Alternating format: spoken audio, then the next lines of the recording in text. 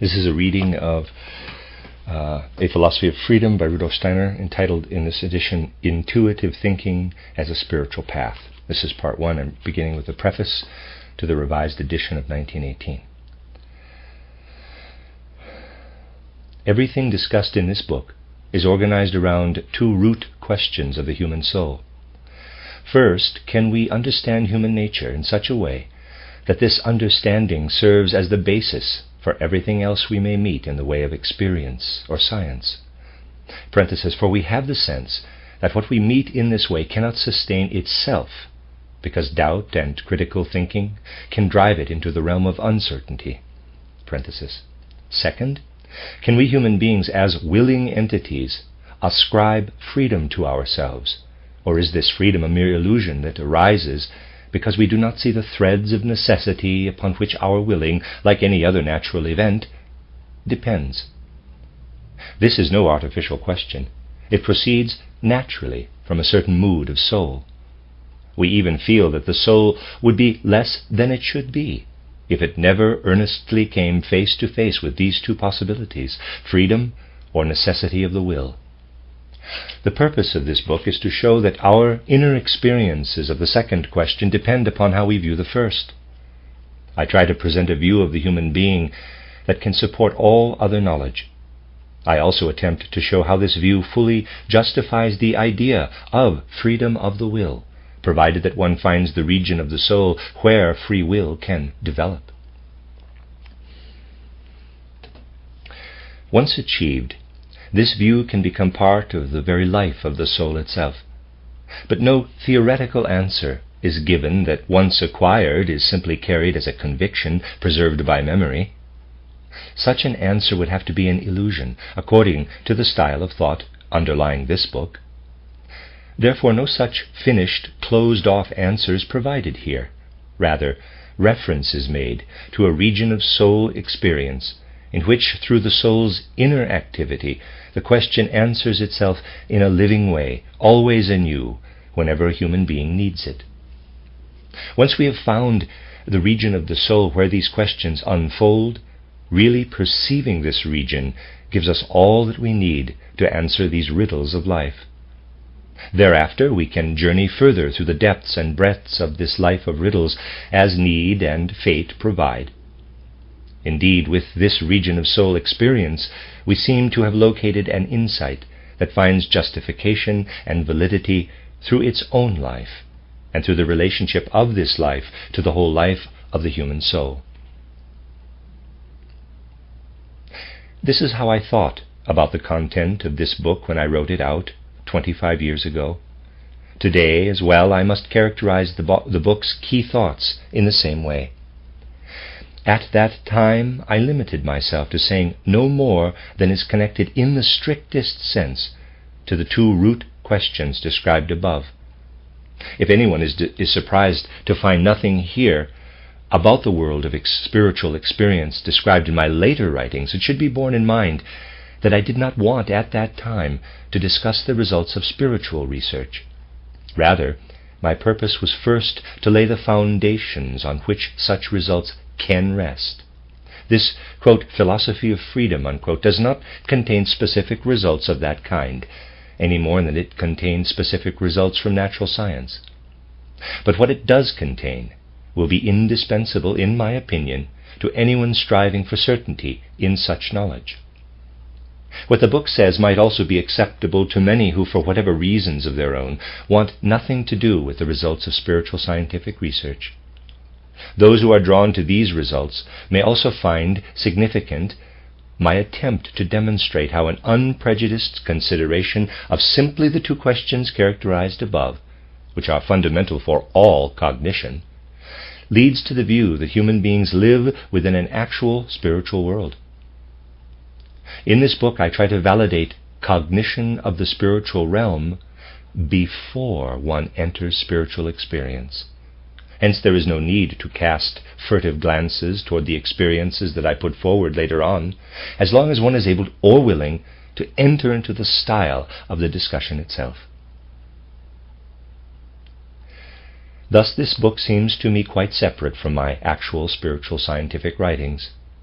On the other hand, it also seems to be connected with them in the most intimate way, so that now, after 25 years, I can republish the text essentially unaltered.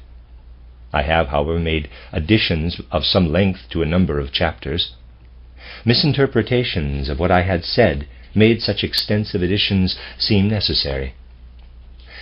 The only passages I have rewritten are those in which a quarter-century ago I expressed myself poorly. Only people of ill will would take these changes as proof that I changed my fundamental conviction. The book has now been out of print for many years. I feel that the same things need to be said today as 25 years ago.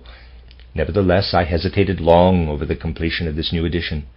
I asked myself again and again whether I ought, in this or that passage, to confront the numerous philosophical views that have come to light since the appearance of the first edition.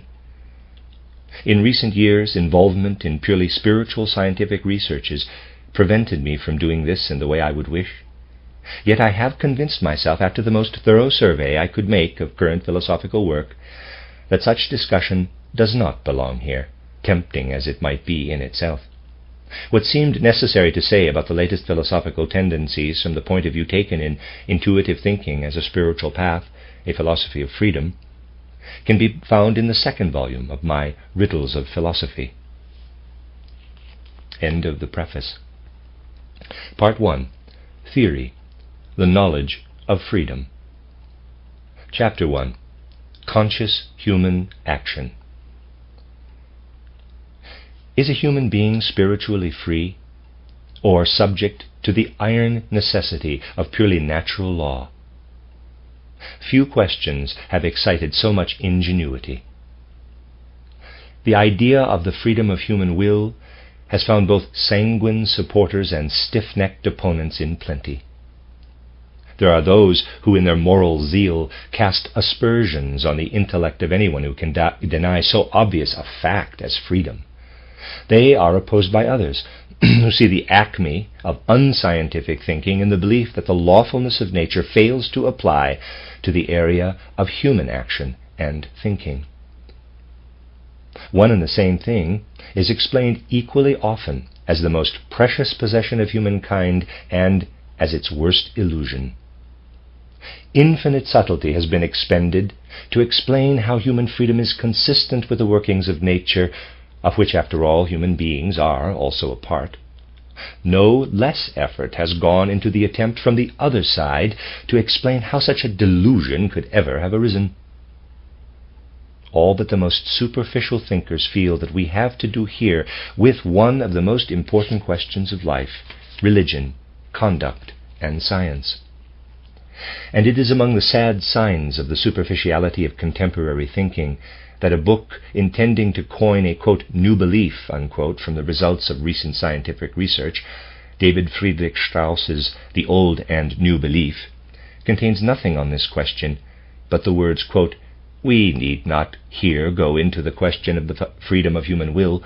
The supposed freedom of indifferent choice has been recognized as an empty phantom by every philosophy worthy of the name, while the moral valuation of human conduct and character remains untouched by the question," unquote. I cite this passage not because I think the book from which it derives has any special significance, but because it seems to me to express the opinion which the majority of our thinking contemporaries have been able to achieve on this question. Today, everyone who can claim to have outgrown scientific kindergarten appears to know that freedom cannot consist in choosing arbitrarily between two possible actions. There is always, so it is claimed, a quite specific reason why a person performs one specific action from among several possibilities. This seems obvious. Nevertheless, present-day opponents of freedom direct their principal attacks only against freedom of choice. After all, Herbert Spencer, whose views daily gain wider acceptance, says, quote, that anyone could desire or not desire arbitrarily, which is the real proposition concealed in the dogma of free will, is refuted as much through the analysis of consciousness as through the content of the preceding chapter on psychology. End quote. Others also proceed from the same point of view when they combat the concept of free will. Their arguments can all be found in germinal form as early as Spinoza. What he presented with clarity and simplicity against the idea of freedom has since been repeated countless times, only generally sheathed in the most sophistic theoretical doctrines, so that it becomes difficult to recognize the simple course of thought on which everything depends. In a letter of October or November 1674, Spinoza writes, quote, "Thus I call a thing free that exists and acts out of the pure necessity of its nature, and I call it compelled if its existence and activity are determined in a precise and fixed manner by something else. Thus God, for example, though necessary, is free, because he exists only out of the necessity of his nature. Similarly, God knows himself and everything else freely, because it follows from the necessity of his nature alone that he should know everything. You see, then, that I locate freedom not in free decision, but in free necessity.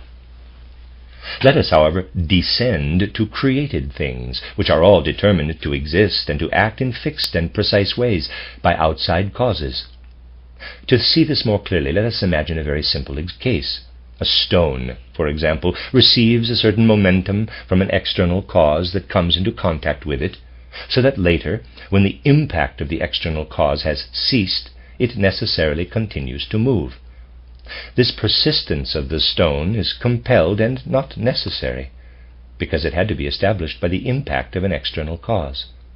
What applies here to the stone applies to everything else, no matter how complex and multifaceted. Everything is necessarily determined by an outside cause to exist and to act in a fixed and precise manner. Now, please assume that the stone, as it moves, thinks and knows that it is trying as much as it can to continue in motion. This stone, which is only conscious of its effort and by no means indifferent, will believe that it is quite free, and that it continues in its motion not because of an external cause, but only because it wills to do so. But this is that human freedom that all claim to possess, and that only consists in people being aware of their desires, but not knowing the causes by which they are determined. Thus, the child believes that it freely desires the milk, the angry boy that he freely demands revenge, and the coward flight. Again, drunkards believe it is a free decision to say what, when sober again, they will wish that they had not said. And since this prejudice is inborn in all humans, it is not easy to free oneself from it. For although experience teaches us sufficiently that people are least able to moderate their desires, and that moved by contradictory passions they see what is better and do what is worse, yet they still consider themselves free. And this because they desire some things less intensely, and because some desires can be easily inhibited through the recollection of something else that is familiar." End quote. Because this view is expressed clearly and definitely, it is easy to discover the fundamental error in it.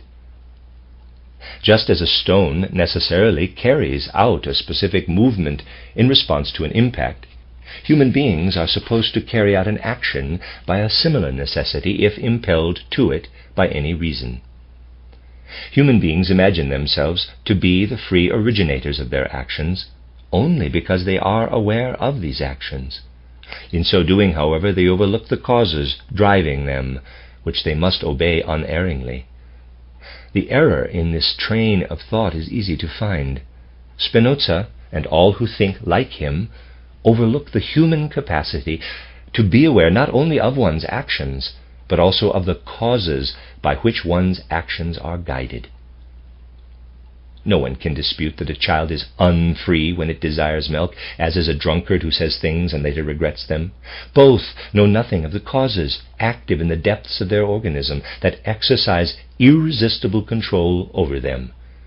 But is it justifiable to lump together actions of this kind with those in which humans are conscious not only of their actions, but also of the reasons that motivate them?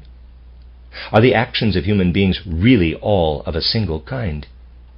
Should the acts of a warrior on the battlefield, a scientist, in the laboratory, a diplomat involved in complex negotiations, be set scientifically on the same level as that of a child when it desires milk?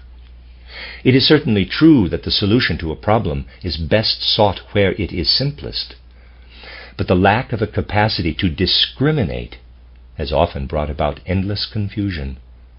And there is, after all, a profound difference between knowing and not knowing why I do something. This seems self-evident. Yet the opponents of freedom never ask whether a motive that I know and see through compels me in the same sense as the organic process that causes a child to cry for milk. Edward von Hartmann, in his Phenomenology of Moral Consciousness, claims that human willing depends on two main factors, motive and character. If we consider all human beings as the same, or at least see their differences as negligible, then their will appears to be determined from without, namely by the circumstances they encounter. But if we consider that different human beings make an idea or mental picture into a motive only when their character is such that the idea in question gives rise to a desire, then human beings appear to be determined from within and not from without. But because we must ourselves make an idea that impinges from without into a motive of action in accordance with our character, we imagine that we are free, that is, independent of external motivation. But according to Edward von Hartmann, the truth is that, quote, even though we ourselves first raise ideas into motives, yet we do this not arbitrarily, but according to the necessity of our characterological organization, that is, we are anything but free. End quote. Here, too, no consideration is given to the difference between motives that I allow to affect me only after having permeated them with my consciousness, and those that I follow without having a clear knowledge of them. This leads immediately to the standpoint from which the matter will be considered here. Can the question of the freedom of our will be posed narrowly by itself? And if not, with what other questions must it necessarily be linked? If there is a difference between a conscious motive and an unconscious drive, then the conscious motive will bring with it an action that must be judged differently from an action done out of blind impulse. Our first question will concern this difference. The position we must take on freedom itself will depend on the result of this inquiry. What does it mean to have knowledge of the motives of one's actions? This question has been given too little attention, because we always tear in two the inseparable whole that is the human being. We distinguish between the doer and the knower, but we have nothing to say about one who matters most, the one who acts out of knowledge. People say that human beings are free when they obey reason alone and not animal desires. Or they say that freedom means being able to determine one's life and actions according to purposes and decisions. Nothing is gained by such claims, for the question is precisely whether reason, purposes, and decisions exercise control over human beings in the same way as animal desires. If a reasonable decision arises in me of itself with the same necessity as hunger and thirst, then I can but obey its compulsion, and my freedom is an illusion. Another turn of phrase puts it thus: to be free does not mean being able to will whatever one wills, but being able to do what one wills. In his Atomistics of the Will, the poet-philosopher Robert Hemmerling expresses this idea incisively, quote, human beings can certainly do what they will, but they cannot will what they will, since their willing is determined by motives. They cannot will what they will. Let us look at these words more closely. Do they contain any reasonable meaning? Must freedom of the will, then, consist in being able to will something without having grounds, without a motive? But what does willing mean other than having grounds to do or attempt this rather than that? To will something without grounds, without motive, would mean willing something without willing it. The concept of motivation is inseparably linked to the concept of the will. Without a determining motive, the will is an empty capacity. It only becomes active and real through the motive. Thus it is quite correct that the human will is not free, inasmuch as its direction is always determined by the strongest motive. But it is absurd, in contrast to this unfreedom, to speak of a conceivable freedom of the will that involves being able to will what one does not will." End quote.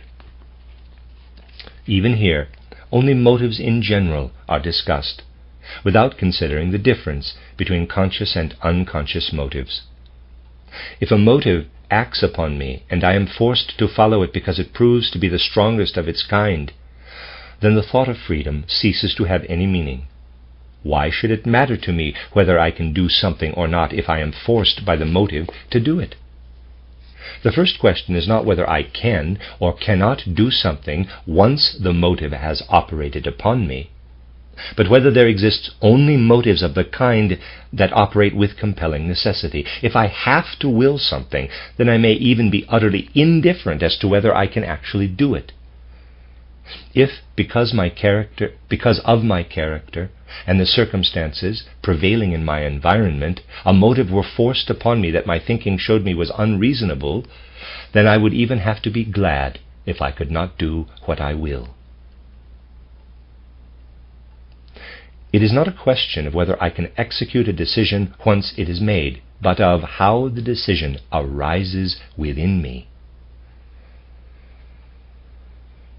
What distinguishes humans from all other organic beings rests on rational thinking, activity we have in common with other organisms. Seeking analogies for human action in the animal kingdom does not help to clarify the concept of freedom. Modern natural science loves such analogies, and when science succeeds in finding among animals something similar to human action, it believes it has touched on the most important question of the science of humanity. Paul Ray's book, The Illusion of Free Will, offers one example of the misunderstandings to which this opinion leads. On page 5, Ray states, with regard to freedom, quote, "It is easy to explain why it appears to us as if the movement of the stone is necessary while the donkey's will is not. The causes that move the stone are, after all, external and visible, but the causes by which the donkey desires are internal and invisible. Between us and the site of their activity there lies the donkey's skull. One does not see the causal determination and therefore imagines that it is not present. The will, we say, while it is the cause of the donkey's turning around, is itself undetermined. It is an absolute beginning." End quote. Here, too, is an utter disregard for human actions in which the human being has an awareness of the reasons for the action. For Ray explains, quote, "Between us and the site of their activity there lies the donkey's skull," unquote. We can see from these words alone that Ray has no inkling that there exist actions, not a donkey's but a human's, for which there lies between us and the action the motive that has become conscious. He proves this again a few pages later when he says, quote, "We are not aware of the causes by which our will is determined, and so we imagine that it is not causally determined at all," unquote. But enough of examples proving that many fight against freedom without at all knowing what freedom is. Obviously, my action cannot be free if I, as the actor, do not know why I carry it out. But what about an action for which the reasons are known? This leads us to ask, what is the origin and the significance of thinking? For without understanding the soul's activity of thinking, no concept of the knowledge of anything, including an action, is possible. When we understand what thinking means in general, it will be easy to clarify the role that thinking plays in human action. As Hegel rightly says, quote, "Thinking turns the soul, with which beasts too are gifted, into spirit," unquote. Therefore, thinking will also give to human action its characteristic stamp. This is by no means to claim that all our actions flow only from the sober deliberations of our reason. I am far from calling human, in the highest sense, only those actions that proceed from abstract judgment alone. But as soon as our actions lift themselves above the satisfaction of purely animal desires, our motives are always permeated by thoughts. Love, pity, patriotism are springs of action that cannot be reduced to cold, rational concepts. People say that the heart, the sensibility, comes into its own in such matters. No doubt. But heart and sensibility do not create the motives of action. They presuppose them, and then receive them into their own realm.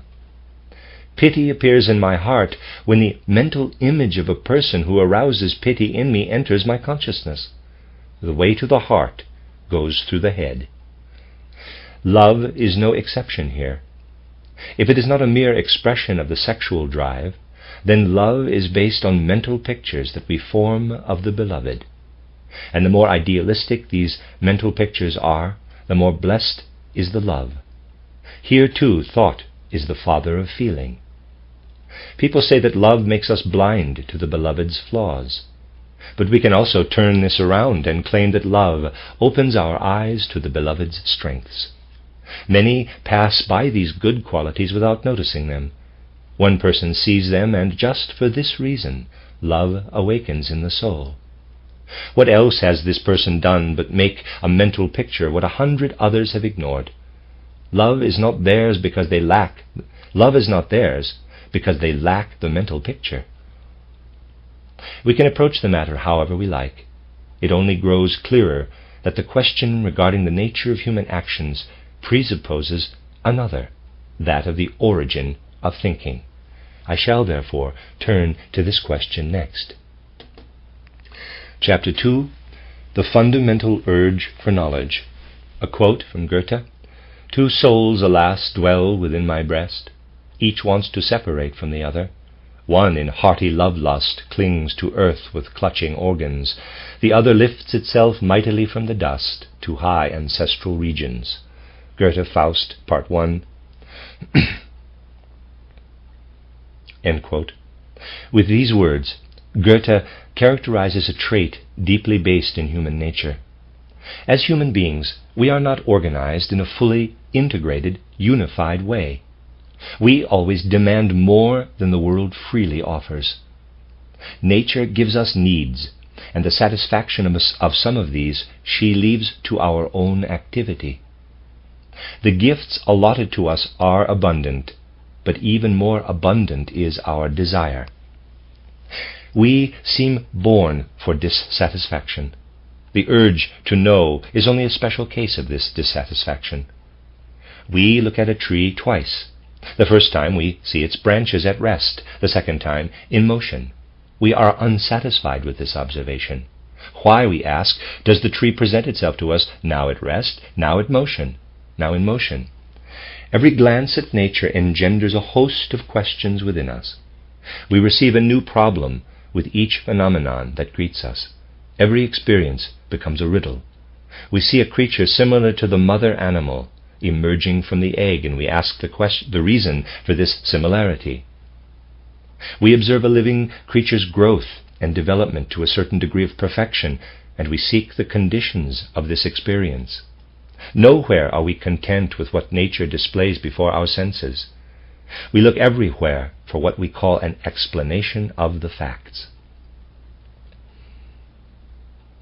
That which we seek in things, over and above what is given to us immediately, splits our entire being into two parts. We become aware of standing in opposition to the world as independent beings. The universe appears to us as two opposites, I and world.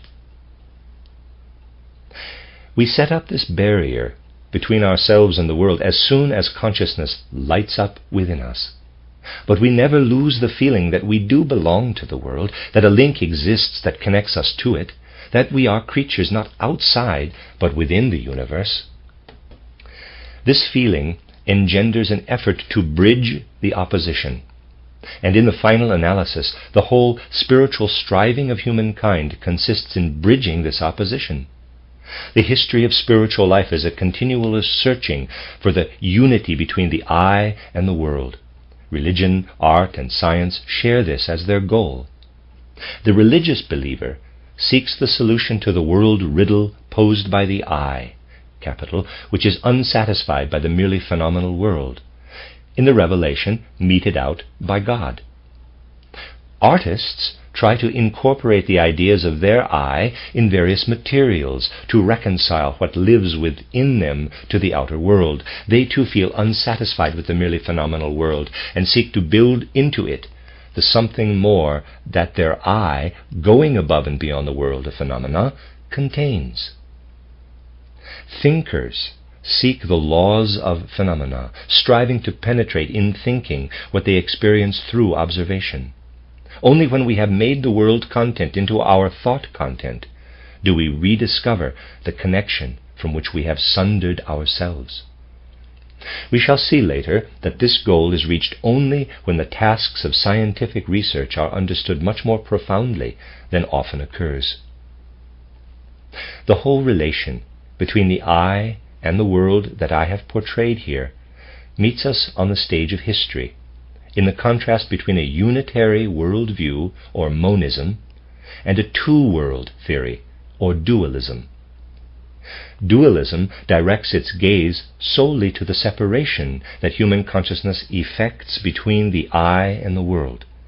Its whole effort is a futile struggle to reconcile these opposites, which it may call spirit and matter, subject and object, or thinking and phenomenon. It feels that a bridge between the two worlds must exist, but it is incapable of finding it.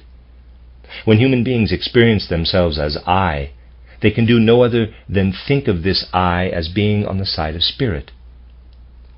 When to this I then oppose the world, they ascribe to the latter. Let me read that again. When to this I they then oppose the world, they ascribe to the latter the perceptual world given to the senses, the material world. In this way, human beings locate themselves within the opposition of spirit and matter.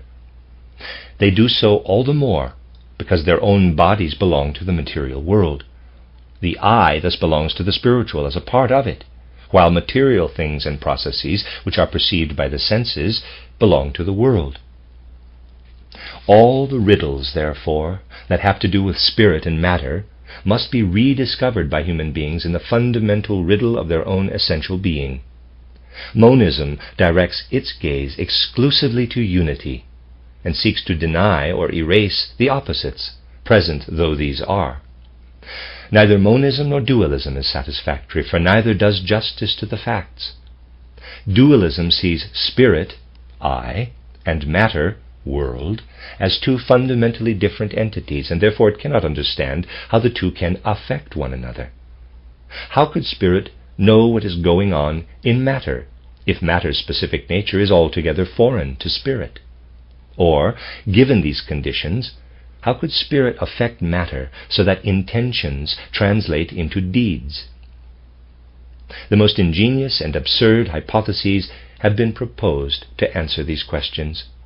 Yet to the present day, things are hardly better with monism, which until now has attempted three solutions.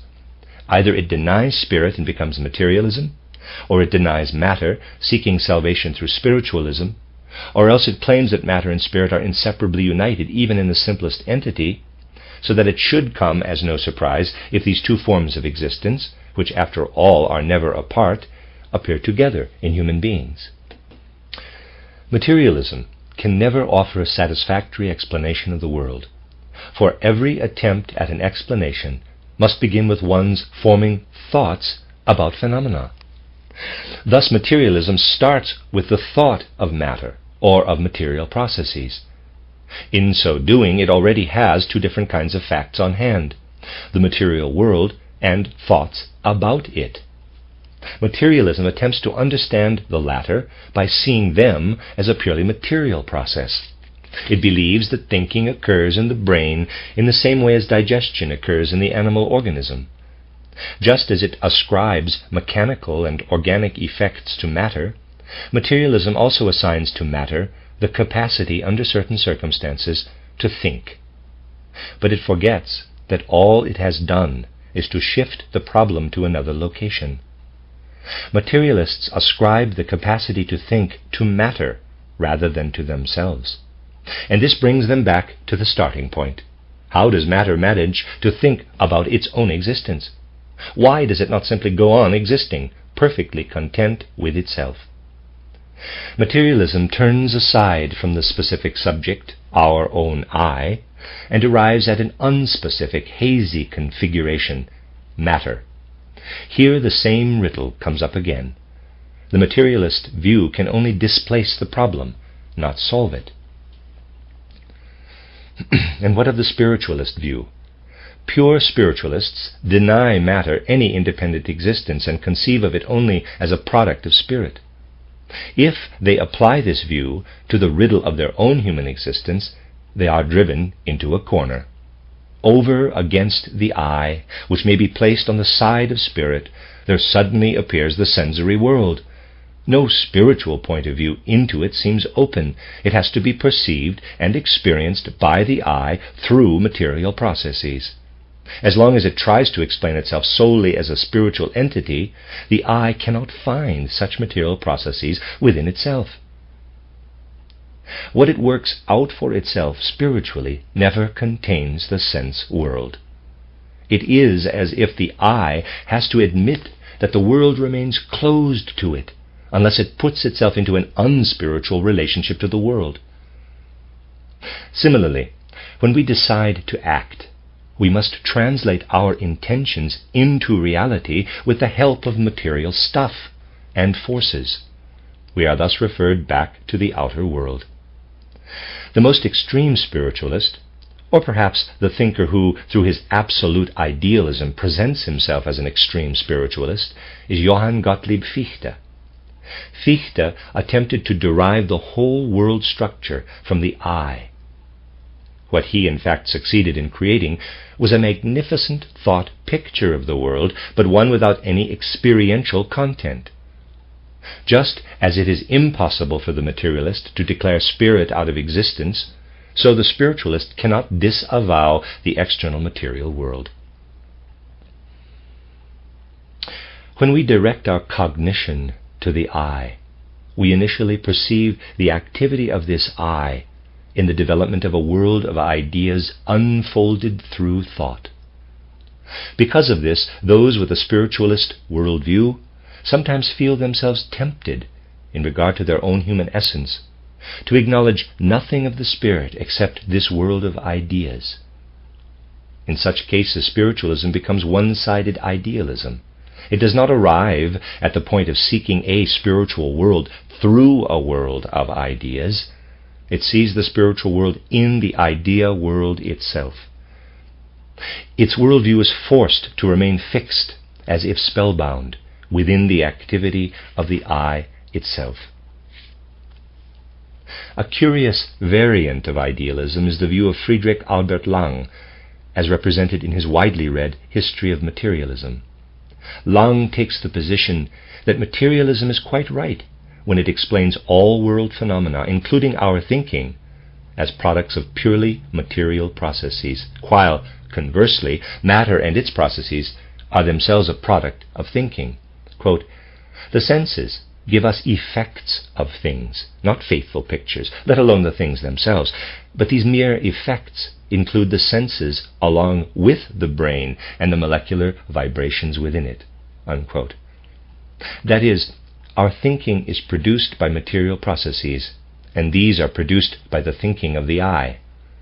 Lang's philosophy is thus nothing but the conceptual version of the story of the brave Munchausen, who holds himself up in the air by his own pigtail. A third form of monism sees both essences, matter and spirit, as already united in the simplest entity, the atom. But here too nothing is achieved except that the question which actually originates in our consciousness is displaced to a certain arena.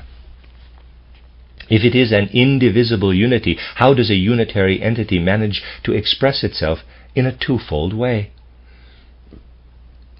In regard to all these points of view, we must emphasize that the fundamental and primal opposition confronts us first in our own consciousness.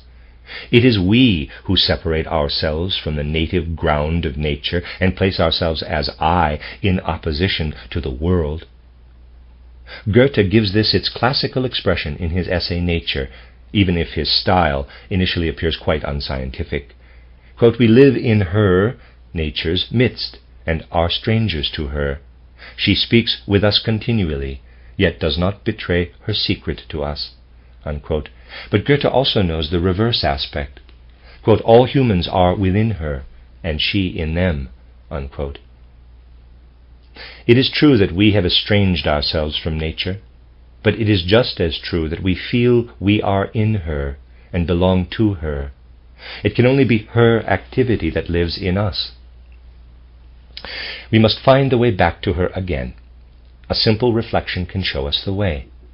To be sure, we have torn ourselves away from nature, but we must still have taken something with us into our own being. We must seek out this natural being within ourselves, and then we shall also rediscover the connection to her. Dualism fails to do this. It considers the inner human as a spiritual being quite foreign to nature, and then seeks to attach this being to nature. No wonder that it cannot find the connecting link.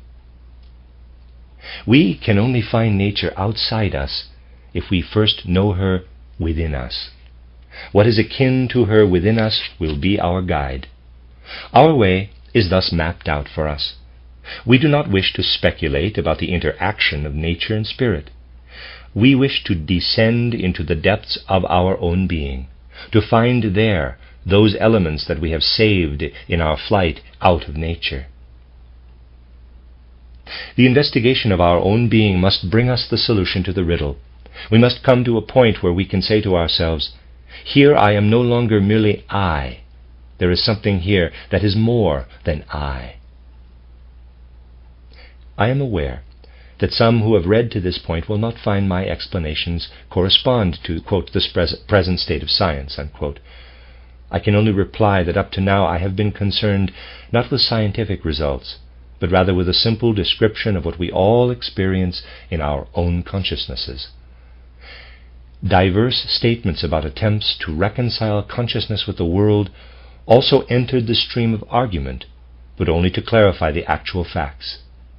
For this reason, too, I attach no value to using the individual expressions such as I, spirit, world, nature, and so forth in the precise way that is usual in psychology and philosophy. Everyday consciousness is unfamiliar with the sharp distinctions of science, and up to this point my intention has been to survey the facts of everyday life. What concerns me is not how science until now has interpreted consciousness, but rather how consciousness experiences itself hour by hour. This is the end of the first recorded part. I will begin the second part with Chapter 3, Thinking in the Service of Understanding the World, which is on page 27 of the centennial edition of Intuitive Thinking as a Spiritual Path by Rudolf Steiner. Chapter 3, page 27. Thinking in Service of Understanding the World. When I observe how a billiard ball once struck transfers its movements to another, I remain completely without influence over the course of this process. The direction of motion and the velocity of the second ball are determined by the direction and velocity of the first. As long as I remain a mere observer, I can say something about the movement of the second ball only after it has actually begun. But the situation is different when I begin to think about the content of my observation. The purpose of my thinking is to form concepts about the process I observe. I connect the concept of an elastic sphere with certain other concepts of mechanics and take into consideration the particular circumstances prevailing in the given case. Thus, to the process that plays itself out without my participation, I seek to add a second process, which goes on in the conceptual sphere. This sphere depends on me, as is evident in my being able to content myself with observation, renouncing any search for concepts if I have no need of them. But if this need is present, then I am satisfied only when I have brought concepts such as sphere, elasticity, movement, impact, velocity, etc., into a certain connection with each other. To this interconnection of concepts, the observed process then stands in a particular relation. Certainly the process that I observe completes itself independently of me. Just as certainly, however, the conceptual process cannot play itself out without my participation. Whether my activity is really an expression of my independent essence, or whether contemporary physiologists are right in saying that I cannot think as I wish, but rather have to think as the thoughts and thought connections currently in my consciousness determine, this will be the subject of later discussion. For the time being, we wish merely to establish that with regard to the objects and processes given us without our participation, we feel compelled continually to seek concepts and conceptual connections that stand in a certain relationship to those objects and processes. For the moment we shall leave aside the question of whether this activity is really our activity, or whether we carry it out in accord with unalterable necessity. Certainly it is unquestionable that it initially appears as our own. We know perfectly well that the corresponding concepts are not given with the objects. That I am myself the active one may depend upon an illusion. Nevertheless, that is how immediate observation portrays the matter. Therefore the question is, what do we gain by finding the conceptual counterpart to an event? There is a profound difference for me between the way in which the parts of an event relate to one another before and after the discovery of the corresponding concepts. Mere observation can follow the parts of a given event in succession, but their connection remains obscure until concepts are brought in to help. I see the first billiard ball move toward the second in a certain direction and with a certain velocity. I must wait to see what will happen upon impact, and even then I can only follow what happens with my eyes. Let us suppose that at the moment of impact someone conceals from me the area where the process goes on. As a mere observer, I am then without knowledge of what happens next. The situation is different if, before the process is concealed from me, I discover the concepts corresponding to the constellation of relationships. In that case, I can report what happens, even if I can no longer observe it. By itself, a process or object that is merely observed suggests nothing about its connection to other processes or objects. The connection only becomes evident if observation is linked to thinking. Insofar as we are conscious of it, observation and thinking are the 2 points of departure for all human spiritual striving. The workings of both common human understanding and the most complicated scientific investigations rest on these 2 pillars of our spirit. Philosophers have proceeded from various primal oppositions, such as idea and reality, subject and object, appearance and thing in itself, I and not I, idea and will, concept and matter, force and substance, conscious and unconscious. But it can easily be shown that the contrast between observation and thinking precedes all of these as the most important antithesis for human beings. No matter what principle we wish to establish, we must either show that we have observed it somewhere, or we must express it in the form of a clear thought that anyone can rethink. When philosophers begin to speak about their first principles, they must put things in conceptual form, and therefore they must make use of thinking. Thus, indirectly, they admit that their activity presupposes thinking. Nothing is being said yet about whether thinking or something else is the chief element of world evolution, but it is clear from the start that without thinking, philosophers can gain no knowledge of such an element. Thinking might play a minor role in the origin of world phenomena, but in the origin of a view of those phenomena it surely plays a major role. As for observation, we need it because of the way we are organized. Our thinking about a horse and the object horse are two things that arise separately for us, and the object is accessible to us only through observation. Merely staring at a horse does not enable us to produce the concept horse, and neither will mere thinking bring forth the corresponding object. Chronologically, observation even precedes thinking, for we can become aware of thinking too only through observation. At the beginning of this chapter, when we showed how thinking lights up in the face of an event and goes beyond what it finds given without its assistance, this was essentially the description of an observation. It is through observation that we first become aware of anything entering the circle of our experience. The content of sensations, perceptions, views, feelings, acts of will, dream and fantasy constructions, representations, concepts and ideas, illusions and hallucinations, the content of all of these is given to us through observation. Thinking differs essentially as an object of observation from all other things. The observation of a table or a tree occurs for me as soon as the objects enter the horizon of my experience. But I do not observe my thinking about the objects at the same time as I observe them. I observe the table and I carry out my thinking about the table, but I do not observe that thinking in the same moment as my observation of the table. If I want to observe along with the table my thinking about the table, I must first take up a standpoint outside my own activity.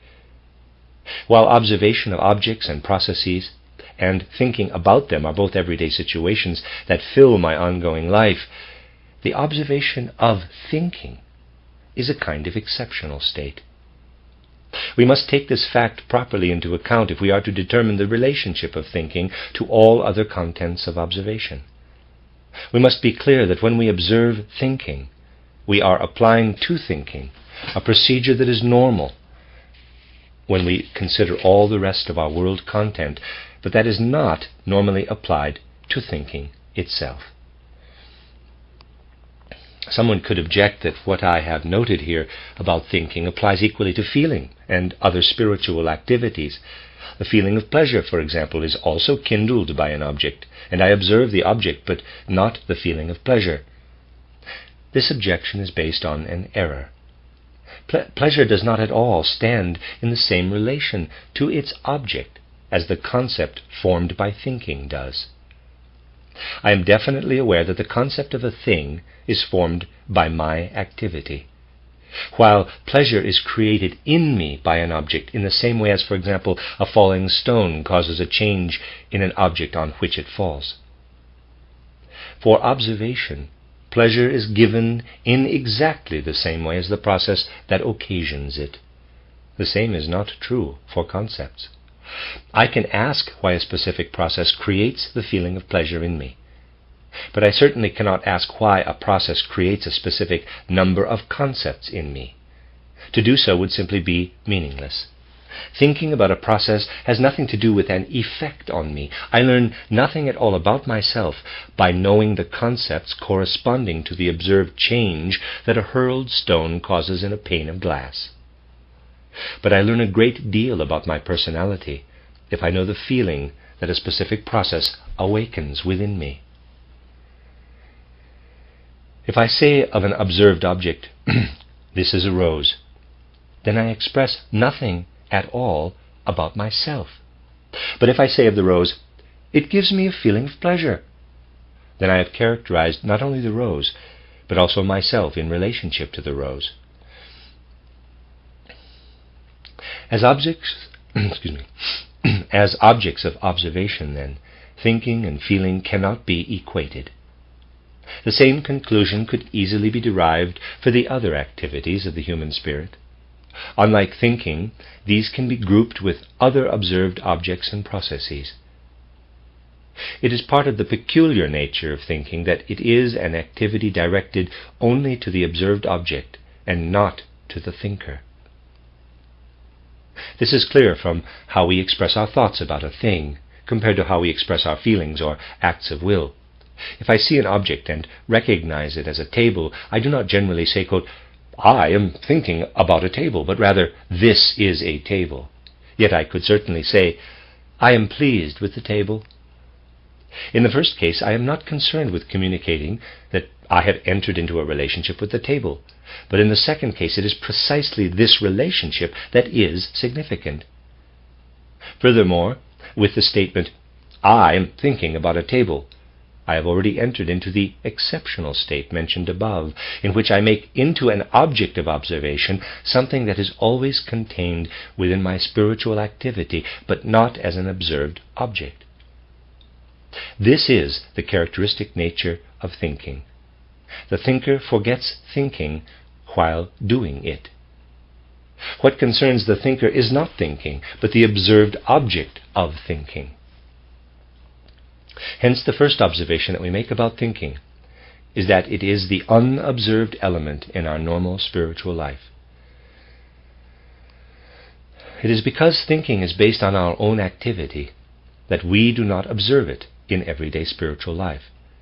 What I do not produce myself enters my observational field as an object. I see it as something that arose without me. It confronts me, and I must accept it as the prerequisite for my process of thinking. While thinking about the object, I am occupied with it, and my gaze is turned toward it. My attention is directed not toward my activity, but toward the object of this activity. In other words, when I think, I do not look at my thinking, which I myself am producing, but at the object of thinking. Let me read that again. In other words, when I think, I do not look at my thinking, which I myself am producing, but at the object of thinking, which I am not producing.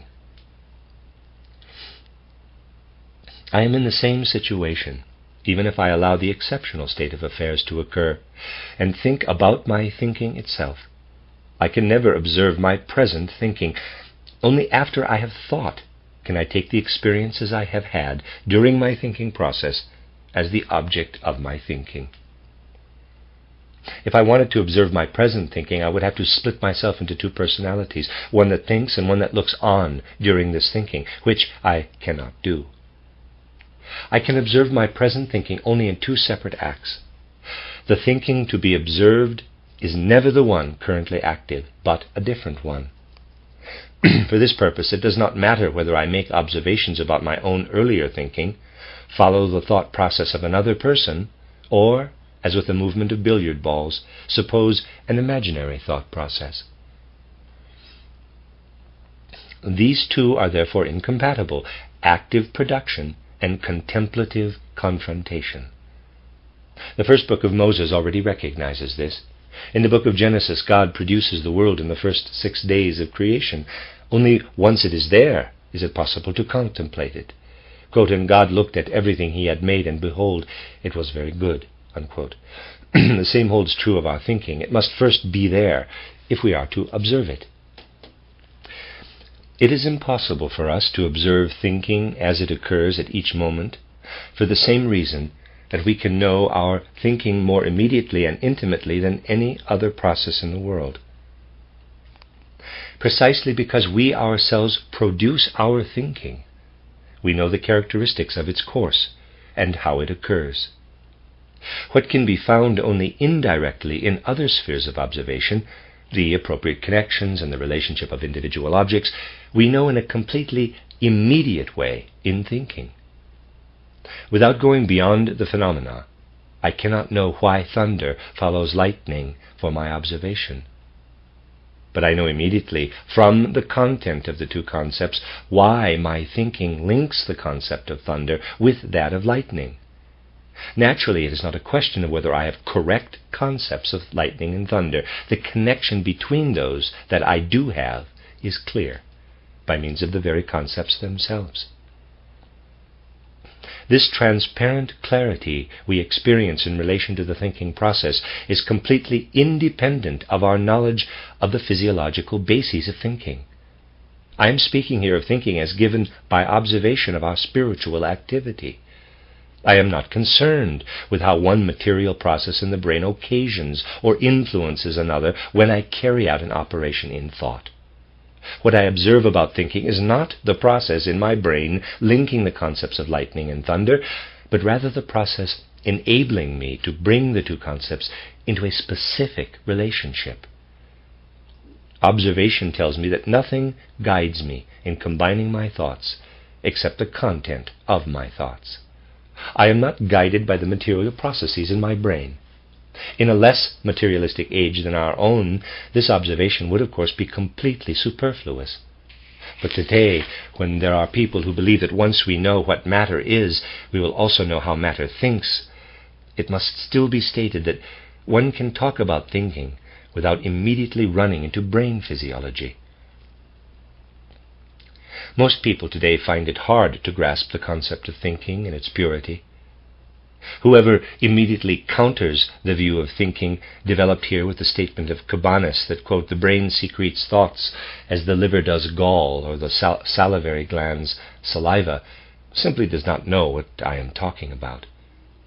Such a person wants to find thinking through a mere process of observation, wants to proceed with thinking in the same way as we proceed with other objects of the world content.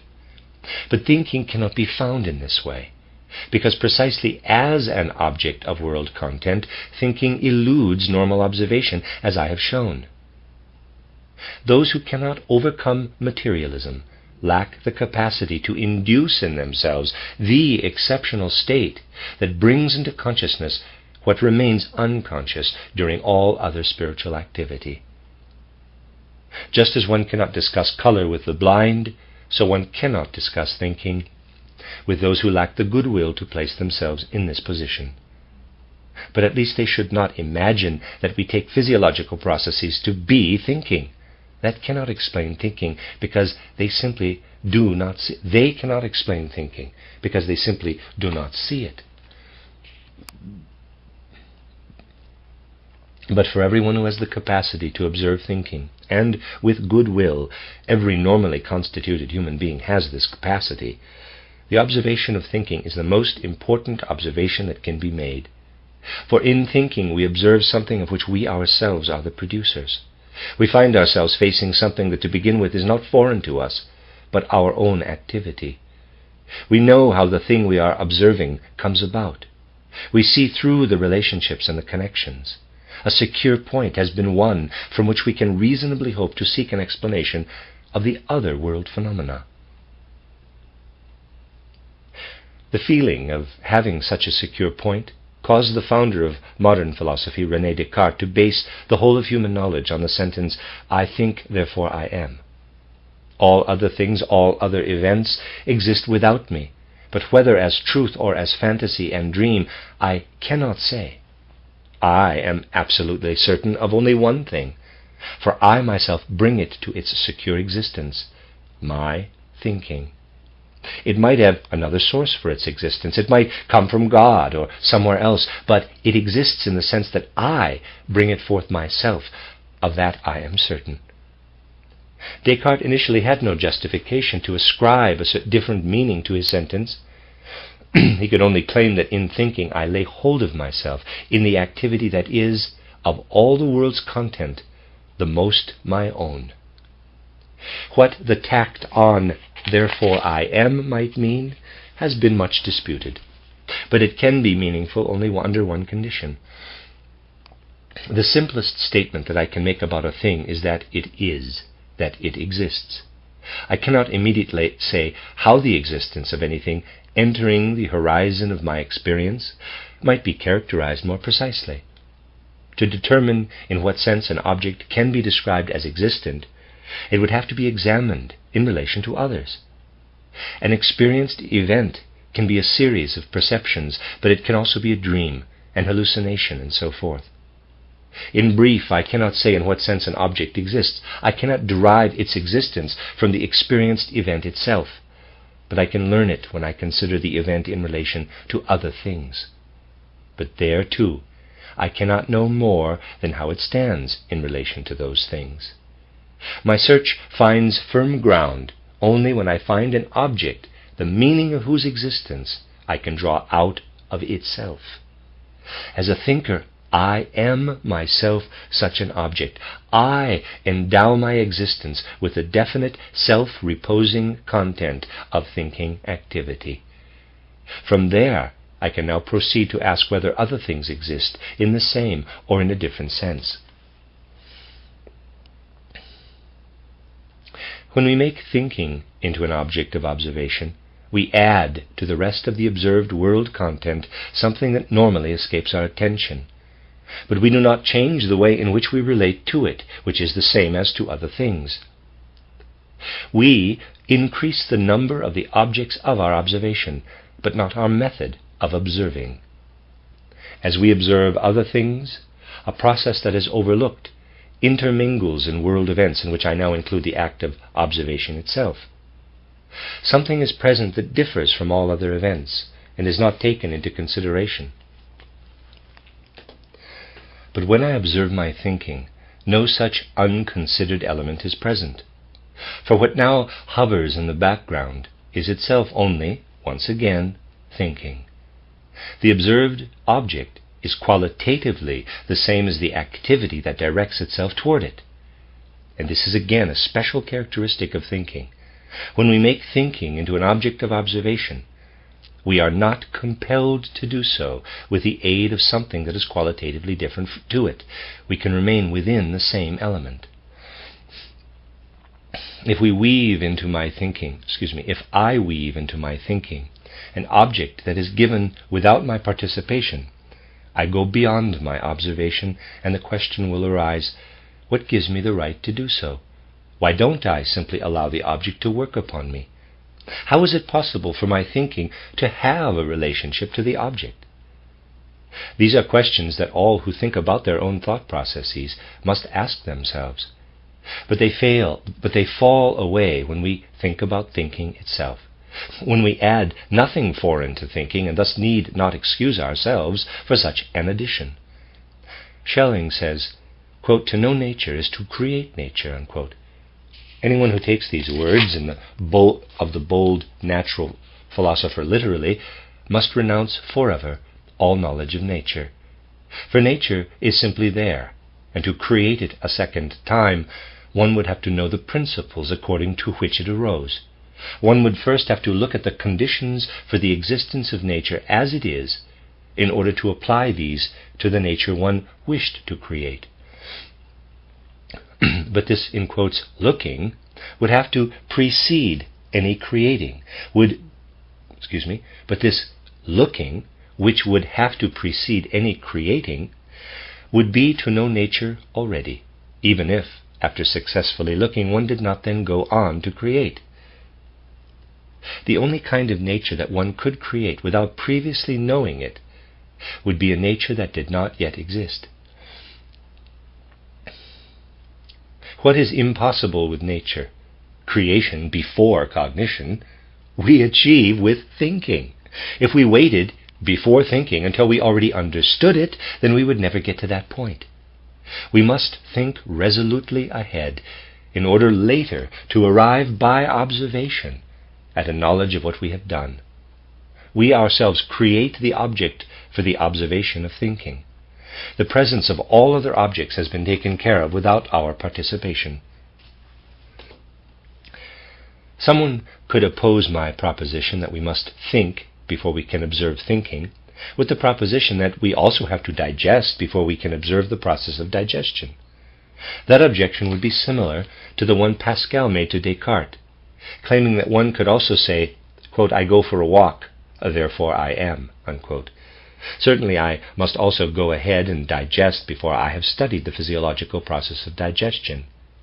But this could only be compared with the contemplation of thinking if afterward I did not contemplate digestion in thinking, but wanted to eat and digest it. It is, after all, not without reason that digesting cannot become the object of digesting, but thinking can very well become the object of thinking. Without a doubt, in thinking we hold a corner of the world process, where we must be present if anything is to occur. And this is exactly the point at issue. This is exactly why things stand over against me so puzzlingly, because I am so uninvolved in their creation. I simply find them present. But in the case of thinking, I know how it is done. This is why, for the contemplation of the whole world process, there is no more primal starting point than thinking. I will mention a widespread error regarding thinking. It consists in saying that thinking as it is in itself is nowhere given to us. The thinking that links the observations of our experience, interweaving them with a conceptual network, is said to be not at all the same as that which we afterward scoop out of the objects and make into the object of our contemplation. What we first weave unconsciously into things is said to be something completely different from what we then extract from them consciously. Let me read that again. What we first weave unconsciously into things is said to be something completely different from what we then extract from them consciously. Those who reason like this do not understand that they cannot escape thinking in this way. If I want to look at thinking, I cannot leave thinking behind. If we distinguish pre-conscious thinking from later conscious thinking, we should at least not forget that this distinction is quite external and has nothing to do with the matter at hand. I in no way make a thing into something else by contemplating it in thinking. I can imagine that a being with altogether different sense organs and with a differently functioning intellect would have a very different mental picture of a horse than I do, but I cannot imagine that my own thinking becomes something else because I observe it. I myself observe what I myself produce. The issue is not how my thinking appears to an intellect different from my own, but how it appears to me. In any case, the picture of my thinking in a different intellect cannot be a truer one than in my own. Only if I were myself, not the being who thinks, and this thinking confronted me as the activity of a being alien to me, only then could I say that although my image of its thinking arises in a certain way, I cannot know how its thinking is in itself. For the moment, however, there is not the slightest reason for me to regard my own thinking from a different standpoint. I contemplate the rest of the world with the help of thinking. Why should I make an exception for my thinking? I believe I have now justified beginning my consideration of the world with thinking.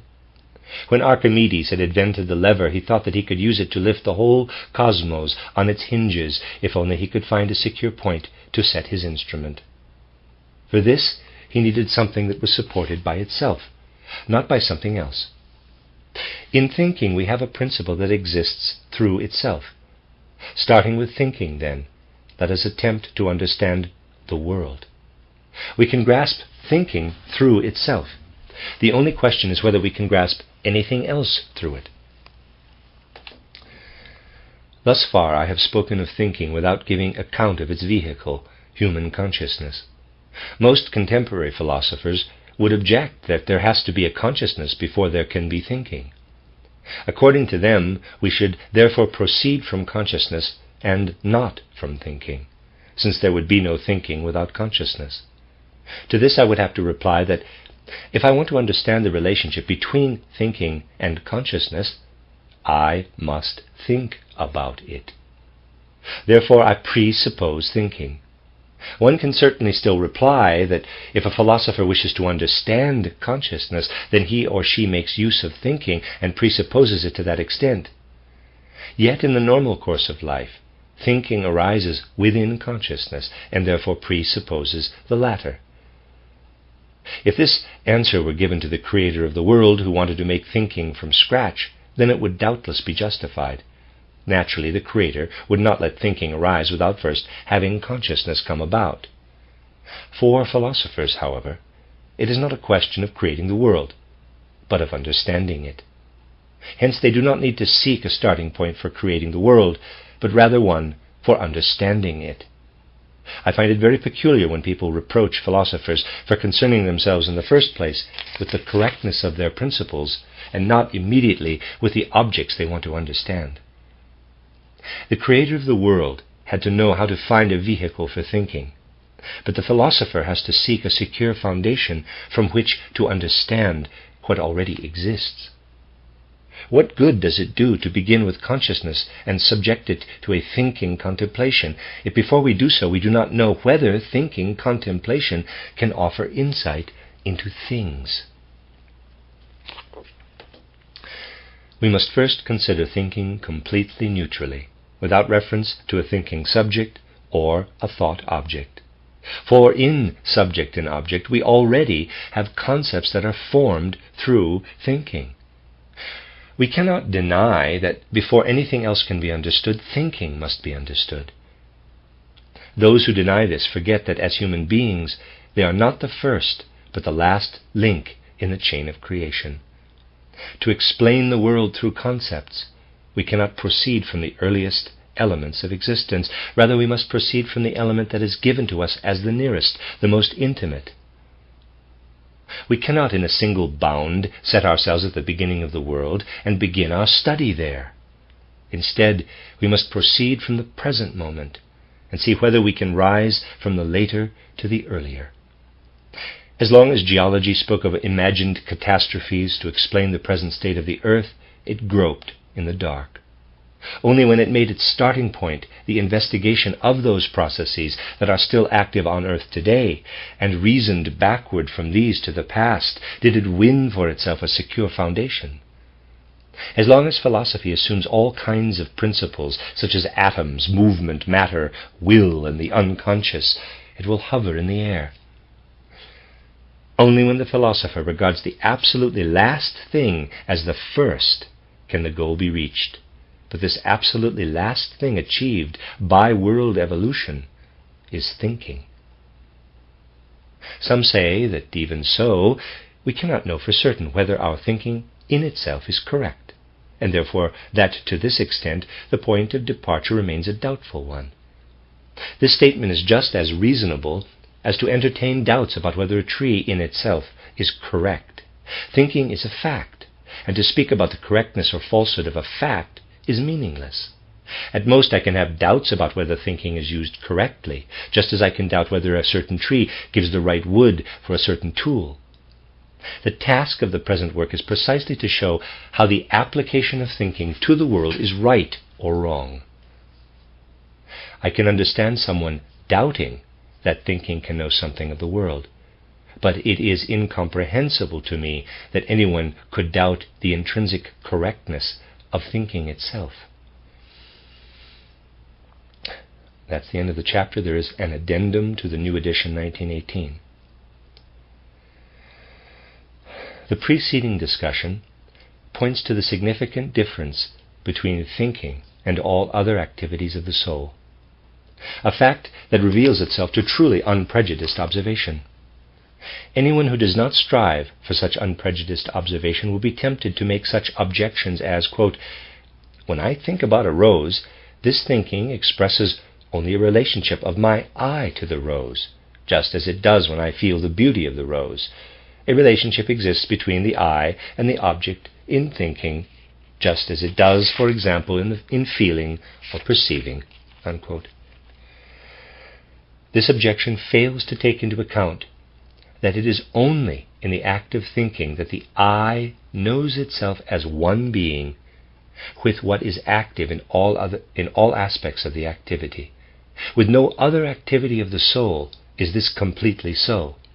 For example, when pleasure is felt, subtler observation can easily distinguish to what degree the I knows itself as one with what is active, and to what degree something passive is present within it, with the result that the pleasure simply arises for the I. And the same is true of the other activities of the soul as well. But we must not confuse, quote, "having thought pictures," unquote, with working out thoughts by means of thinking. Thought pictures can emerge dreamily in the soul like vague suggestions, but this is not thinking. To be sure, someone could now point out that if thinking is meant in this way, then there is willing hidden in the thinking, so that not just thinking, but also the willing of thinking is involved. This would only justify our saying that real thinking must always be willed. Yet this is irrelevant to our previous characterization of thinking. It may be that the essence of thinking requires that it always be willed. But the point is that in this case nothing is willed that in its execution does not appear to the eye as wholly its own self-supervised activity. We must even acknowledge that it is precisely because of the essential nature of thinking put forward here that thinking appears to the observer as completely willed. Anyone who makes the effort really to see into all that is relevant to an assessment of thinking cannot but notice that the special characteristic discussed here does indeed belong to this activity of the soul.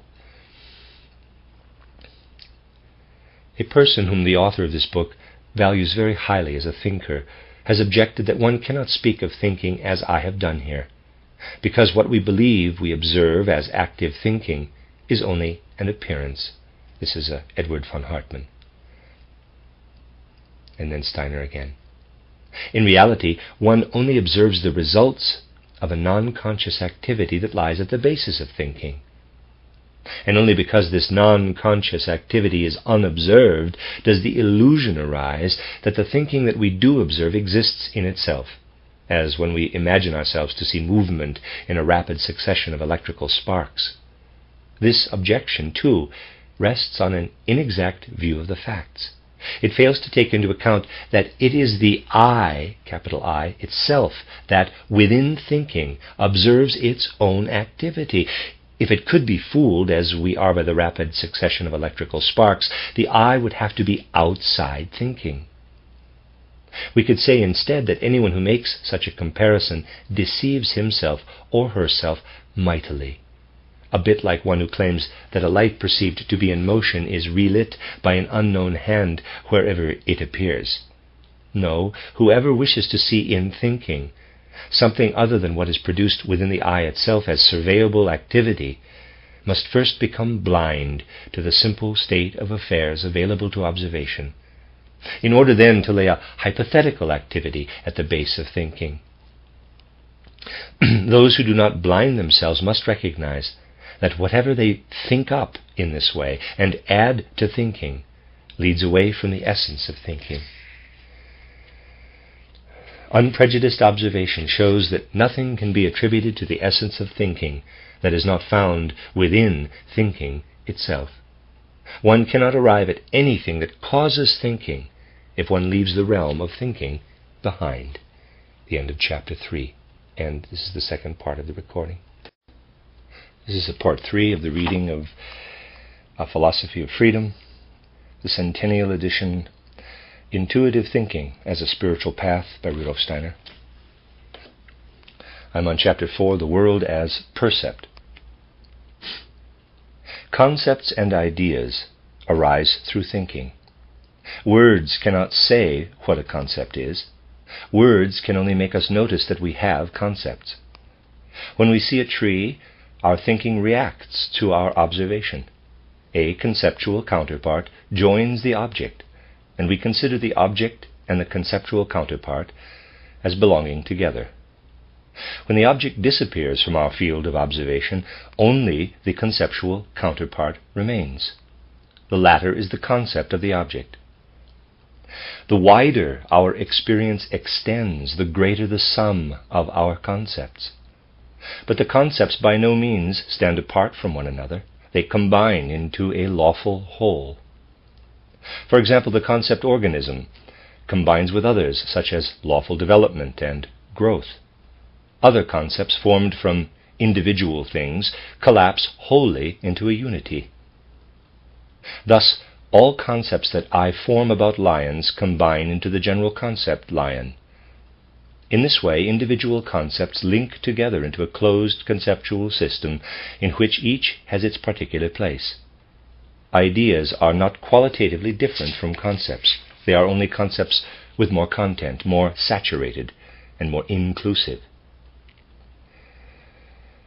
I emphasize here that it is important to note at this point that my point of departure is thinking, not concepts or ideas, which must first be gained by thinking. Concepts and ideas already presuppose thinking. Therefore, what I have said about the nature of thinking, that it rests within itself and is determined by nothing, cannot simply be transferred to concepts. Parenthesis, I note this explicitly here because this is where I differ from Hegel, who posits the concept as first and original. Parenthesis. Concepts cannot be won by observation. This can already be seen from the fact that children form concepts for the objects in their environment only slowly and gradually. Concepts are added onto observation. A popular contemporary philosopher, Herbert Spencer, portrays the spiritual process that we perform in response to observation as follows. If wandering through the field, quote, if wandering through the fields on a September's day, we hear a noise a few steps in front of us and see the grass in motion by the side of the ditch whence the noise seemed to proceed, then we will probably approach the place to find out what produced the noise and movement. At our approach there flutters in the ditch a partridge, and with this our curiosity is satisfied. We have what we call an explanation of the phenomena. Carefully examined, this explanation depends on the following. Because in life we have countless times experienced that a disturbance in the peaceful state of small bodies accompanies the movement of other bodies located among them, and because we have therefore generalized the relationships between such disturbances and such movements, we consider this particular disturbance explained as soon as we find that it represents an example of just this relationship. End quote. Examined more closely, however, the situation looks quite different than this description suggests. When I hear a noise, I first seek the concept that fits this observation. Someone who thinks no more of it simply hears the noise and leaves it at that. But by thinking about it, it becomes clear to me that I must regard the noise as an effect. Only when I combine the concept of effect with the perception of the noise am I inclined to go beyond the individual observation itself and seek a cause. The concept of effect evokes that of cause, and I then seek the causative object, which I find in the form of a partridge. But I can never gain the concepts of cause and effect by mere observation, no matter how many cases I may observe. Observation calls forth thinking, and it is only the latter that shows me how to link one isolated experience with another. When people demand of a, quote, strictly objective science, unquote, that it draw its content from observation alone, then they must at the same time demand that it renounce all thinking. For thinking by its very nature goes over and above what has been observed. This is the moment to move from thinking to the being who thinks. For it is through the thinker that thinking is linked to observation. Human consciousness is the stage where concept and observation meet and are connected to one another. This is in fact what characterizes human consciousness. It is the mediator between thinking and observation. To the extent that human beings observe things, things appear as given. To the extent that human beings think, they experience themselves as active. They regard things as objects and themselves as thinking subjects. Because they direct their thinking to what they observe, they are conscious of objects. Because they direct their thinking to themselves, they are conscious of themselves. They have self-consciousness. Human consciousness must necessarily at the same time also be self-consciousness, because it is a thinking consciousness. For when thinking directs its gaze toward its own activity, it has before it as its object its very own being, that is, its subject. But we must not overlook that it is only with the help of thinking that we can define ourselves as subjects and contrast ourselves to objects. Therefore, thinking must never be regarded as a merely subjective activity. Thinking is beyond subject and object. It forms both of these concepts just as it does all others.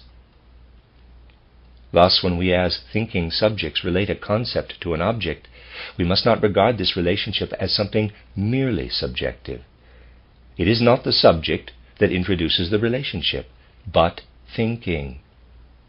The subject does not think because it is a subject. Rather, it appears to itself as a subject because it can think.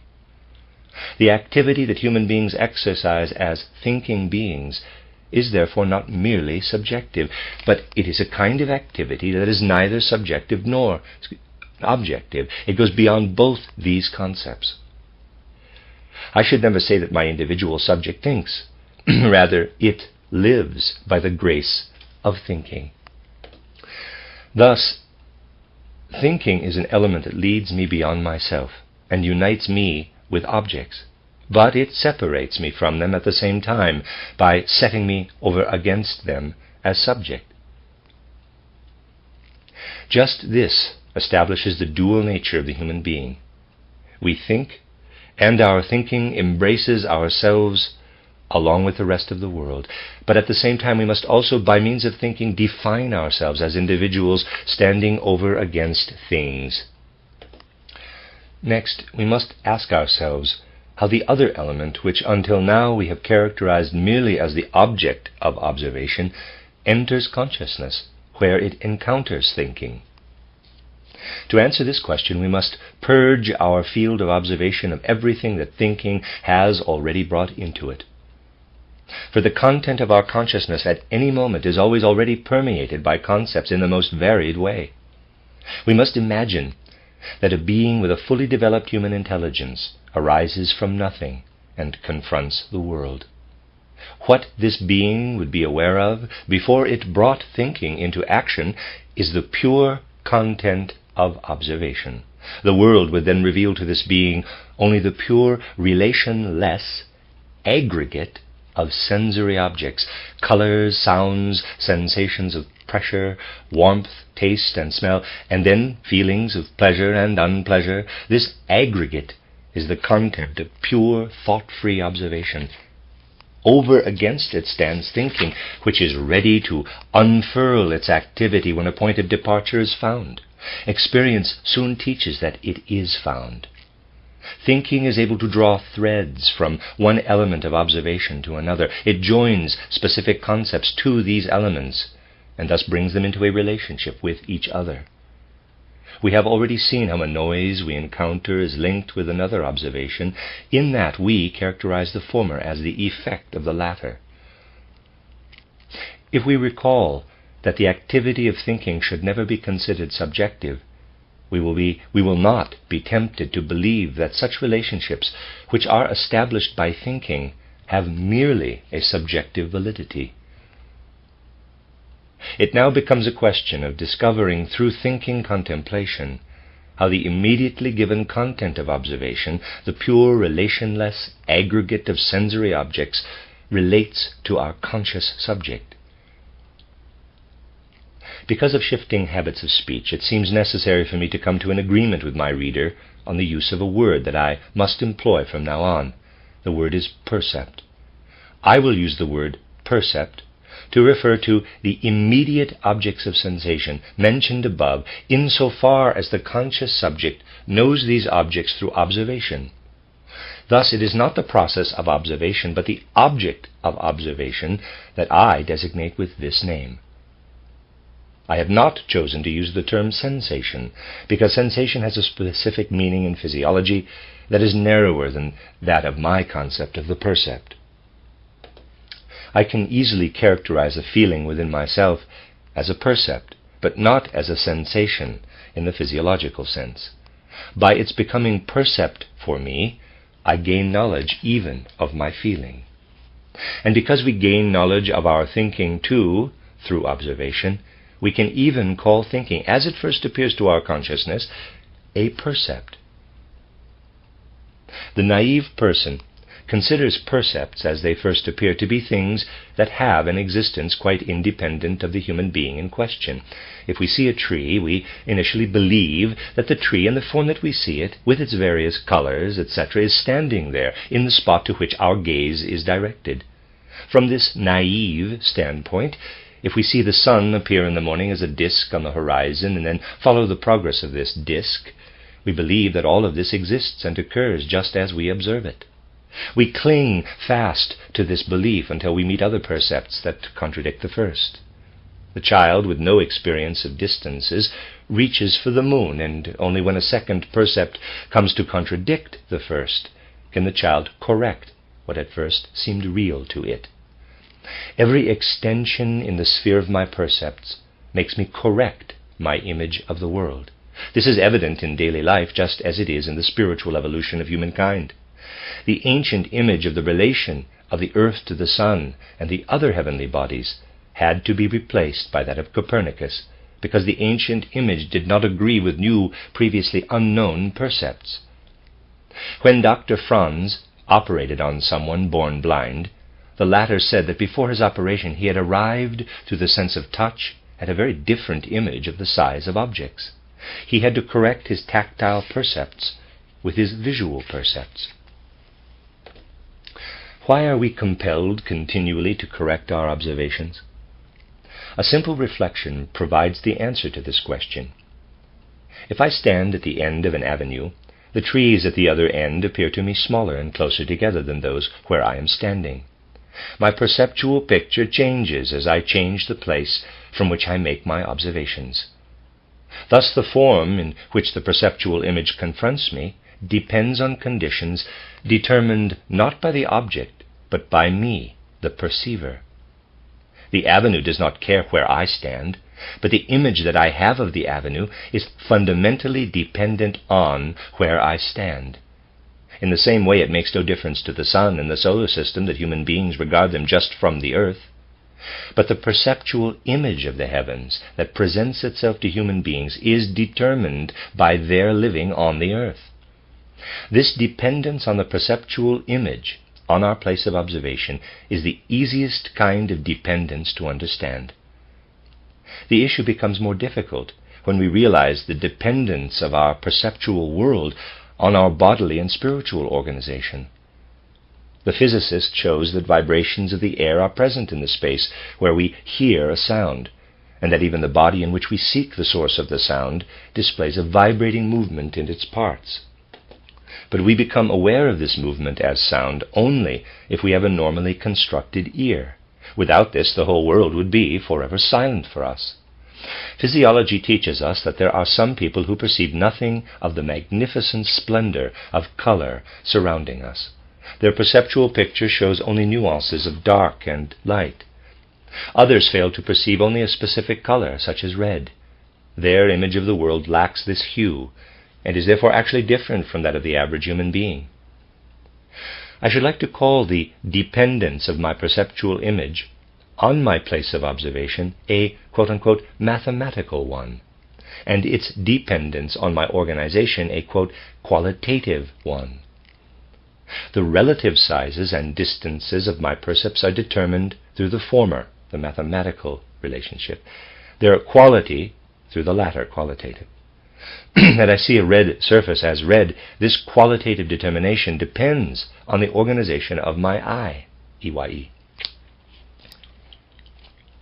Initially, then, our perceptual images are subjective. This recognition of the subjective character of our percepts can easily lead us to doubt whether anything objective underlies them at all. If we know that a percept, for example the color red or a particular sound, is only possible thanks to the structure of our organism, then we can easily come to believe that the percept does not exist outside our subjectivity, and that apart from the act of perceiving, whose object it is, it has no kind of existence. This view found its classic expression in George Berkeley, who believed that as soon as we become aware of the importance of the subject for percepts, we can no longer believe in a world that exists apart from the conscious spirit. Quote, "Some truths are so near and so obvious to the mind that man need only open his eyes to see them. Such I take this important truth to be, to wit, that all the choir of heaven and furniture of the earth, in a word, all those bodies which compose the mighty frame of the world, have not any subsistence without a mind, that their being is to be perceived or known, that consequently, so long as they are not actually perceived by me, or do not exist in my mind, or that of any other created spirit, they must either have no existence at all, or else subsist in the mind of some eternal spirit." End quote. From this point of view, nothing remains of the percept if we exclude the process of its being perceived. There is no color when none is seen, no sound when none is heard. Outside the act of perception, categories such as extension, form, and movement exist just as little as color and sound. Nowhere do we see extension or form alone. Rather, we always see these in conjunction with color or other qualities indisputably dependent on our subjectivity. If the latter disappear from our perception, then so must the former, which are bound to them. To the objection that even if figure, color, sound, and so forth do not exist outside the act of perception, there must still be things that exist without consciousness and are similar to the conscious perceptual images, the Berkeleyan response would be to say that a color can only be similar to a color, a figure similar to a figure. Our percepts can be similar only to our percepts, not to any other kind of thing. Even what we call an object is nothing but then a group of percepts connected in a certain way. But if I take away from a table its form, extension, color, and so forth, in fact everything that is only my percept, then nothing more is left. This view, followed through logically, thus leads to the assertion that the objects of my perception are only present through me. They disappear with my perceiving, and have no meaning without it. Apart from my percepts, I know of no objects and can know of none. There is nothing to object to in this claim, as long as it remains merely a general consideration of how the percept is partly determined by the organization of the subject. The matter would appear fundamentally different, however, if we were in a position to describe the exact function of our perceiving in the origin of a percept. We would then know what happens to the percept during perceiving, and could also determine what aspect of the percept must already exist before it is perceived. With this, our investigation is directed away from the object of perception and toward its subject. I do not perceive only other things, I also perceive myself. In contrast to the perceptual images that continually come and go, I am what remains. This initially is the content of my percept of myself. When I have other percepts, the percept of the I, capital, can only always appear in my consciousness. However, when I am immersed in the perception of a given object, then for the time being I am conscious only of the latter. The percept of myself can be added to this. I am then not merely conscious of the object, but also of my personality, which stands over against the object and observes it. I not only see a tree, I also know that I am the one who sees it. Moreover, I realize that something goes on in me while I observe the tree. If the tree disappears from my view, a remnant of this process remains in my consciousness, an image of the tree. As I was observing, this image united itself with myself. Myself is thereby enriched. Its content has received a new element into itself. I call this element my mental picture, Vorstellung, of the tree. There would be no need to speak of mental pictures if I did not experience them in the percept of myself. In that case, percepts would come and go. I would let them pass by. It is only because I perceive myself and notice that with every percept the content of myself also changes that I find myself compelled to connect the observation of the object with my own changed state, and to speak of my mental picture. I perceive mental pictures in myself, in the same way that I perceive colors, sounds, and so forth in other objects. From this point of view, I can now make a distinction, calling these other objects that stand over against me the outer world, while designating the content of my self-percept as the inner world. Failure to recognize the relation between the mental picture and the object has led to the greatest misunderstandings in modern philosophy. The perception of an inner change, the modification that my self undergoes, has been thrust into the foreground, and the object causing this modification has been lost sight of altogether. It has been said that we do not perceive objects, but only our mental pictures.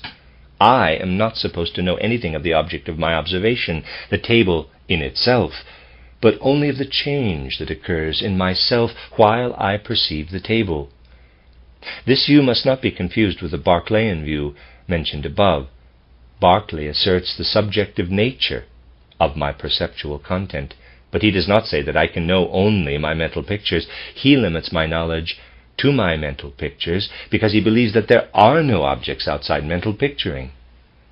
In this view, once I cease directing my gaze toward it, what I regard as a table no longer exists. Hence, for Berkeley, my percepts arise immediately from the power of God. I see a table because God calls forth this percept in me. Berkeley knows of no real beings other than God and human spirits. What we call the world is present only within spirits. What the naive human being calls the outer world, corporeal nature, does not exist for Berkeley. Berkeley's view stands in contrast to the currently prevailing Kantian view.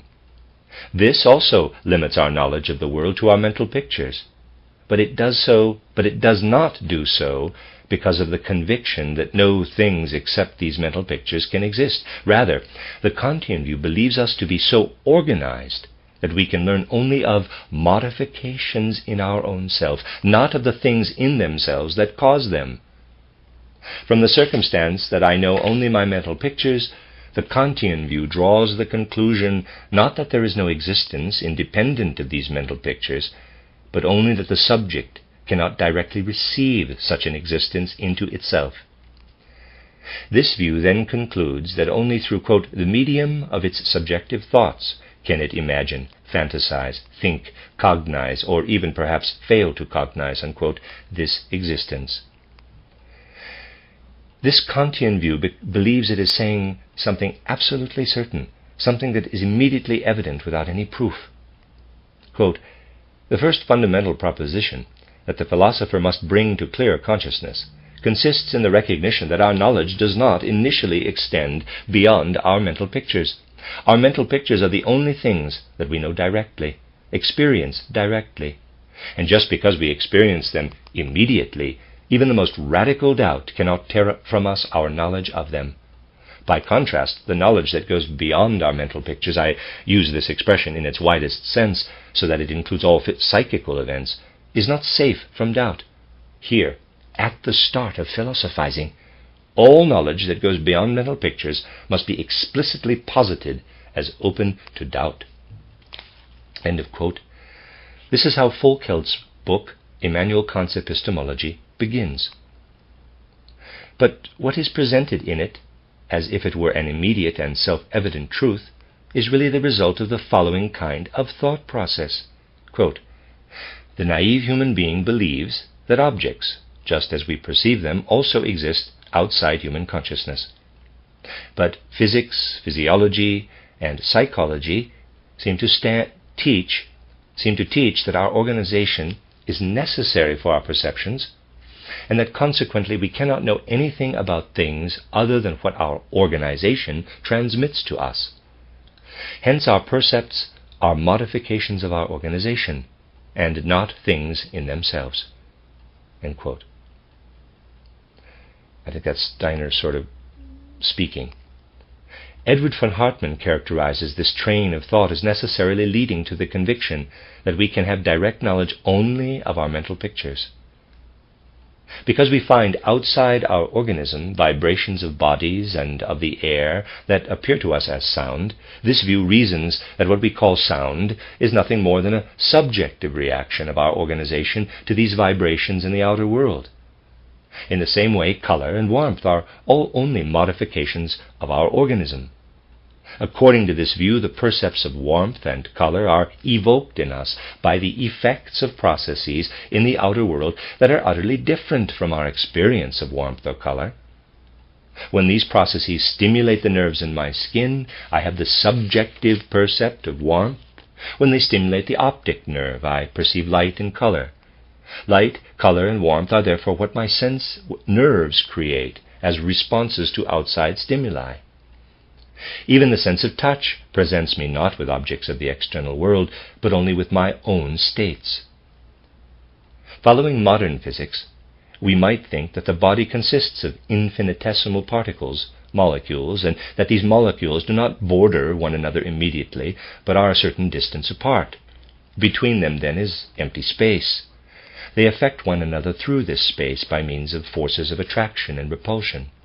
When I bring my hand near a body, the molecules of my hand never touch those of the body immediately. There always remains a certain distance between body and hand. What I feel as the resistance of the body is nothing more than the effect of the repellent force that its molecules exist on my hand. I am completely outside the body in question, and merely perceive its effect on my organism. To complete these considerations, we have the teaching of the so-called specific sense energies proposed by J. Mueller. According to this theory, our senses have the peculiar quality that each sense responds to all external stimuli in only one specific fashion. If a stimulus is applied to the optic nerve, then the percept of light arises, whether the excitation occurs through what we call light, through mechanical pressure, or through an electrical current impinging on the nerve. On the other hand, the same external stimuli evoke different percepts in the different senses.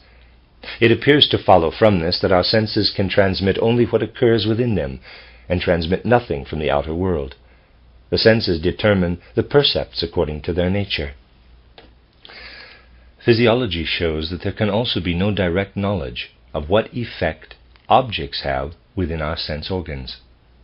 When physiologists follow the processes in our own body, they find the effects of an external motion already transformed within the sense organs in the most various ways. We see this most clearly in the eye and the ear. Both are very complicated organs which fundamentally alter an external stimulus before bringing it to the corresponding nerve. From the peripheral nerve ending, the already modified stimulus is now led on to the brain. Here the central organs must in turn be stimulated. From this the conclusion is drawn that the external process undergoes a series of transformations before coming to consciousness. What goes on in the brain is connected to the external process through so many intermediate processes that we cannot imagine any similarity between them. What the brain then finally transmits to the soul are neither external processes nor processes in the sense organs, but only processes within the brain. Yet even these the soul does not perceive directly. What we ultimately have in consciousness are not brain processes at all, but sensations. My sensation of red has no similarity to the process occurring in the brain when I sense redness. Redness emerges again only as an effect in the soul, and is caused by the brain process alone. Therefore, Hartmann says, quote, "What the subject perceives are, therefore, always only modifications of its own psychic states, and nothing else." Unquote. When I have the sensations, however, these are still far from being grouped into what I perceive as things. After all, only individual sensations can be transmitted to me through the brain. Sensations of hardness and softness are transmitted to me through the sense of touch, color, and light through the sense of sight. Yet these are united in one and the same object. Such union, then, can only be effected by the soul itself. That is, the soul assembles separate sensations transmitted by the brain into bodies. My brain conveys to me separately and by altogether different pathways sensations of sight, taste, and hearing that the soul then combines into the mental picture of a trumpet.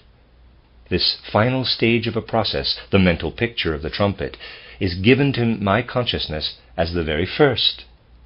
In it nothing may be found of what is outside me and originally made the impression on my senses. On the way to the brain and through the brain to the soul, the external object has been completely lost. It would be hard to find another edifice of thought in the history of human culture that has been constructed with more ingenuity, and that nevertheless on closer scrutiny collapses into nothing. Let us look more closely at how this edifice has been built up. It begins with what is given to naive consciousness of the thing perceived. Then it shows that everything found there would be non-existent for us if we had no senses, no eye, no color. So color is not yet present in what affects the eye. It first arises through the interaction of the eye with the object, I-E-Y-E. The object then is colorless. But the color is not present in the I-E-Y-E either. In the eye there is a chemical or physical process that is first led through the nerve to the brain, where it sets off another process. This process is still not yet color. It is only through the brain process that the color is evoked in the soul. There, it still does not yet enter my consciousness, but is first transferred outward by the soul onto the body, a body. Finally, I believe I am perceiving it there. We have come full circle. We have become conscious of a colored body. That comes first. Now the thought operation begins. If I had no eyes, the body would be colorless for me. Therefore, I cannot attribute color to the body. I go looking for it. I look for it in the eye, in vain. In the nerve, also in vain. In the brain, again, in vain. Finally, I look for it in the soul. There I find it, to be sure, but unconnected with the body. I find the colored body only where I began. The circle has been closed. I recognize as the product of my soul what the naive human being imagines as externally present in space. As long as we keep to this, everything seems to fit beautifully.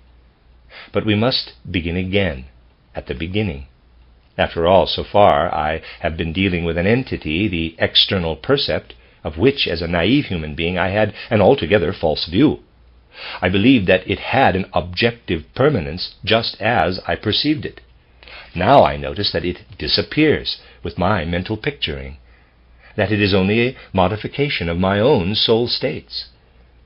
Do I still have the right to take it as a starting point for my reflections? Can I say that it has an effect on my soul? From now on I must treat the table itself, which I used to believe affected me and produced a mental picture of itself within me, as a mental picture. But then, to be consistent, my sense organs and the processes in them must also be only subjective. I have no right to speak of a real I, E-Y-E, only of my mental picture of the I.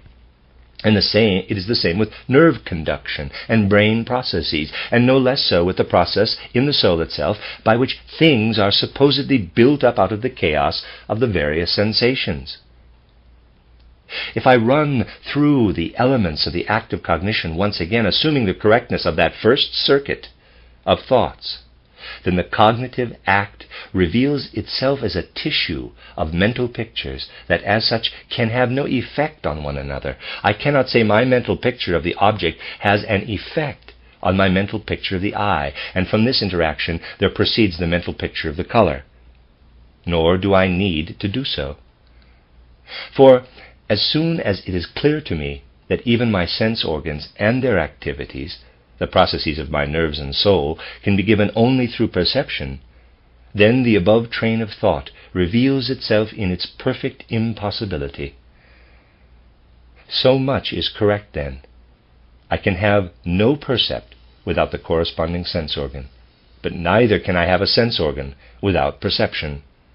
I can pass from my percept of the table to the eye that sees it, or to the nerves in the skin that touch it, but what takes place within these I can learn once again only through perception. Then I soon notice that there is no trace of similarity between the process occurring in the eye and what I perceive as color.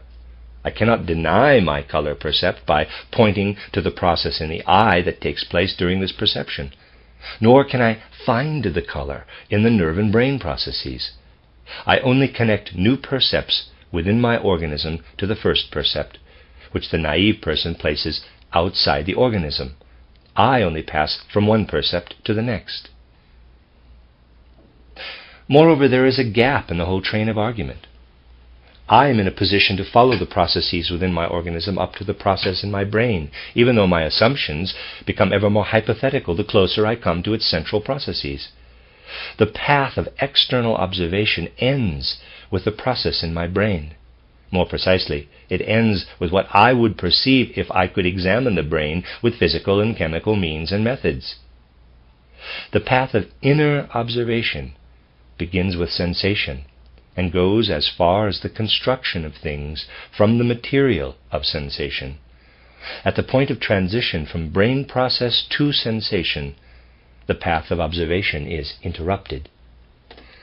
This way of thinking, which calls itself critical idealism, in contrast to the standpoint of naive consciousness, which it calls naive realism, makes the error of characterizing one percept as a mental picture while accepting another percept in exactly the same way as the naive realism it had ostensibly refuted.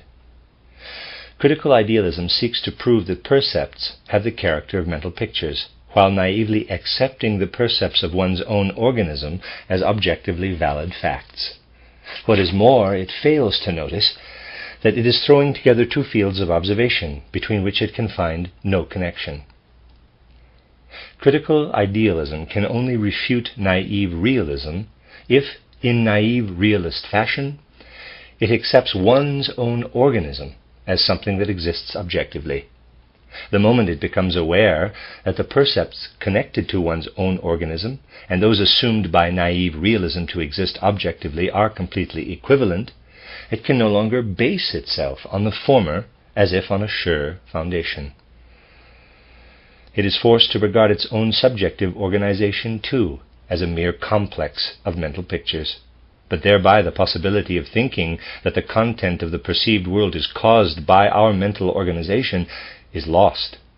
We would have to assume that the mental picture color was only a modification of the mental picture I, EYE. So-called critical idealism cannot be proved without borrowing from naive realism, while naive realism can be refuted only by accepting its own presuppositions, unexamined in another sphere. This much, then, is certain. Investigation in the perceptual realm can neither prove critical idealism nor strip the percept of its objective character. Still less can the proposition, quote, "the perceived world is mental picture," unquote, be hailed as self-evident and in need of no proof.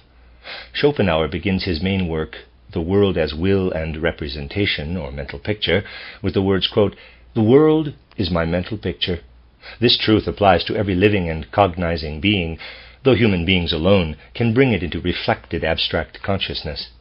And when they actually do so, then philosophical understanding has dawned upon them. It is then clear and evident that we know no sun and no earth, but always only an eye that sees a sun, a hand that feels the earth. That the world around us is present only as a mental picture, that is only in relation to something that pictures it, namely ourselves. If any truth may be asserted a priori, it is this one, for it expresses the one form of all possible and conceivable experience that is more universal than any other, than time, space, and causality, for all of these presuppose it. End quote, end quote. This whole proposition collapses in the face of the fact noted above that the eye and hand are percepts no less than the sun and the earth. And thus, in Schopenhauer's sense, and using his style of expression, we could answer, my eye which sees the sun and my hand which feels the earth are mental pictures in exactly the same way as the sun and the earth are. With this insight, and without further ado, it is clear that I cancel out Schopenhauer's proposition. For only my real eye and my real hand could have the mental pictures of sun and earth as their modifications, but my mental pictures of eye and hand could not. Yet critical idealism can speak only of these mental pictures.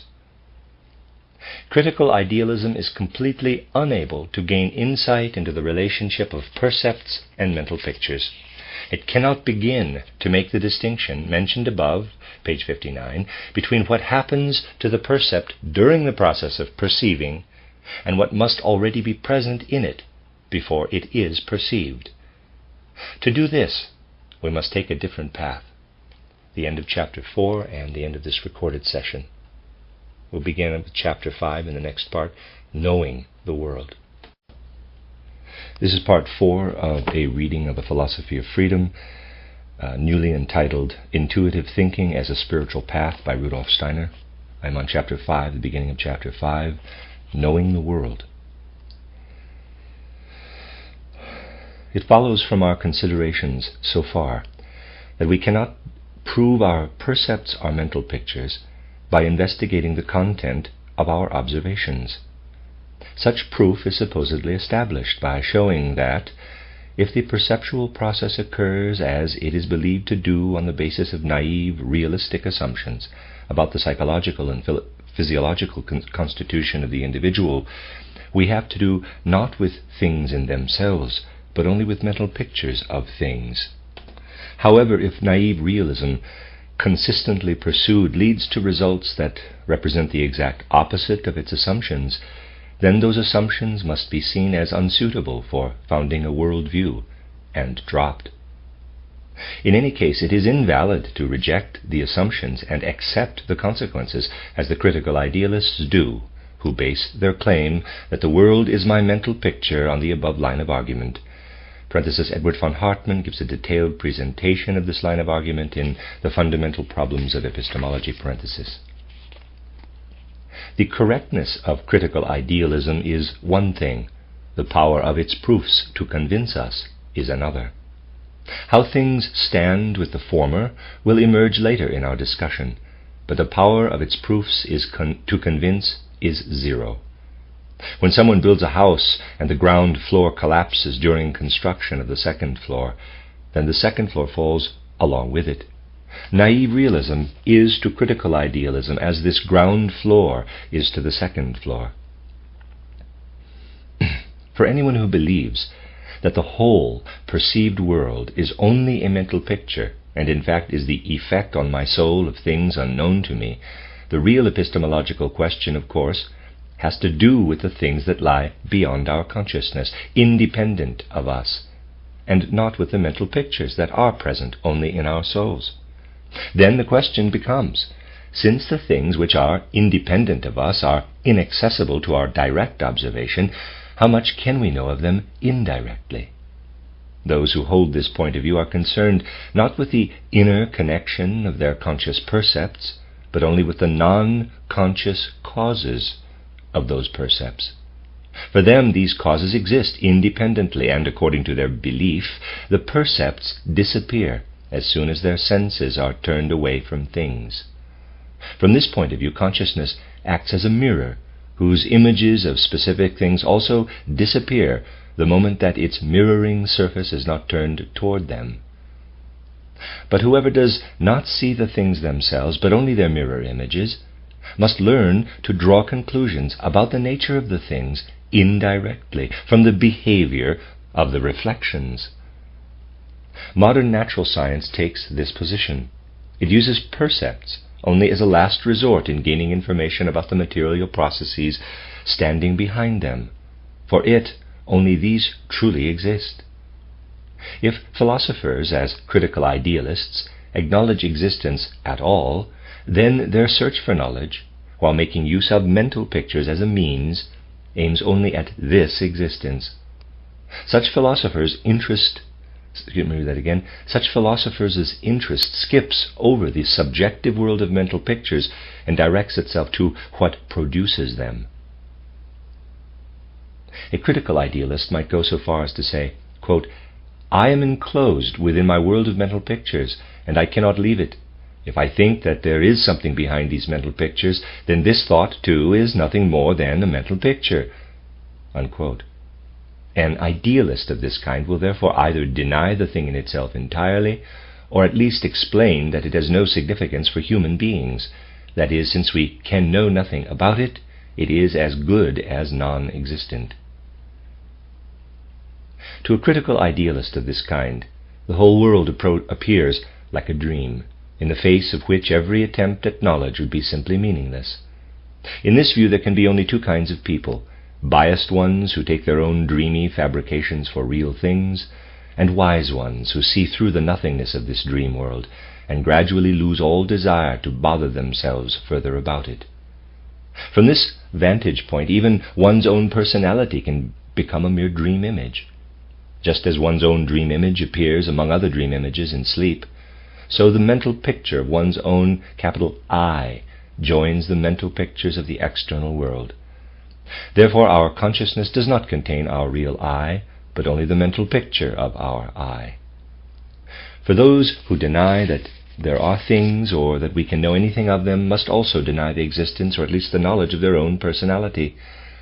Critical idealism thus arrives at the statement, quote, "All reality is transformed into a wonderful dream, without there being a life that is dreamed about, or a spirit that is doing the dreaming. A dream that coheres in a dream of itself," end quote. And that's from Johann Gottlieb Fichte. For those who believe they know immediate life is a dream, it does not matter whether they suspect that nothing exists behind it, or whether they refer their mental pictures to real things. For them, life itself loses all scientific interest. Science is an absurdity to those who believe that the accessible universe is exhausted in dreams, while to those who believe themselves equipped to reason from mental images to things, it consists in the investigation of quote-unquote things in themselves. We may call the first view absolute illusionism. Transcendental realism is the name given the second view by its most consistent exponent, Edward von Hartmann. Footnote: knowledge in this worldview is called transcendental because it includes the conviction that nothing can be said directly about things in themselves, but that one must draw indirect inferences from the subjective, which is known, to the unknown, which lies beyond the subjective, the transcendent. End footnote. These two views agree with naive realism in that they seek to gain a footing in the world by an investigation of percepts, but nowhere in this realm can they find a firm base. One of the main questions for proponents of transcendental realism must be, quote, "How does the I bring the world of mental pictures out of itself?"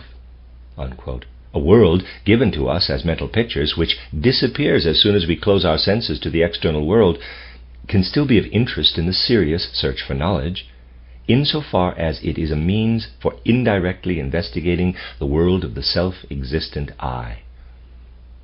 If the things we experience were mental pictures, then everyday life would be like a dream, and knowledge of the true state of affairs would be like waking up. Our dream images, too, interest us only as long as we dream, and so do not see through their dream nature. The moment we awaken, we no longer ask about the inner connection of our dream images, but about the physical, physiological, and psychological processes that underlie them. In the same way, philosophers who hold the world to be their mental picture cannot interest themselves in the inner connection of its details. If they admit an existent I at all, they will not ask how one of their mental pictures connects with another. Rather, they will ask what is going on in the soul that exists independently from themselves, while their consciousness contains a specific sequence of mental pictures. If I dream that I am drinking wine that causes burning in my throat, and then wake up with a cough, the plot of the dream ceases to be of any interest to me at the moment of awakening. My attention is now directed only to the physiological and psychological processes through which the sore throat expresses itself symbolically in the dream. Similarly, as soon as philosophers are convinced that the given world has the character of a mental picture, they should immediately pass over it to the real soul lying behind it. Of course, the matter is worse if illusionism completely denies an I in itself behind the mental pictures, or at least holds it to be unknowable. We can be led to such a view very easily if we observe that in contrast to dreaming, there is a state of waking in which we have an opportunity to see through dreams and relate them to real events, but that there is no state that stands in a similar relationship to waking consciousness. Those who profess this view, however, lack the insight that there is in fact something that relates to mere perception, as experiences in the waking state relate to dreaming. That something is, let me read that again. Those who profess this view, however, lack the insight that there is in fact something that relates to mere perception, as experiences in the waking state relate to dreaming. That something is thinking. This lack of insight cannot be attributed to the naive observer. Such people give themselves over to life and consider things to be as real as they seem in experience. But the first step to be taken beyond this naive standpoint can only be to ask, quote, how does thinking relate to perception? Unquote.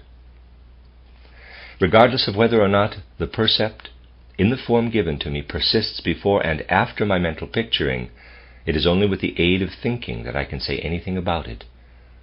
If I say that the world is my mental picture, then I have spoken the result of a process of thinking.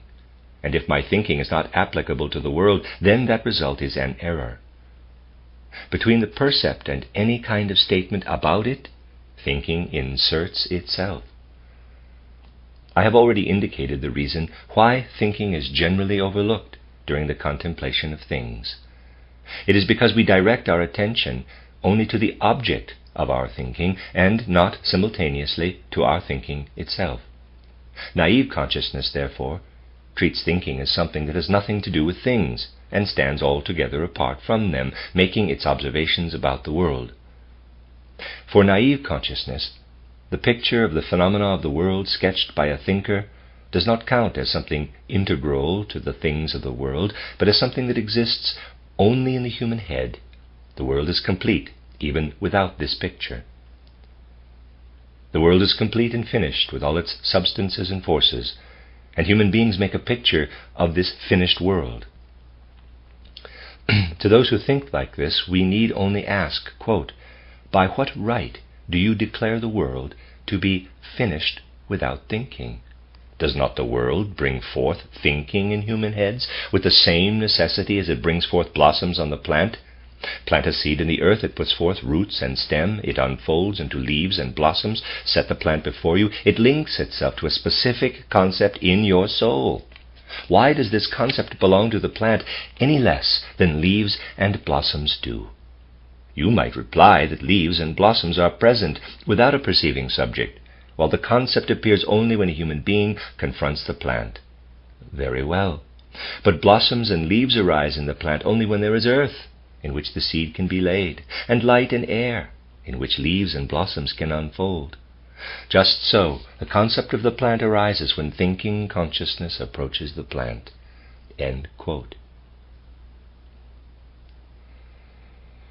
It is quite arbitrary to consider as a totality, a whole, the sum of what we experience of a thing through perception alone, and to regard what results from a thinking contemplation as something appended that has nothing to do with the thing itself.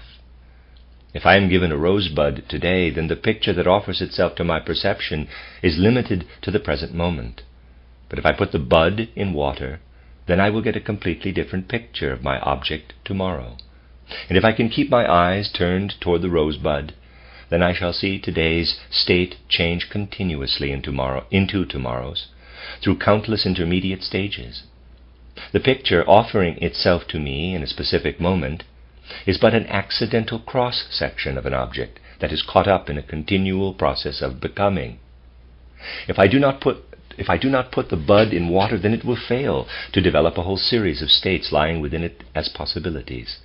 And tomorrow I might be prevented from observing the blossom further, and so form an incomplete picture of it. It is completely unrealistic to grasp at accidental elements and to declare of the picture revealed at a particular time, that is the thing. It is just as untenable to declare the sum of perceptual characteristics to be the object in question. Certainly it would be possible for a spirit to be able to receive a concept at the same time as and unseparated from a percept, Such a spirit would then never think of regarding the concept as something not belonging to the object, but would ascribe it an existence inseparable from the object. Let me make my point clearer with an example.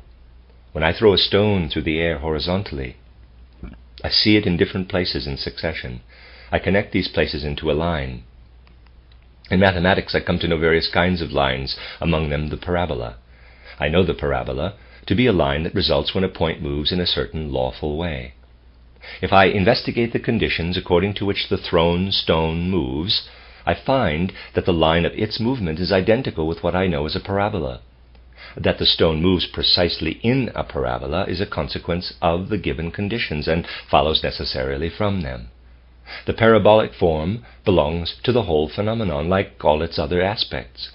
The spirit described above, which has no need of the detour of thinking, would take as given not only the sum of visual sensations in various places, but also, united with the phenomenon, the parabolic form of the trajectory, that we only add to the phenomenon by means of thinking. It is not due to the objects that they are initially given to us without the corresponding concepts, but to our spiritual organization. Our whole being functions in such a way that for everything in reality, the elements flow to us from two sides, from the side of perceiving and from the side of thinking. How I am organized to comprehend things has nothing to do with their nature. The divide between perceiving and thinking comes into being only at the instant that I, the observer, come over against things. Yet which elements belong to the thing and which do not can in no way depend upon how I come to know those elements. Humans are limited beings. First, they are beings among other beings. Their existence belongs to space and time. Therefore, only a limited part of the whole universe is accessible to them. This limited part, however, is linked on all sides, temporally and spatially, to other things. If our existence were so united with the things that every world event was at the same time our event, then there would be no difference between us and the things. But then, too, there would be no individual things for us. Everything that happens would continually merge with everything else. The cosmos would be a unity, a self-enclosed whole. The stream of events would be interrupted nowhere. Because of our limitedness, which is not really separate, let me read that again. Because of our limitedness, what is not really separate appears separate to us. For example, the individual quality of red never exists in isolation. It is surrounded on all sides by other qualities to which it belongs and without which it could not exist. We, however, must lift out of the world certain cross-sections of it and consider them on their own. From a many-hued whole, our I, EYE, can comprehend only a succession of individual colors. From a connected conceptual system, our reason can grasp only individual concepts. This separation is a subjective act. It depends on the fact that we are not identical with the world process. Rather, we are single beings among other beings. Everything, then, depends upon determining the relationship between other beings and the being that we ourselves are. This determination must be distinguished from merely becoming aware of ourself. The latter relies upon perceiving, as does awareness of every other thing. Perceiving myself reveals to me a number of qualities that I combine into the whole of my personality, just as I combine the qualities yellow, metallically gleaming, hard, etc., into the unity gold. Self-perception does not lead me outside the realm of what belongs to me. Such self-perceiving must be distinguished from self-definition through thinking.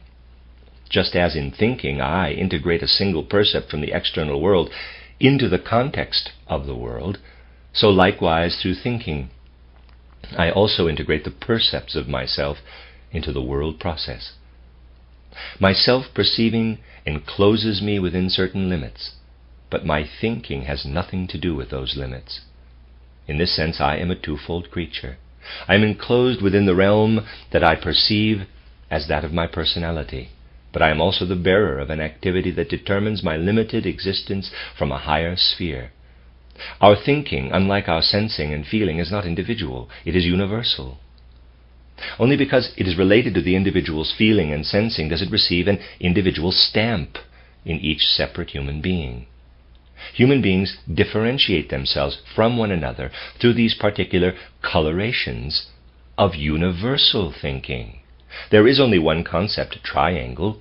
It makes no difference to the content of this concept whether it is grasped by A or B, by this or that human carrier of consciousness, but each bearer of consciousness will grasp it in an individual way. A common prejudice that is hard to overcome stands opposed to this thought. This prejudice cannot rise to the insight that the concept of the triangle grasped by me is the same as that grasped by my neighbor. Naive human beings consider themselves the builders of their concepts. Therefore, they believe that every person has individual concepts. It is a fundamental requirement of philosophical thinking to overcome this prejudice. The single unitary concept of the triangle does not become many by being thought by many thinkers, for the thinking of many thinkers is itself a unity. In thinking, we are given the element that unites our particular individuality with the whole of the cosmos. When we sense, feel, and also perceive, we are separate. When we think, we are the all-one being that penetrates all. This is the deeper basis of our dual nature. Within us we see an absolute force come into existence, a force that is universal. Yet we do not come to know it as it streams forth from the center of the world, but only at a point on the periphery. If we came to know it as it streamed forth from the center of the world, then we would know the whole riddle of the world at the instant we came to consciousness. Since we stand at a point on the periphery, however, and find our own existence enclosed within certain limits, we must find out about the realm situated outside our own being, with the help of thinking, that extends into us from universal world existence. The urge for knowledge arises in us because thinking in us reaches out beyond our separateness and relates itself to universal world existence. Beings without thinking do not have this urge. If other things confront them, no questions arise. Other things remain external to such beings. For thinking beings, a concept arises from the encounter with an external thing. The concept is that part of the thing that we do not receive from without, but from within. Knowledge, cognition, is meant to accomplish the balance or union of the two elements, inner and outer. A percept, then, is not something finished or closed off. It is one side of the total reality. The other side is the concept. The act of knowing, cognition, is the synthesis of percept and concept. Only percept and concept together make up the whole thing. The preceding discussion demonstrates that it is meaningless to look for any common element among the world's individual entities other than the conceptual content presented by thinking. Any attempt to find a world unity other than this self-consistent conceptual content which we gain by thinking contemplation of our percepts must fail.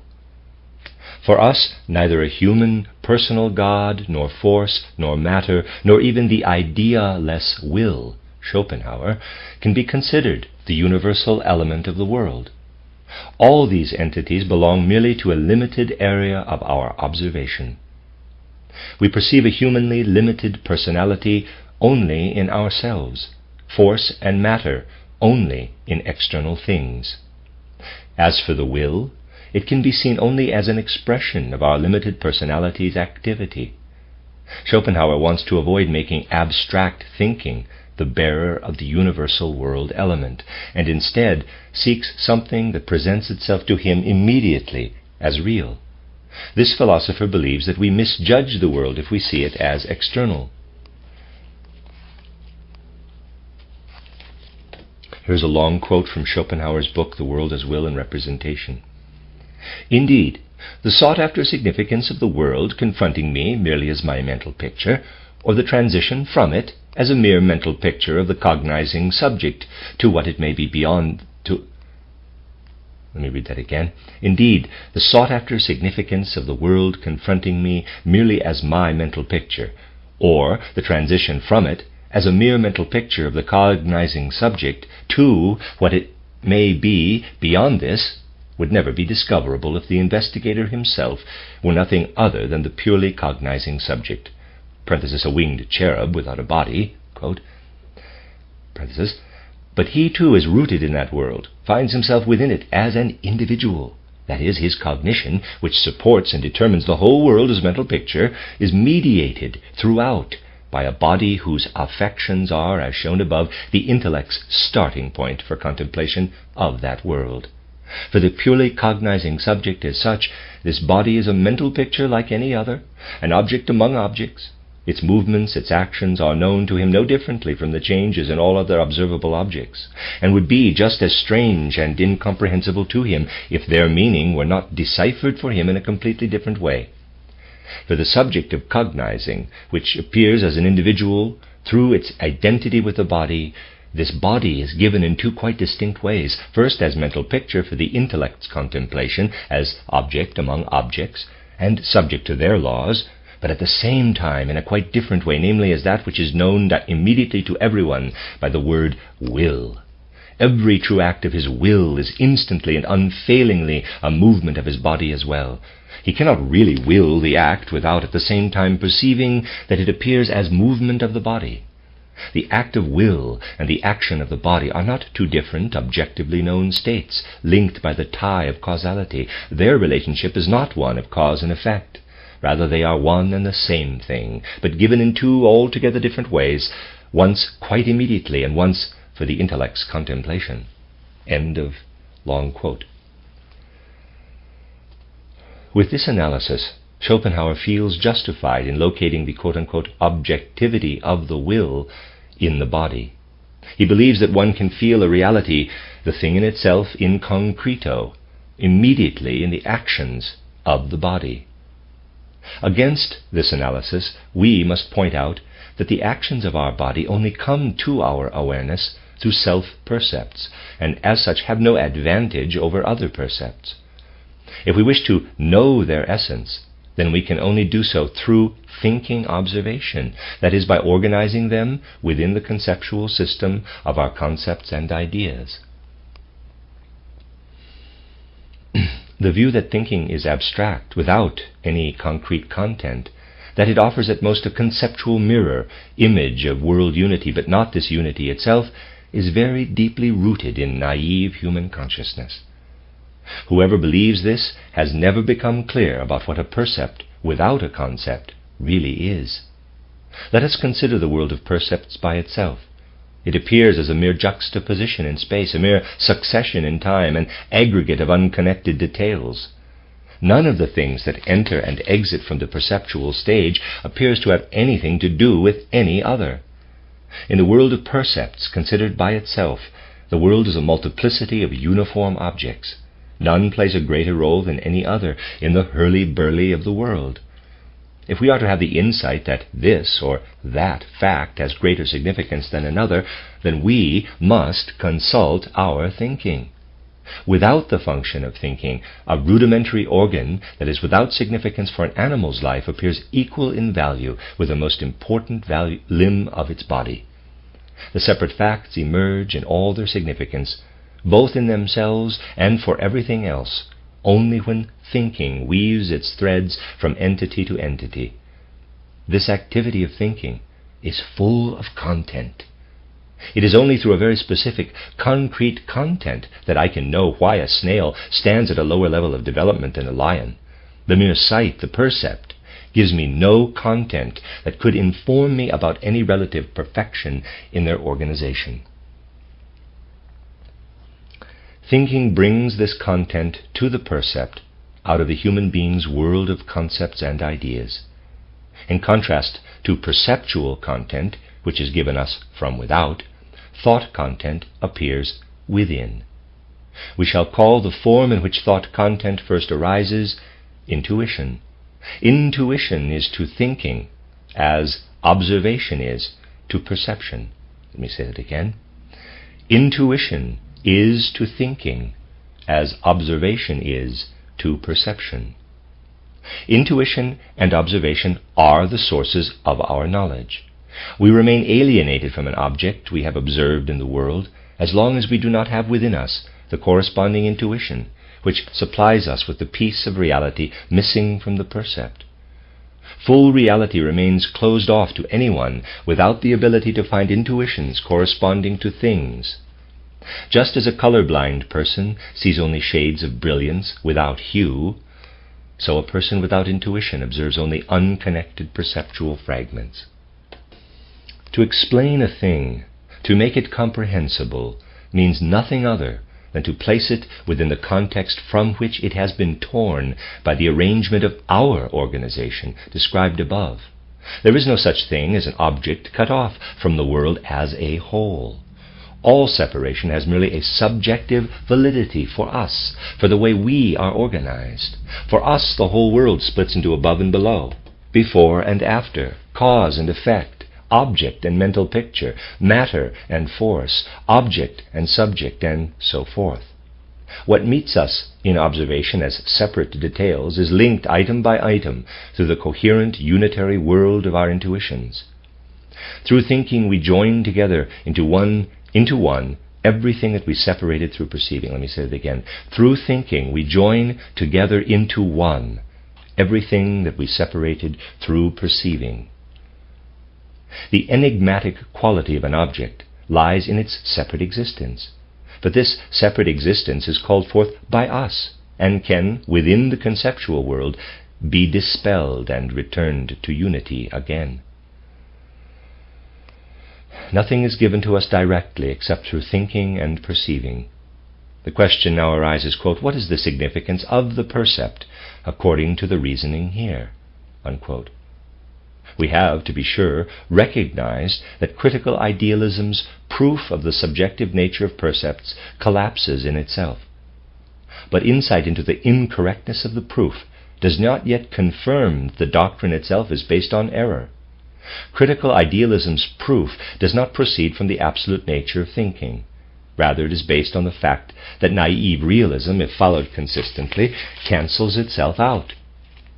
But how do things stand if the absoluteness of thinking is recognized? Let us suppose that a specific percept, for example red, appears in my consciousness. On continued investigation, this percept proves to be linked with other percepts, for example to a specific form and to certain percepts of temperature and touch. I call this combination, quote, an object in the sense world, unquote. I can now ask myself what else is located in that section of space where these percepts appear to me aside from what has been listed so far. I find mechanical, chemical, and other processes within that part of space. Going further, I investigate the processes that I find on the path from the object to my sense organs.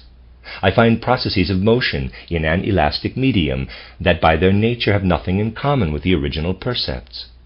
If I investigate the further mediation occurring between the sense organs and the brain, I obtain the same result. I form new percepts in each of these areas.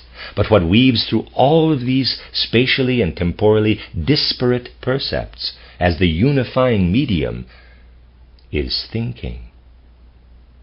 The vibrations of the air that mediate sound are given to me as percepts in exactly the same way as the sound itself. Thinking alone links all such percepts to one another and shows them in their mutual relationships. Other than what is immediately perceived, we cannot speak of there being anything except what is known through the conceptual connections between the percepts, connections that are accessible to thinking.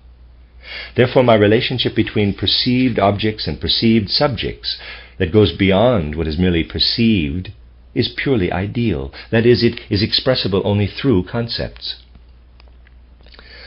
Only if I could perceive how the percept of an object affects the percept of the subject, or conversely, only if I could observe the construction of a perceptual form by the subject, would it be possible to speak like modern physiology and the critical idealism built upon it.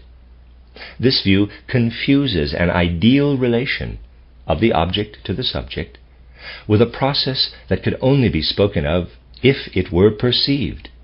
Therefore the phrase, quote, no color without a color-sensing eye, EYE, end quote, cannot mean that the eye produces color, but only that a conceptual connection, knowable through thinking, exists between the percept color and the percept eye, EYE. Empirical science will have to ascertain how the qualities of the eye and those of color relate to one another, and how the organ of sight transmits the perception of colors, etc. I can track how one percept follows another and how it stands in spatial relation to others. I can then bring this to conceptual expression. But I cannot perceive how a percept proceeds out of the unperceivable. All efforts to seek other than conceptual relations between percepts must necessarily fail. What then is a percept? Asked in this general way, the question is absurd. A percept always appears as a quite specific concrete content. This content is immediately given and is limited to what is given. Of what is given, we can ask only what it is of what is given, we can ask only what it is apart from perception, that is, what it is for thinking. Therefore, the question of what a percept is can aim only at the conceptual intuition corresponding to it. From this perspective, the question of the subjectivity of the percept, in the sense meant by critical idealism, cannot be raised at all. Only what is perceived as belonging to the subject can be characterized as subjective. The link between the subjective and the objective is not built by any real process in the naive sense, that is, by any perceptible event. It is built by thinking alone. For this reason, what seems to lie outside the perceived subject is objective for us. The percept of myself as subject remains perceivable for me when the table now before me has vanished from my observational field. But observation of the table has evoked in me an alteration that also remains. I retain the capacity to create an image of the table again later. This capacity to produce an image remains united with me. Psychology calls this image a memory picture. Yet it is the only thing that can properly be called the mental picture of the table, for it corresponds to the perceptible alteration in my own state through the presence of the table in my field of sight. It does not, in fact, signify a change in some quote-unquote I in itself, capital I, standing behind the perceived subject, but rather a change in the perceptible subject itself. The mental picture is thus a subjective percept, in contrast to the objective percept of a thing lying within the perceptual horizon. The confusion of subjective percepts with objective percepts leads in idealism to the misunderstanding that the world is my mental picture. We must now define the concept of mental picture more narrowly. What we have put forward about it so far is not its concept, but merely points the way toward finding the mental picture within our perceptual field. The exact concept of the mental picture will then make it possible for us also to achieve a satisfactory understanding of the relationship between the mental picture and its object. This will also lead us over the boundary where the relationship between the human subject and the object belonging to the world is brought down from the purely conceptual field of cognition into concrete individual life. Once we know what to make of the world, it will be easy for us to behave accordingly.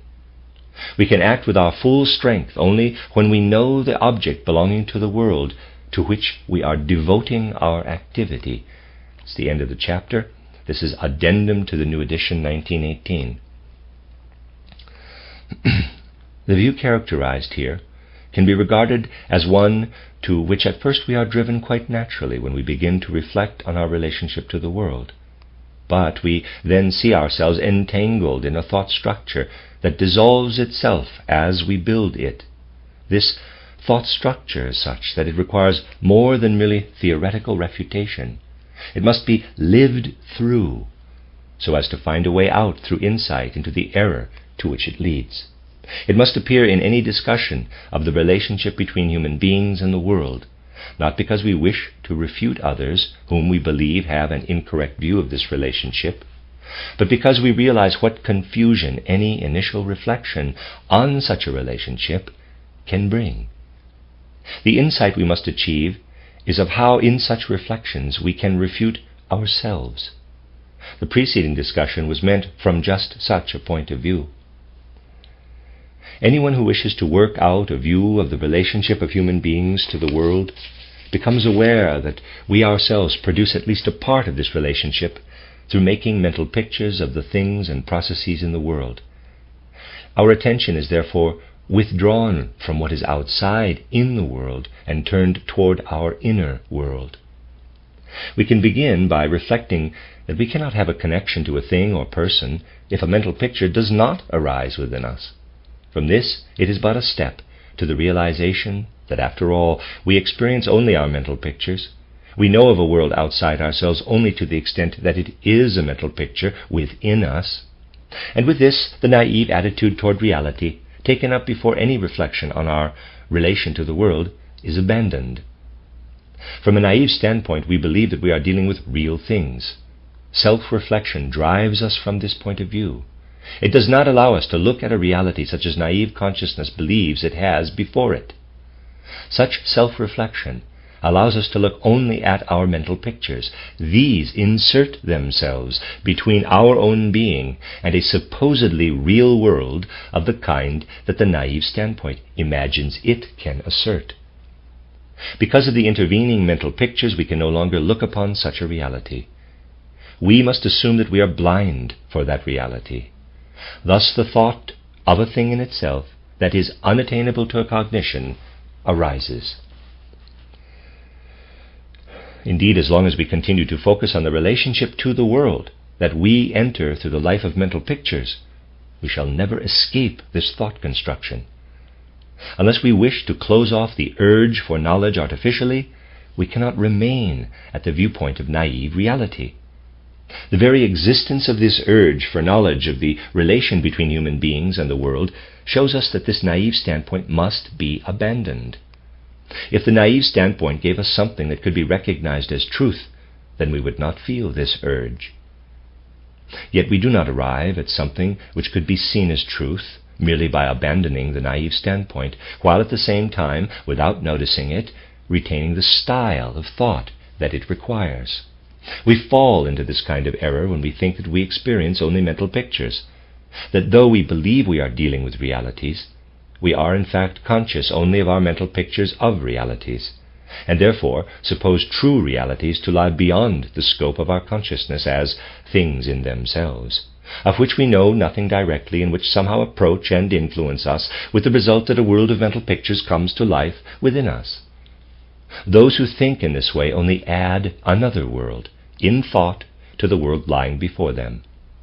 But with regard to this world, they really have to begin at the beginning again, for they do not think about the unknown thing in itself any differently, as far as its relationship to the individual human being is concerned, than about the known thing of the naive view of the world.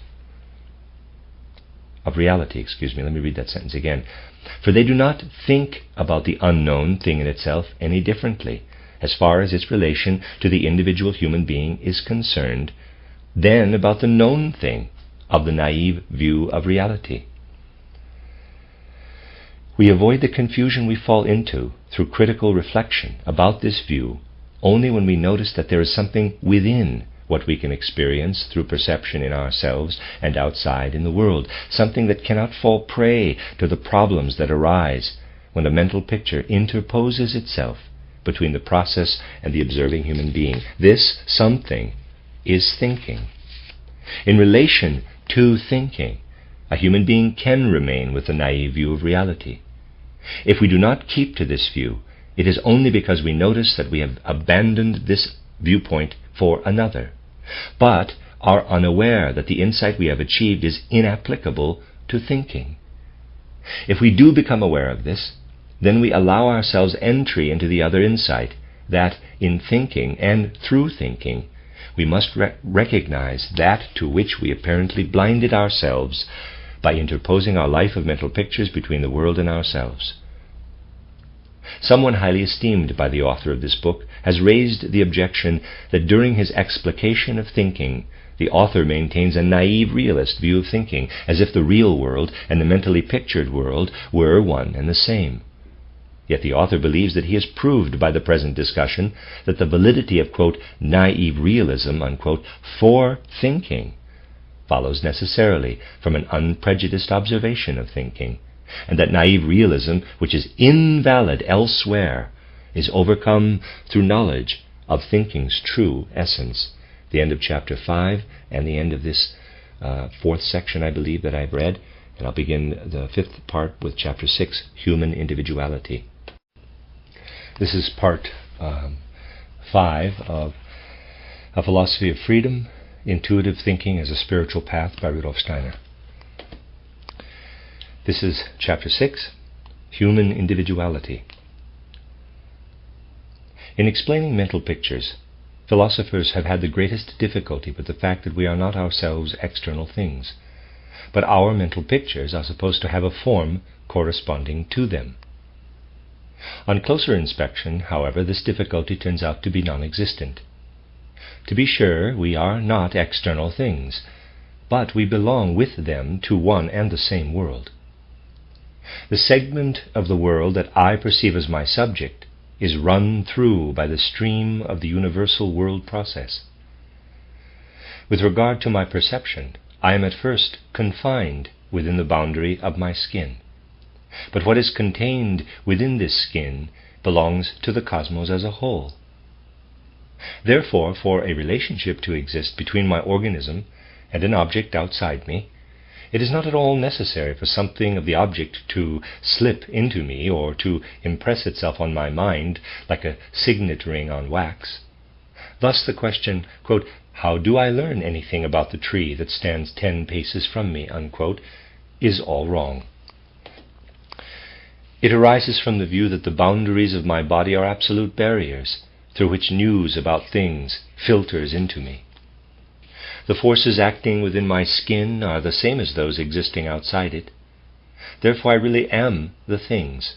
To be sure, not capital I as a perceived subject, but capital I as a part of the universal world process.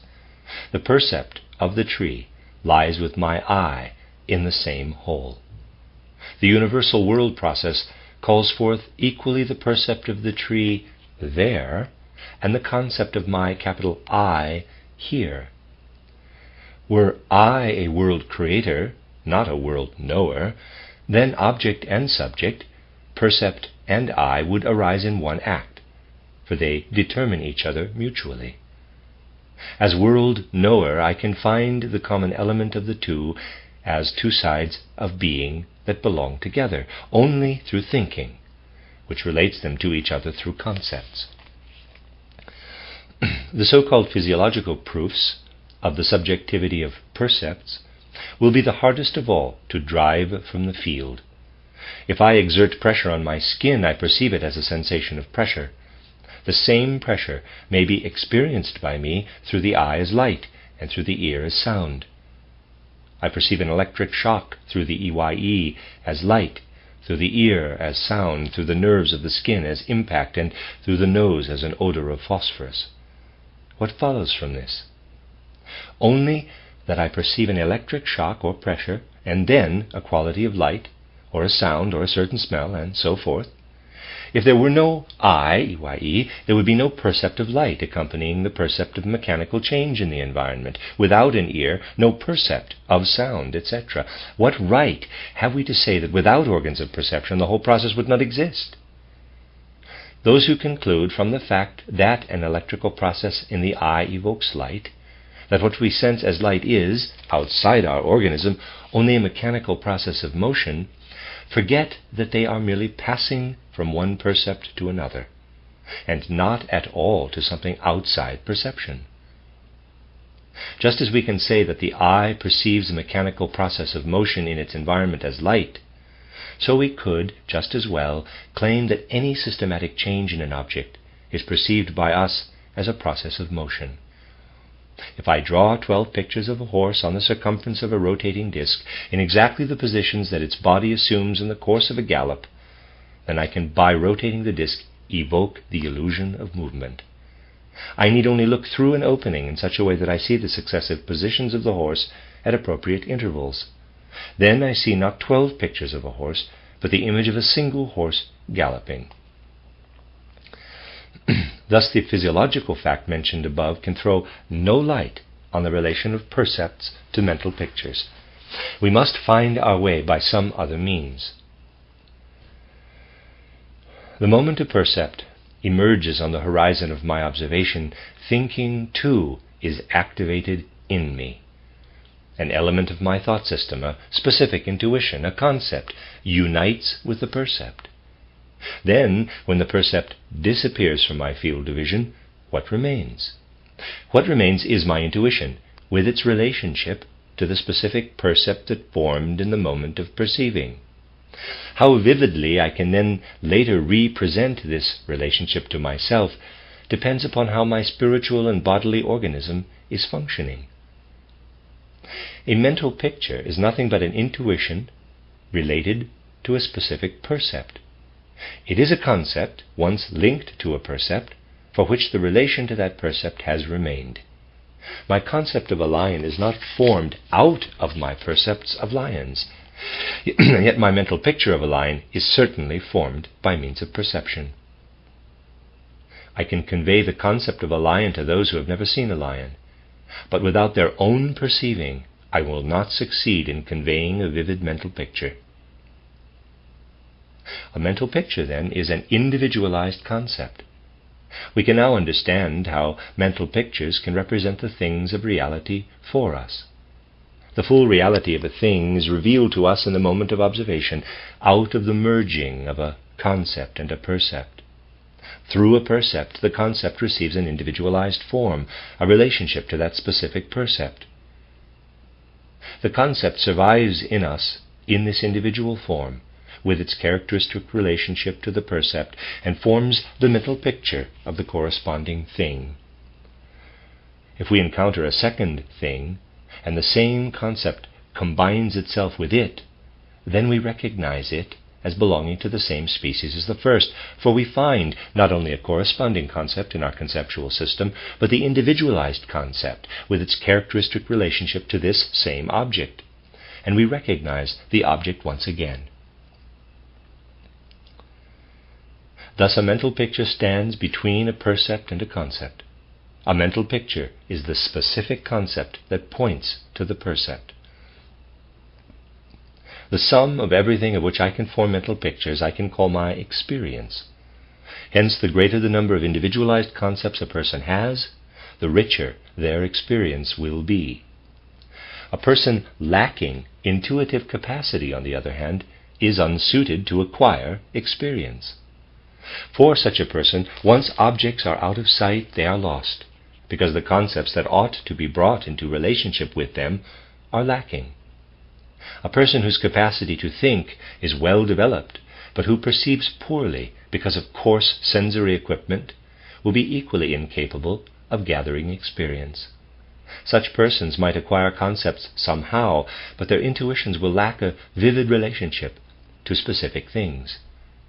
A thoughtless traveler and a scholar living in abstract conceptual systems are equally unable to have rich experience. Reality reveals itself to us as percepts and concepts. The subjective representation of that reality reveals itself as mental pictures. Yet we are not satisfied with relating a percept to a concept by means of thinking. We also relate it to our particular subjectivity, to our individual capital I. The impression of this individual relation is feeling, which manifests as pleasure or displeasure. Thinking and feeling correspond to the dual nature of our being, on which we have already reflected. Thinking is the element through which we participate in the universal process of the cosmos. Feeling is the element through which we can withdraw into the confines of our own being. Our thinking unites us with the world. Our feeling leads us back into ourselves and makes us individuals. If we were only thinking and perceiving beings, then our whole life would flow past in monotonous indifference. If we could only know ourselves as selves, then we would be completely indifferent to ourselves. It is only because we have self-feeling along with self-cognition, and pleasure and pain along with the perception of things, that we live as individual beings, whose existence is not limited to our conceptual relation to the rest of the world, but who also have a special value for ourselves. Some might be tempted to see in the life of feeling an element more richly imbued with reality than thinking contemplation of the world. The reply to this is that the life of feeling has this richer meaning only for my individuality. For the world as a whole, my feeling life can attain value only if the feeling as a percept of myself combines with a concept, and so integrates itself indirectly into the cosmos. Our life is a continual oscillation between our individual existence and living with the universal world process. The farther we rise into the universal nature of thinking, where what is individual continues to interest us only as an example, an instance of a concept, the more we let go of our character as particular entities, as completely specific, separate personalities. The more we descend into the depths of our own life, allowing our feelings to resonate with the experiences of the outer world, the more we separate ourselves from universal being. A true individual will be the person who reaches highest with his or her feelings into the region of ideals. Let me say that again. A true individual will be the person who reaches highest with his or her feelings into the region of ideals. There are people for whom even the most universal ideas entering their heads still retain a special coloring that shows them unmistakably connected with their bearer. There are others whose concepts meet us so completely without trace of ownership as to seem unconnected to anyone of flesh and blood. Making mental pictures already gives our conceptual life an individual stamp. After all, each of us has a standpoint from which to view the world. Our concepts connect themselves to our percepts. We think universal concepts in our own special way. This characteristic quality is a result of our standpoint in the world, of the sphere of perception connected to our place in life. In contrast to this particularity is another, dependent on our own individual constitution. How we are constituted, after all, makes for a special, well-defined entity. We each connect special feelings with our percepts, and do so in the most varying degrees of intensity. This is the individual aspect of our personality. It remains left over after we have accounted for the specificities of the stage on which we act out our lives. A feeling life completely devoid of thought must gradually lose all connection with the world. Yet for human beings oriented as they are toward wholeness, knowledge of things will go hand in hand with education and development of the life of feeling. Feeling is the means by which concepts first gain concrete life. That is the end of Chapter 6. Chapter 7. Are there limits to cognition? We have established that the elements needed to explain reality are to be drawn from the two spheres of perceiving and thinking.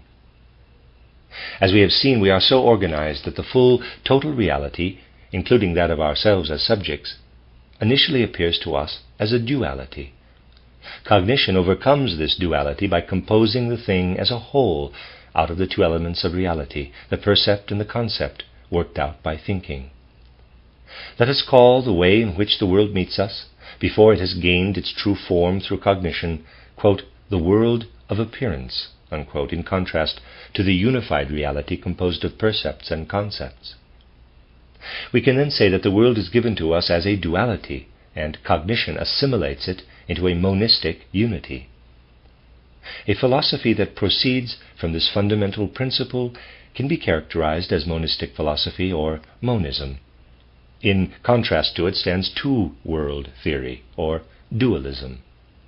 The latter does not, for example, assume that there are two sides to a unitary reality that are separated merely by our organization. but that there are two worlds that are absolutely distinct from one another. Dualism then seeks the explanatory principles for one world in the other. Dualism rests on a false conception of what we call cognition. It separates the whole of existence into two regions, each of which has its own laws, and lets those regions confront one another outwardly. The distinction between the perceived object and the thing in itself, which Kant introduced into science and which has not been overcome to this day, originates from this kind of dualism. Following what has been said, the nature of our spiritual organization is such that a separate thing can be given only as percept. Thinking then overcomes this separation by assigning to each percept its lawful place in the world totality. As long as the separated parts of the world totality are designated as percepts, we are simply following a law of our subjectivity when we make this separation.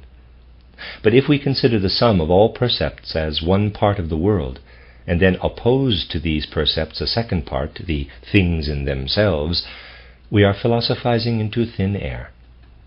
We are just playing a game with concepts. We construct an artificial contrast and then can find no content for its second term, since such content can be created for a separate particular thing only out of perception. Every kind of existence assumed outside the realm of percepts and concepts must be relegated to the sphere of unjustified hypotheses. The thing in itself belongs to this category.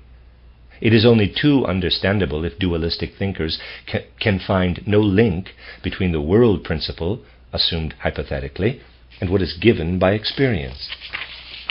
We can give content to this hypothetical world principle only by borrowing content from the world of experience, and then deceiving ourselves about this fact.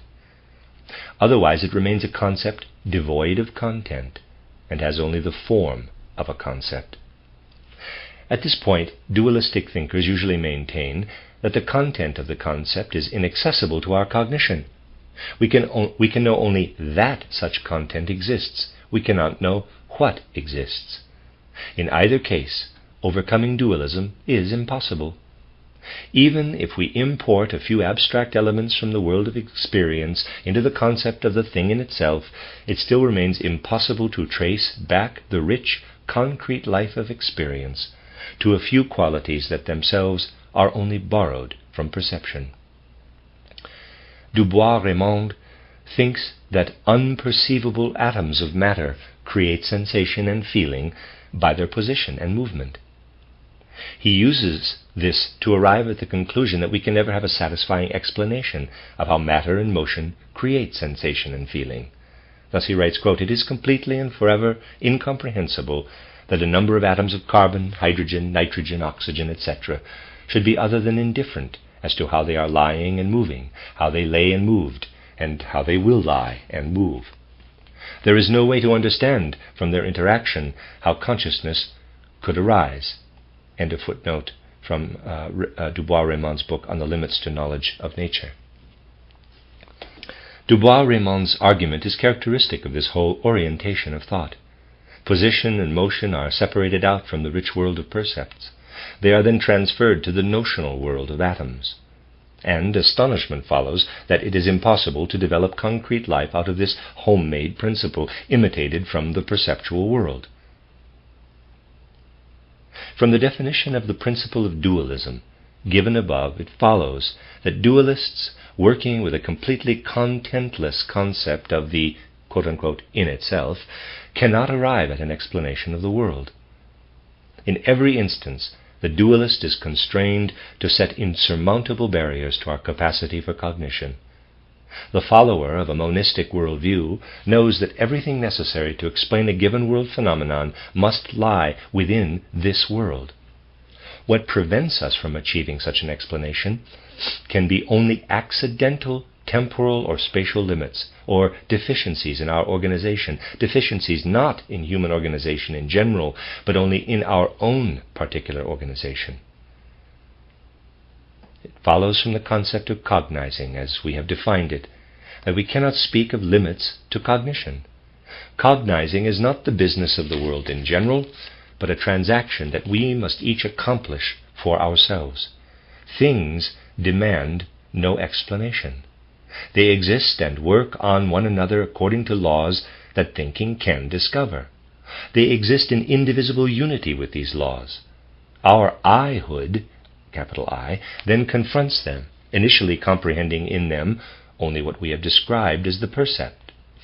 But within this I-hood also lies the power to find the other part of reality. Cognitive satisfaction is attained only when the I has united for itself both the elements of reality that are indivisibly connected in the world, for then the I has reached reality once again. The preconditions for cognizing exist through and for the capital I. The I itself poses the questions of cognition. In fact, it draws them from the element of thinking, which is completely clear and transparent within itself. If we ask ourselves questions that we cannot answer, their content cannot be clear and distinct in every aspect. It is not the world that poses questions to us. We pose them to ourselves. I can easily imagine that I would be quite incapable of answering a question that I happened to find written down somewhere if I did not know the sphere from which its content came. Our cognition involves questions that emerge for us because a conceptual sphere pointing to the totality of the world confronts a perceptual sphere conditioned by place, time, and subjective organization. Our task is to balance these two spheres, both of which we know well. This has nothing to do with a limit to cognition. At a particular time, this or that might remain unexplained because the place of our vantage point in life prevents us from perceiving the things in question. But what is not found today may be found tomorrow. The limits determined in this way are only temporary, and they can be overcome by progress in perception and thinking. Dualism mistakenly transfers the contrast between objects and subjects, which has meaning only within the perceptual realm, to purely imagined entities outside this realm. But things separated in the perceptual field are separate only as long as the perceiver refrains from thinking. For thinking suspends all separation and reveals it to be merely subjective. Therefore, a dualist is really transferring to entities behind the percepts categories that have no absolute but only a relative validity, even for the percepts. A dualist splits percept and concept, the two factors involved in the cognitive process, into four. 1. The object in itself. 2. The subject's percept of the object. 3. The subject. And 4. The concept that relates the percept to the object in itself. For the dualist, the relationship between an object and a subject is a real one. The subject is really dynamically influenced by the object. This real process is said not to emerge into our consciousness. It is supposed to evoke a response in the subject to the stimulus proceeding from the object. The result of this response is supposed to be the percept, which alone emerges into consciousness. The object is supposed to have an objective reality, that is, a reality independent of the subject, while the percept is supposed to have a subjective reality. This subjective reality supposedly relates the subject to the object. That relationship is said to be ideal, conceptual. Let me say that again. That relationship is said to be ideal, conceptual. Thus, dualism splits the cognitive process into two parts. One of them, the creation of the perceptual object out of the thing in itself, is assigned a place outside consciousness, and the other, the connection of the percept to the concept, and the relation of the concept to the object, is assigned a place within consciousness. Given these presuppositions, it is clear why dualists believe it is possible to attain only subjective representations of what lies before our consciousness.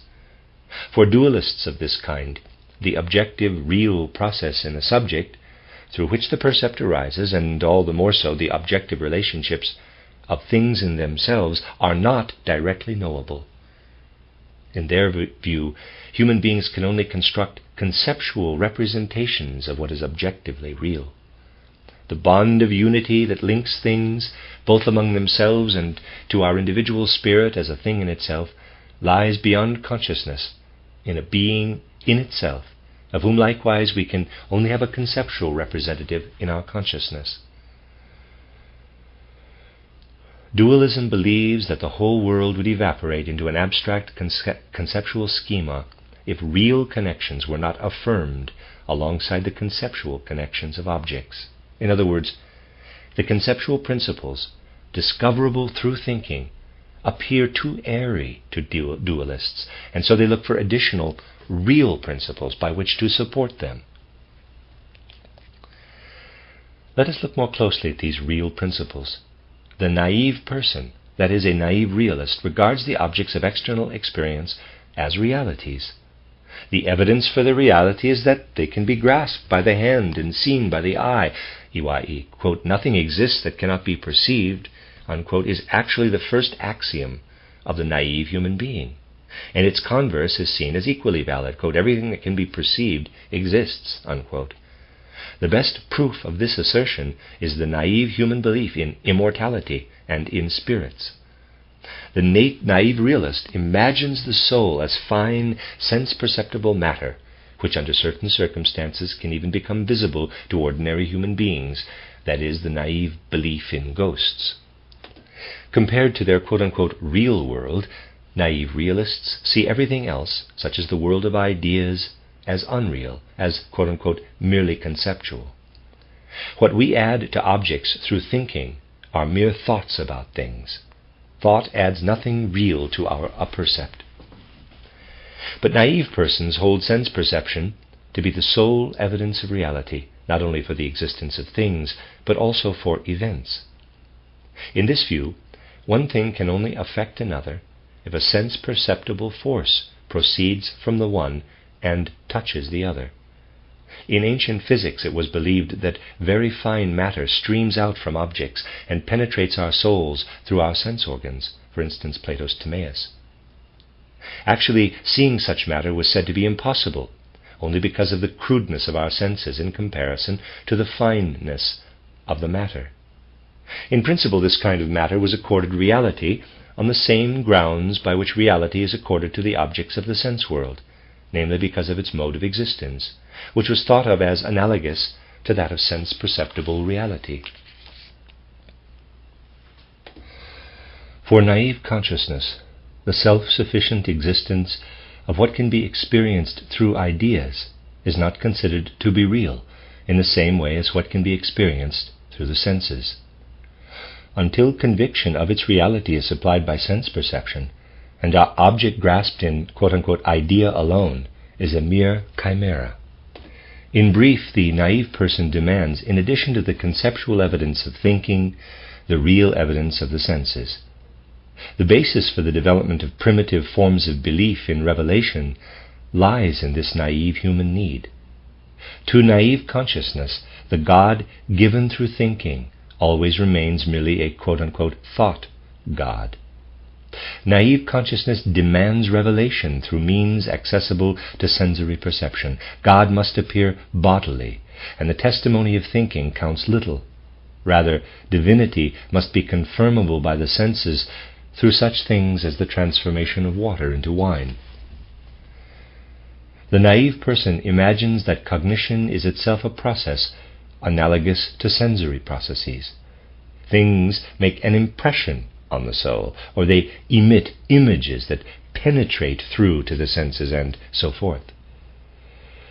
What naive human beings can perceive with their senses is considered real, and what cannot be perceived in this way, God, the soul, cognition, etc., is imagined to be analogous to what is perceived.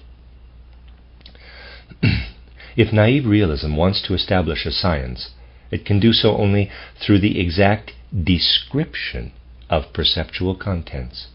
For naive realism, concepts are only means to this end. They exist to provide conceptual counter-images of the percepts. They have no significance for the things themselves. For the naive realist, only individual tulips that are seen or that can be seen count as real. The idea of a tulip counts only as an abstraction, as an unreal thought image that the soul assembles from characteristics common to all tulips. Naive realism, with its fundamental principle of the reality of everything perceived, is contradicted by experience, which teaches us that the content of perception is transient. The tulip that I see is real today. A year hence it will have vanished into nothingness. What lasts is the species of tulip. But for naive realism, this species is only an idea, not a reality. Thus the naive realist worldview is in the position of seeing its realities come and go, while what it regards as unreal is more lasting than the real. In addition to percepts, naive realism has to acknowledge something conceptual. It has to include entities that cannot be perceived with the senses. It reconciles itself to this by conceiving their modes of existence as analogous to that of sense objects. The invisible forces through which sense-perceptible things affect one another are just such hypothetically assumed realities. So too is heredity, which has effects above and beyond the individual, and which is the reason for the development out of one individual of a new individual that is similar to the first, so that the species persists. The life principle permeating the organic body is another such assumed reality. So is the soul, for which naive consciousness always forms a concept analogous to sense realities. And so, finally, is the naive human's divine being. This divine being is thought to act in a fashion that exactly corresponds to the perceptible ways in which human beings act, that is, anthropomorphically. Modern physics traces sense impressions back to processes in the smallest parts of the body, and in an infinitely fine substance, the ether, or something similar. For example, what we sense as warmth is the movement of the parts within the space occupied by the body that is the source of warmth. Here too, something imperceptible is thought of by analogy to what is perceptible. The sensory analogue of the concept body might be, in this sense, the interior of an enclosed space, in which elastic spheres move in every direction, hitting one another, bouncing off the walls, and so forth. Without such assumptions, the world of naive realism disintegrates into an incoherent aggregate of percepts, without mutual relationships, and constituting no unity. But it is clear that naive realism can arrive at its assumptions only through inconsistency. If it remains true to its fundamental proposition that only the perceived is real, then it may not assume something real where it perceives nothing. From the standpoint of naive realism, those imperceptible forces operating out of perceptible things are actually unjustified hypotheses. Because such a theory knows of no other realities, it equips its hypothetical forces with perceptual content. It attributes a form of existence, perceptual existence, to a realm where sense perception, the sole means of making an assertion about this form of existence, is lacking. This self-contradictory worldview leads to metaphysical realism. Alongside perceptible reality, metaphysical realism constructs another, imperceptible reality that it conceives as analogous to the first. Therefore, metaphysical realism is necessarily dualistic. Wherever metaphysical realism notices a relationship between perceptible things, approaching something through movement, something objective entering consciousness, etc., it posits a reality. Yet the relationship it notices cannot be perceived. It can only be expressed through thinking. This conceptual relationship is arbitrarily made into something akin to the perceptible. For this line of thinking, then, the real world is composed of perceptual objects that emerge and disappear in eternal flux, and of imperceptible forces that produce the perceptual objects and endure. Metaphysical realism is a contradictory mixture of naive realism and idealism. Its hypothetical forces are imperceptible entities with perceptible qualities. Beyond that region of the world for whose form of existence a means of cognition is present in perception, it is determined to acknowledge still another region, for which this means is inadequate, and which can be ascertained only by thinking. Metaphysical realism, however, cannot at the same time decide to recognize that the form of existence transmitted by thinking, the concept or idea, is an equally valid factor with perception. To avoid the contradiction of imperceptible percepts, we must admit that the relationships between percepts as transmitted through thinking can have no other form of existence for us than that of concepts. If we reject the invalid components of metaphysical realism, the world presents itself as the sum of percepts and their conceptual ideal relations. Thus, metaphysical realism arrives at a worldview that requires as a matter of principle that we are able to perceive percepts, while it requires us to be able to think the relations among percepts. Beside the world of percepts and concepts, this metaphysical realism can validate no third region of the world for which both principles, the so-called principle of the real and the principle of the ideal, are simultaneously valid. When metaphysical realism claims that along with the ideal relation between the perceptual object and its subject, there must exist a real relationship between the thing in itself of the percept and the thing in itself of the perceptible subject, the so-called individual spirit, then this claim rests on the false assumption of the existence of a process analogous to the processes of the sense world but imperceptible. When metaphysical realism further states that we enter into a conscious ideal relationship with our perceptual world, but can enter into a dynamic relationship of forces only with the real world, it commits the same error again. We can speak of a relationship of forces only within the perceptual world, in the area of the sense of touch, but not outside this world. The worldview into which metaphysical realism merges, when it eliminates its contradictory elements, can be called monism, because it combines one-sided realism with idealism into a higher unity. For naive realism, the real world is a sum of perceptual objects. For metaphysical realism, imperceptible forces, as well as percepts, attain reality. Monism replaces these forces with the conceptual connections achieved through thinking. But these connections are the laws of nature. A natural law, after all, is nothing other than a conceptual expression for the connection between certain percepts. Monism never has to seek for explanatory principles of reality outside percepts and concepts. Monism realizes that in the whole realm of reality there is never occasion to do so. It sees the perceptual world, as it appears immediately to our perceiving, as something half real. It finds full reality in the union of that world with the conceptual world.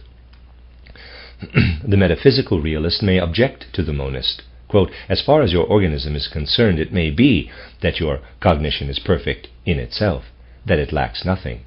But you do not know how the world would be reflected in an intelligence organized differently from your own. Unquote. To this monism will respond, quote, if there are non-human intelligences whose percepts have a form different from our own, what has meaning for me is still only what reaches me through my perceiving and concepts. Unquote. Through my perceiving, in fact, through specifically human perceiving, I am located as a subject over against an object. The connection between things is thus interrupted. The subject then restores that connection through thinking. Thereby it reintegrates itself into the world as a whole. Since it is only through our own subject that the whole appears to be torn apart at the place between our percept and our concept, it is also in union of those two that true cognition is given. For beings with a different perceptual world, for example beings with double the number of sense organs, the connection would appear interrupted at a different place, and its reunion would accordingly have to take a form specific to those beings. The question of limits to cognition exists only for naive and metaphysical realism, both of which see in the soul's content only a conceptual representation of the world. For them, what exists outside the subject is something absolute, something self-existent, and the content of the subject is a picture of this absolute, standing completely apart from it. The completeness of the cognition depends on the degree of similarity between the picture and the absolute object. A being with fewer senses than human beings have will perceive less of the world. One with more senses will perceive more. The former will therefore have less complete knowledge than the latter. For monism, things are otherwise. The organization of the perceiving being determines where the connectedness of the world will seem torn apart into subject and object. The object is not absolute, merely relative to the particular subject. By the same token, the opposition can be bridged only in the specific way appropriate to human subjects. As soon as the capital I, which is separated from the world in perceiving, reintegrates itself into the connectedness of the world through its thinking contemplation, then all further questioning ceases, since it was only a result of the separation. A differently constituted being would have a differently constituted cognition. Our own cognition is sufficient to answer the questions posed by our own nature. Metaphysical realism must ask, how is what is given to us as perception given? How is the subject affected? For monism, the percept is determined by the subject, but at the same time the subject has the means in thinking to cancel out what it is itself determined. Metaphysical realists face a further difficulty when they seek to explain the similarity of the world pictures of different human individuals. They have to ask themselves, quote, how is it that the world picture that I construct out of my subjectively determined percepts and concepts is equivalent to those that other human individuals construct from the same two factors that are subjective to them? From my own subjective world picture, how can I draw any conclusions about that of another human being? Unquote. Because people manage to get along with one another in practice, the metaphysical realist believes it possible to infer the similarity of their subjective world pictures. From the similarity of these world pictures, a further inference is then drawn regarding the similarity of the individual spirits, the I capital, in itself, underlying the separate human perceptual subjects. This kind of conclusion infers from a sum of effects the character of their underlying causes. After a sufficient number of cases, we believe that we understand the situation enough to know how the inferred causes will operate in other cases. We call such an inference an inductive inference. If further observation yields something unexpected, we will find ourselves forced to modify its results, because the character of the result is, after all, determined only by the individual form of our observations. Yet, according to the metaphysical realist, this conditional knowledge of causes is perfectly sufficient for practical life. Inductive inference is the methodological foundation of modern metaphysical realism. Once people believed that from concepts they could evolve something that was no longer a concept.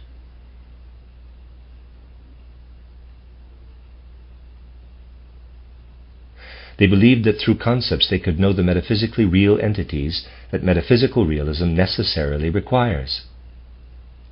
Today, this kind of philosophy belongs to a vanquished past. Instead, we believe that from a sufficient number of perceptual facts, we can infer the character of the thing in itself underlying those facts. Just as earlier people sought to develop the metaphysical from concepts, they seek today to develop it from percepts. Some concepts were present to people in transparent clarity. They believed that they could deduce the metaphysical from them too with absolute certainty. But percepts are not so transparent to us. Each successive percept appears somewhat different from those of the same kind that preceded it. What is inferred from the earlier ones is consequently somewhat modified by each successive percept. Therefore, the form that we thus give to the metaphysical can be called only relatively correct. It is subject to correction by future cases. Edward von Hartmann's metaphysics is characterized by this methodological principle. Hence, on the title page of his first major work, he placed the motto, "Speculative results following the inductive method of natural science." Unquote. The form that metaphysical realists give to things in themselves today is arrived at through inductive inferences. By reflecting on the process of cognition, they have convinced themselves of the existence of an objectively real-world continuity alongside what is, quote-unquote, subjectively cognizable through percept and concept. They believe they can determine how this objective reality is constituted by inductive inference from their percepts. That is the end of Chapter 7. This is the addendum to the new edition, 1918. Certain ideas based on natural scientific study will always pose distractions for the kind of unprejudiced observation of experience in percepts and concepts that I have tried to present in the preceding discussion. According to modern science, for instance, the eye perceives colors in the light spectrum from red to violet. Beyond violet there are forces of radiation, corresponding to no color percept in the eye, but rather only to a chemical effect. In the same way, beyond the red limit, there are radiations that manifest only as warmth. Consideration of these and similar phenomena leads to the view that the range of the human perceptual world is determined by the range of the human senses, and humans would face an altogether different world if they had additional or completely different senses. Anyone who indulges in extravagant fantasies, for which the brilliant discoveries of current natural science offer quite seductive opportunities, can easily conclude that after all nothing enters the human field of observation but what can affect the senses formed by our bodily organization. We have no right, then, to regard what we perceive because of our bodily organization as any standard of reality. Each new sense would place before us a different picture of reality. Within appropriate limits, this view is thoroughly justified. But those who allow themselves to be misled by this opinion and prevented from an unprejudiced observation of the relationship between percepts and concepts expressed here are sealing off the path to a knowledge of the world and of human beings that is rooted in reality. To experience the essence of thinking, that is, actively to elaborate the conceptual world, is something completely different from the experience of something perceptible through the senses. Whatever senses human beings might have, not one could give us reality if our thinking did not permeate what is perceived through them with concepts. However constituted, any sense permeated by concepts in this way offers human beings the possibility of living in reality. The fantasy of the completely different perceptual picture possible with other senses has nothing to do with the question of how human beings stand in the real world. We must realize that every perceptual picture takes its form from the organization of the perceiving entity, but that the perceptual picture permeated by an actually experienced thinking contemplation leads us into reality. It is not the fantasy depiction of how differently a world would look for other than human senses that can enable us to seek knowledge of our relationship to the world. Rather, it is the insight that every percept gives only a part of the reality hidden within it, and that it thus directs us away from its own reality. This insight is then joined by another, that thinking leads us into the part of the percept's reality that was hidden by the percept itself. In the field of experimental physics, it is sometimes necessary to speak not of elements that are immediately perceptible, but of unobservable quantities, such as lines of electric or magnetic force.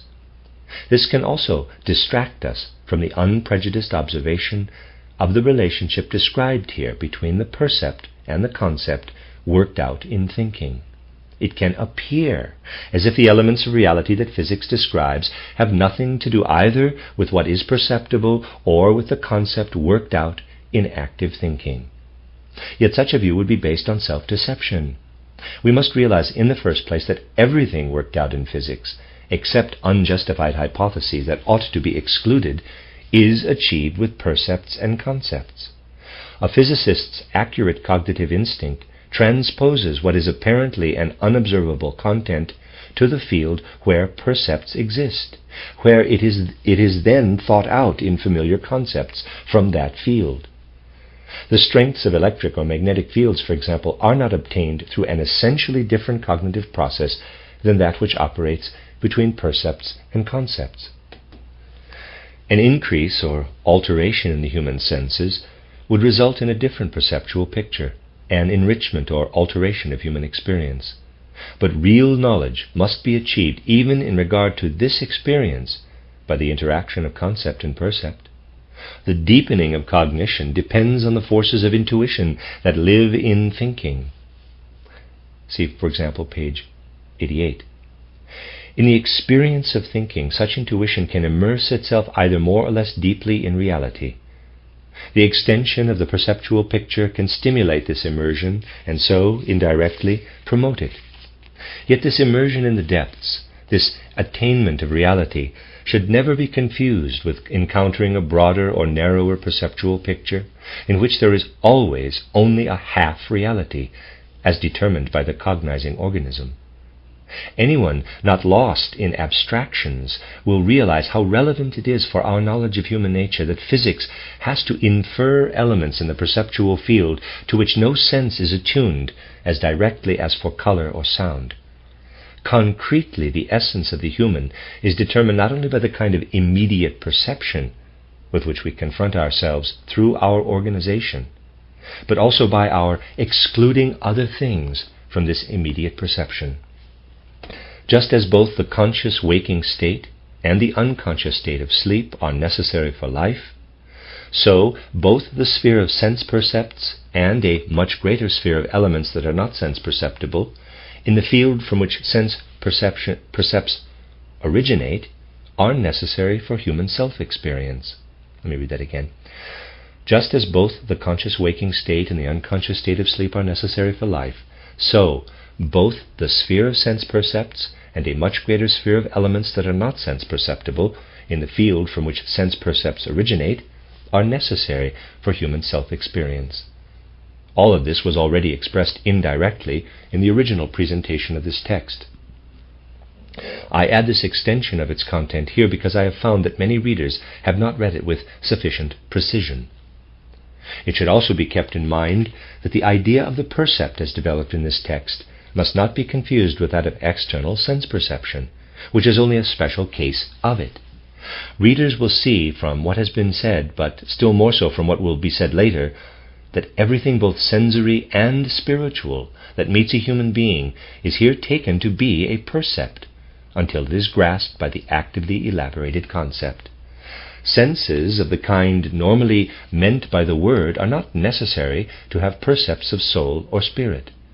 One could object that such an extension of normal linguistic usage is illegitimate, but it is absolutely necessary unless we want our cognitive growth in certain areas to be held in chains by linguistic custom. Anyone who speaks of perception only as sense perception will not arrive at a concept appropriate for knowledge, even knowledge of this same sense perception. Sometimes we must extend a concept so that it can have an appropriate meaning in a narrower field. Sometimes, too, we must add something to what a concept initially calls to mind, so that what is thought of initially can be justified or adjusted. Thus, on page 100 of this book, we read that, quote, "A mental picture, then, is an individualized concept," unquote. I have heard the objection that this is an unusual use of words. But if we are to understand what a mental picture really is, this usage is necessary. What would become of the progress of knowledge if everyone who has to adjust concepts meets with the objection, quote, "That is an unusual use of words," unquote. End of addendum. End of this reading section. This is part 6 from A Philosophy of Freedom, Intuitive Thinking as a Spiritual Path by Rudolf Steiner. This is part 2, Practice, the Reality of Freedom. Chapter 8, The Factors of Life. Let us recapitulate what we have gained through the previous chapters. The world comes to meet me as a multiplicity, a sum of separate details. As a human being, I am myself one of these details, an entity among other entities. We call this form of the world simply the given, and insofar as we do not develop it through conscious activity, but find it ready-made, we call it percept. Within the world of percepts we perceive ourselves. But if something did not emerge out of this self-percept that proved capable of linking both percepts in general and also the sum of all other percepts with the percept of ourself, our self-percept would remain simply one among many. This emerging something, however, is no longer a mere percept, nor is it, like percepts, simply present. It is produced through activity and initially appears linked to what we perceive as ourself. But its inner meaning reaches beyond the self. It adds conceptual determinates to individual percepts, but these conceptual determinates relate to one another and are grounded in a whole. It determines conceptually what is achieved through self-perception conceptually, just as it determines all other percepts. It places this as the subject, or capital I, over against objects. This something is thinking, and the conceptual determinates are concepts and ideas. Thus, thinking first expresses itself in the percept of the self, but it is not merely subjective, for the self characterizes itself as subject only with the help of thinking. Such self-reference in thought is one way that we determine our personality in life. Through it we lead a purely conceptual existence. Through it we feel ourselves as thinking beings. Were it unaccompanied by other ways of determining ourself, this determination of our personality would remain purely conceptual, logical. Then we would be beings whose lives were limited to establishing purely conceptual relationships among percepts, and between percepts and ourselves. Now, if we call the establishment of such a relationship in thought cognition, and the state of the self achieved through it knowledge, then, if the assumption just mentioned applied, we would have to regard ourselves as merely cognizing or knowing beings. But this assumption does not hold. As we have seen, we do not relate percepts to ourselves only through concepts, but also through feeling. Therefore, we are not beings with merely conceptual content to our lives. The naive realist, in fact, sees in the feeling life a more real expression of the personality than in the purely conceptual element of knowledge. And if the matter is judged from that standpoint, this view is quite correct. At first, feeling is exactly similar on the subjective side to the percept on the objective side. Therefore, according to the fundamental proposition of naive realism, everything that can be perceived is real, feeling guarantees the reality of one's own personality. Yet monism, as understood here, must acknowledge that a feeling, if it is to appear to us in its full reality, requires the same kind of completion as any other percept. For monism, feeling is an incomplete reality, that in the form in which it is given to us at first, does not yet contain its second factor, the concept or idea.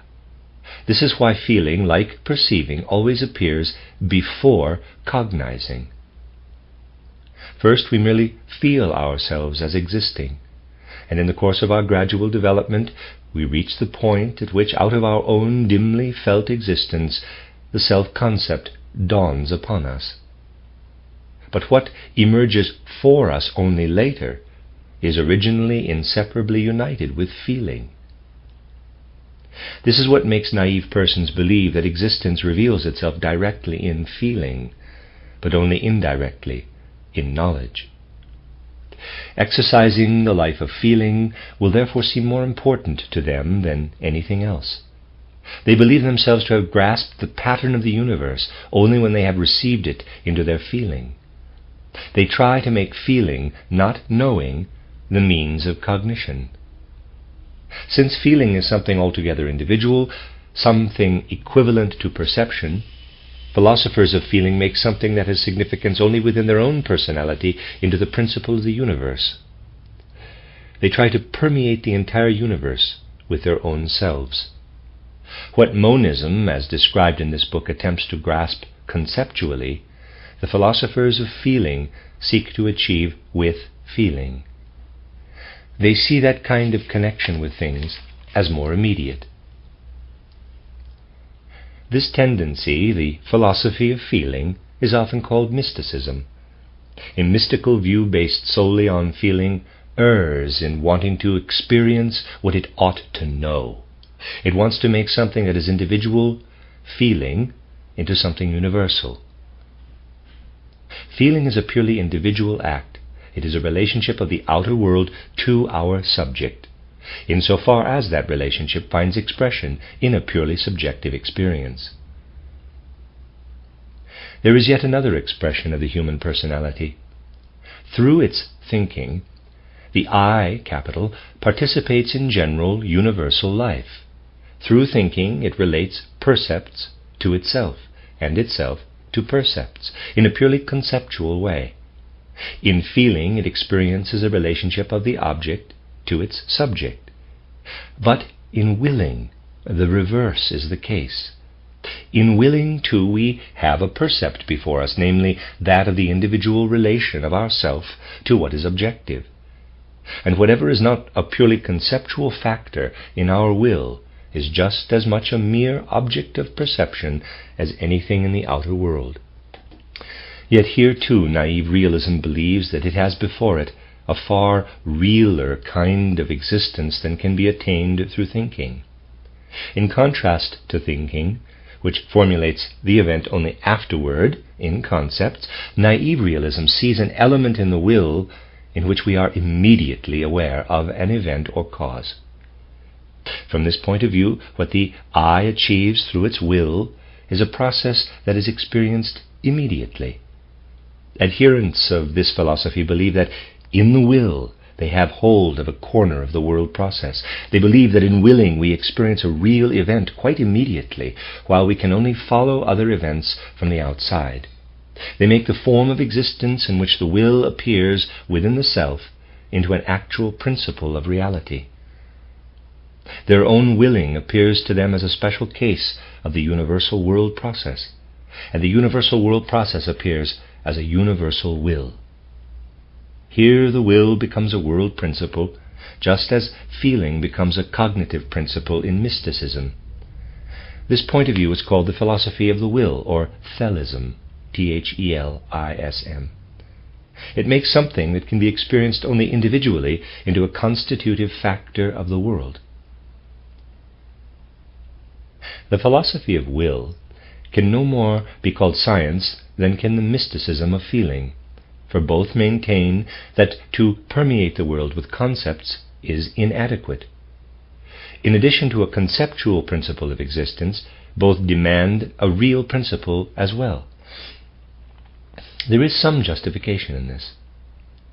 But since we can grasp these so-called real principles only through our perception, the claims of both mysticism of feeling and philosophy of the will are identical with the view that we have two sources of knowledge, thinking and perceiving, the latter expressing itself as individual experience in feeling and in will.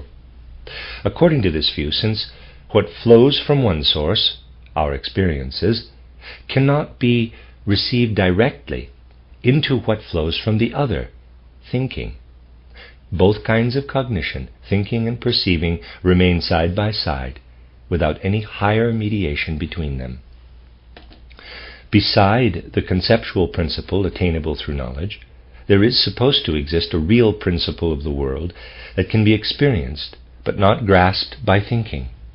In other words, because they subscribe to the proposition that what is directly perceived is real, mysticism of feeling and the philosophy of will are both types of naive realism. Yet compared to the original naive realism, they commit the further inconsistency of making a specific form of perceiving, feeling, or willing into the sole means of cognizing existence. But they can do so only by subscribing to the general proposition that what has been perceived is real. On that basis, however, they would also have to ascribe an equivalent cognitive value to external perceiving. The philosophy of will becomes metaphysical realism when it transfers the will into those realms of existence where immediate experience of it is not possible in the same way as it is in one's own subject. It assumes the existence outside the subject of a hypothetical principle, the sole criterion for whose reality is subjective experience. As metaphysical realism, the philosophy of the will succumbs to the criticism given in the previous chapter, which the contradictory aspect of every metaphysical realism must recognize and overcome, that the will is only a universal world process to the extent that it relates to the rest of the world conceptually. The end of chapter 8. This is the addendum to the new edition, 1918. The difficulty of grasping thinking in its essence by observing it consists in this. When the soul wants to bring it into the focus of attention, this essence has all too easily already slipped away from the observing soul. All that is left for the soul, then, is the dead abstraction, the corpse of living thinking. If we look only at this abstraction, we can easily feel drawn to the mysticism of feeling or the metaphysics of will, which seems so quote-unquote full of life. We find it strange if anyone seeks to grasp the essence of reality in quote-unquote mere thoughts. But whoever truly manages to experience life within thinking sees that dwelling in mere feelings or contemplating the element of the will cannot even be compared with, let alone ranked above, the inner richness and the experience, the inner calmness and mobility in the life of thinking. It is precisely the richness, the inner fullness of experience that makes its reflection in normal consciousness seem dead and abstract. No other activity of the human soul is as easily misunderstood as thinking. Feeling and willing warm the human soul, even when we look back and recollect their original state, while thinking all too easily leaves us cold. It seems to dry out the life of the soul. Yet this is only the sharply contoured shadow of the reality of thinking, a reality interwoven with light, dipping down warmly into the phenomena of the world. This dipping down occurs with a power that flows forth in the activity of thinking itself, the power of love in spiritual form. One should not object that to speak of love in active thinking is to displace a feeling, love, into thinking.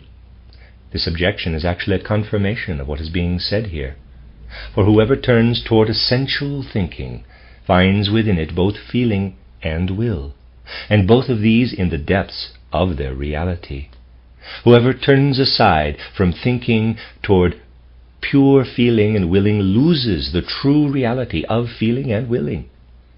If we experience thinking intuitively, we also do justice to the experience of feeling and will.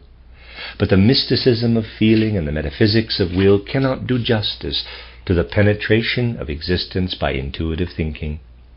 Those views all too easily conclude that it is they who stand within reality, while intuitive thinkers, devoid of feeling and estranged from reality, form only a shadowy, cold picture of the world in abstract thoughts. End of the addendum. Chapter 9. The idea of freedom. For cognition, the concept of a tree is determined by the percept of a tree. Faced with a specific percept, I can select only a very specific concept out of the general conceptual system. The connection between a concept and a percept is indirectly and objectively determined by thinking about the percept. The percept's connection with its concept is recognized after the act of perception, but their belonging together is determined by the situation itself. The process presents itself differently when we examine cognition itself, or the relationship between human beings and the world through cognition. In the preceding discussion, an attempt was made to show that it is possible to clarify this relationship through unprejudiced observation. A proper understanding of such observation leads to the insight that thinking can be beheld directly as a self-enclosed entity. Those who find it necessary to explain thinking as such by appealing to something else, such as physical processes in the brain or unconscious mental processes lying behind observed conscious thinking, misunderstand what the unprejudiced observation of thinking provides. To observe thinking is to live during the observation immediately within the weaving of a self-supporting spiritual entity. We could even say that whoever wants to grasp the essence of the spirit in the form in which it first presents itself to human beings can do so in the self-sustaining activity of thinking. In examining thinking itself, two things coincide that otherwise must always appear as separated: concepts and percepts. If we do not understand this, the concepts developed in response to percepts will seem to us to be shadowy copies of these percepts, while the percepts themselves will seem to present us with true reality. We will also build a metaphysical world for ourselves on the pattern of the perceived world. Following the style of our mental imagery, we will call this metaphysical world the atomic world, the world of the will, or of the unconscious spirit, and so forth. And we will fail to see how in all of this we have built up only a hypothetical metaphysical world on the pattern of our perceptual world. But if we see what is really present in thinking, we will recognize that only one part of reality is present in the percept, and that we experience the other part, which belongs to it and is necessary for it to appear as full reality, in the permeation of the percept by thinking. We shall then see in what appears in consciousness as thinking not a shadowy copy of reality, but a spiritual essence that sustains itself. Of this spiritual essence, we can say that it becomes present to our consciousness through intuition. Intuition is the conscious experience within what is purely spiritual of a purely spiritual content. The essence of thinking can be grasped only through intuition. Only when by means of unprejudiced observation we have wrestled through to a recognition of this truth about the intuitive essence of thinking can we obtain a clear path to insight into the human organization of body and soul. We then recognize that this organization can have no effect on the essence of thinking, even though the facts initially seem to contradict this. In normal experience, human thinking appears only in and through the organization of body and soul. This organization makes itself felt so strongly in thinking that its true significance can only be seen by someone who has recognized that nothing of that organization plays a part in the essential nature of thinking. But such a person will also see what a peculiar kind of relationship exists between this human organization and thinking. For our organization has no effect on the essence of thinking, but rather retreats when the activity of thinking appears. Our organization suspends its own activity. It makes room, and in the space that has been made free, thinking appears. The effective essence in thinking has a double function. First, it represses the human organization's own activity, and second, it replaces that activity with itself. Even the first of these, the repression of the bodily organization, is a result of thinking activity, of the part of that activity that prepares the appearance of thinking. We can see from this in what sense thinking is reflected in the bodily organization. Once we see this, we will no longer be able to mistake the significance of that reflection and take it for thinking itself. If we walk over softened ground, our footsteps dig into the earth.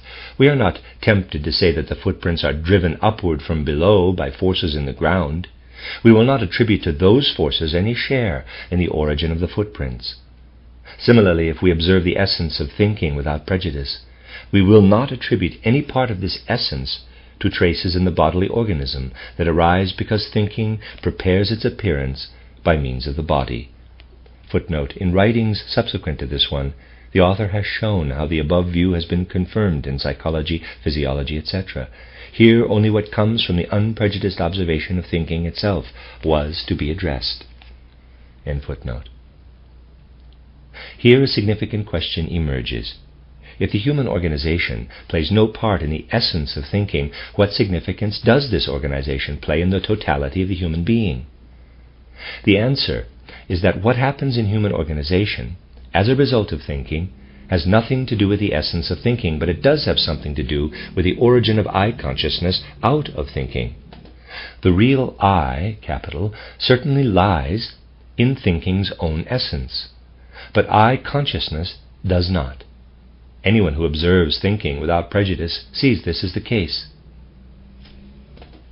The I is to be found in thinking, but I consciousness appears because the traces of thinking activity are engraved in general consciousness as characterized above.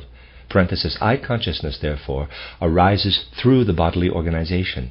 But let us not confuse this with the claim that I consciousness, once arisen, remains dependent on the bodily organization. Once arisen, it is taken up into thinking, and thereafter shares in thinking's spiritual being. Parenthesis. I consciousness is based on the human organization from which our acts of will flow. Following the preceding discussion, insight into the connection between thinking, the conscious, let me read that again. Following the preceding discussion, insight into the connection between thinking, the conscious I, and acts of will can be achieved only if we first observe how an act of will proceeds from the human organization. For an individual act of will, we must consider both the motive and the motive power. The motive is a conceptual or mentally pictured factor. The motive power is the factor of willing that is conditioned directly within the human organization. The conceptual factor, or motive, is the momentary determining principle of willing.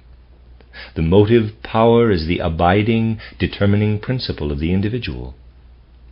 A motive can be a pure concept, or a concept with a specific relation to perceiving, that is a mental picture. By affecting a human individual and by determining that individual to act in a certain direction, general and individualized concepts, mental pictures, become motives of willing. Yet one and the same concept, or one and the same mental picture, has different effects on different individuals. The same concept or mental picture can cause different people to perform different acts. Willing, then, is not merely the result of the concept or mental picture, but also of the individual human makeup. We shall call this individual makeup, following Edward von Hartmann, the characterological disposition. The way in which concepts and mental pictures work upon someone's characterological disposition gives that person's life a specific moral or ethical stamp. Our characterological disposition is shaped by the more or less lasting content of our subjective life, in other words, by the content of our mental pictures and feelings. Whether or not a mental picture currently arising within me stimulates my willing depends on how it relates itself to the rest of my mental pictures, as well as to my idiosyncrasies of feeling. My store of mental pictures is determined in turn by the sum of concepts that have come into contact with percepts in the course of my individual life, that is, by the concepts that have become mental pictures.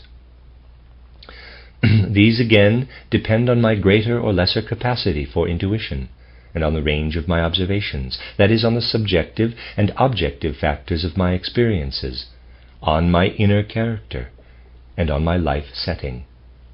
My feeling life is especially important in determining my characterological disposition. Whether or not I make a particular mental picture or concept a motive for action depends upon whether it gives me joy or pain. These are the elements to be considered in an act of will. The immediate mental picture or concept becomes a motive and determines the goal or purpose of my willing. My characterological disposition determines whether or not I will direct my activity toward that goal. The mental picture of taking a walk during the next half hour determines the goal of my activity. This mental picture, however, is elevated into a motive of willing only if it encounters a suitable characterological disposition. That is, if in my life to date I have developed mental pictures of, for example, the usefulness of taking walks and the value of health, and further, if the mental picture of taking walks is linked in me with feelings of pleasure. Thus, we must distinguish between 1. The possible subjective dispositions that are suited to making specific mental pictures and concepts into motives, and 2. The possible mental pictures and concepts that are capable of influencing my characterological disposition so that an act of will results. The former represent the motive powers, the latter the goals of morality. By identifying the elements that compose an individual life, we can discover the motive powers of morality. The first level of individual life is perceiving, particularly the perceiving of the senses. In this region of individual life, perceiving is immediately, without any intervening feeling or concept, transformed into willing. The motive power under consideration here is simply called drive. Satisfaction of our lower, purely animal needs, hunger, sexual intercourse, etc., occurs in this way. The special characteristic of the life of the drives is the immediacy with which the individual percept activates our willing. This immediacy, originally belonging only to the lower sense life, can also be extended to the percepts of the higher senses. We react to the percept of some event in the external world without further reflection and without linking a special feeling to it, as occurs in conventional social behavior. We call the motive power here tact or moral taste. The more such an immediate reaction to a percept occurs, the more suited the person in question will be to act purely under the influence of tact. That is, tact becomes the characterological disposition. The second sphere of human life is feeling. Particular feelings accompany percepts of the external world. These feelings can become motive powers for action. If I see a hungry person, my compassion can form the motive power to act. Such feelings include shame, pride, sense of honor, humility, remorse, compassion, vengeance, gratitude, piety, loyalty, love, and duty. Footnote: a complete catalogue of the principles of morality from the standpoint of metaphysical realism can be found in Edward von Hartmann's Die Phänomenologie des sittlichen Bewusstseins. Finally, the third level of life is thinking and mental picturing. Through mere reflection, a mental picture or concept can become a motive for action. Mental pictures become motives because in the course of life we constantly link certain goals of our will to percepts that recur repeatedly in more or less modified form. Therefore, people who are not without experience are always aware, along with certain percepts, of mental pictures of actions they themselves have performed or seen others perform in similar cases. These mental pictures float before them as defining patterns for all later decisions. They become part of their characterological disposition. We can call this motive power of the will practical experience. Practical experience merges gradually into purely tactful action. This happens when certain typical pictures of actions have become so firmly connected in our consciousness with mental pictures of certain situations in life that we may, in any given instance, skip over all deliberation based on experience and go immediately from the percept into willing. The highest stage of individual life is conceptual thinking, without reference to a specific perceptual content. We determine the content of a concept out of the conceptual sphere through pure intuition. Such a concept initially contains no reference to specific percepts. If we enter into willing under the influence of a concept referring to a percept, that is to say, a mental picture, then it is this percept that determines our willing through the detour of conceptual thinking. If we act under the influence of intuitions, then the motive power of our action is pure thinking. Since it is customary in philosophy to designate the capacity for pure thinking as quote-unquote reason, we are fully justified in calling the moral driving force characteristic of this stage practical reason. The clearest account of this motive force of the will has been given by Kryenbuhl. I count his essay on the topic among the most significant creations of contemporary philosophy, particularly of ethics. Footnote: Philosophische Monatshefte, Band 18, Heft 3, 1882, available as Kryenbuhl, Ethical Spiritual Activity in Kant, translated by Harold Jürgen, Spring Valley Mercury Press. Kryenbuhl was a Swiss scholar, teacher, journalist, seeker after truth, and lecturer on Platonic philosophy. He wrote, among others, on Schiller, Plato, Pestalozzi, the Gospel of St. John, and the history of philosophy. End footnote. Kryenbuhl calls the motive power in question practical a priori, that is, an impulse to act flowing directly from my intuition. Clearly, such an impulse no longer belongs, strictly speaking, to the realm of characterological dispositions. For what is active here as the motive power is no longer something merely individual in me, but the conceptual and therefore universal content of my intuition. As soon as I recognize the justification for making this content the basis and starting point for an action, I enter into willing, regardless of whether the concept was already present in me beforehand or only entered my consciousness immediately before the action. That is, regardless of whether or not it was already present in me as disposition. An act of will is real only if a momentary impulse of action influences the characterological disposition in the form of a concept or mental picture. Such an impulse then becomes a motive of willing. The motives of morality are mental pictures and concepts. There are ethicists who also see a motive of morality in feelings. They claim, for example, that the aim of moral action is to promote the greatest possible amount of pleasure in the acting individual. But only the mental picture of pleasure, not pleasure itself, can become a motive. The mental picture of a future feeling, but not the feeling itself, can affect my characterological disposition.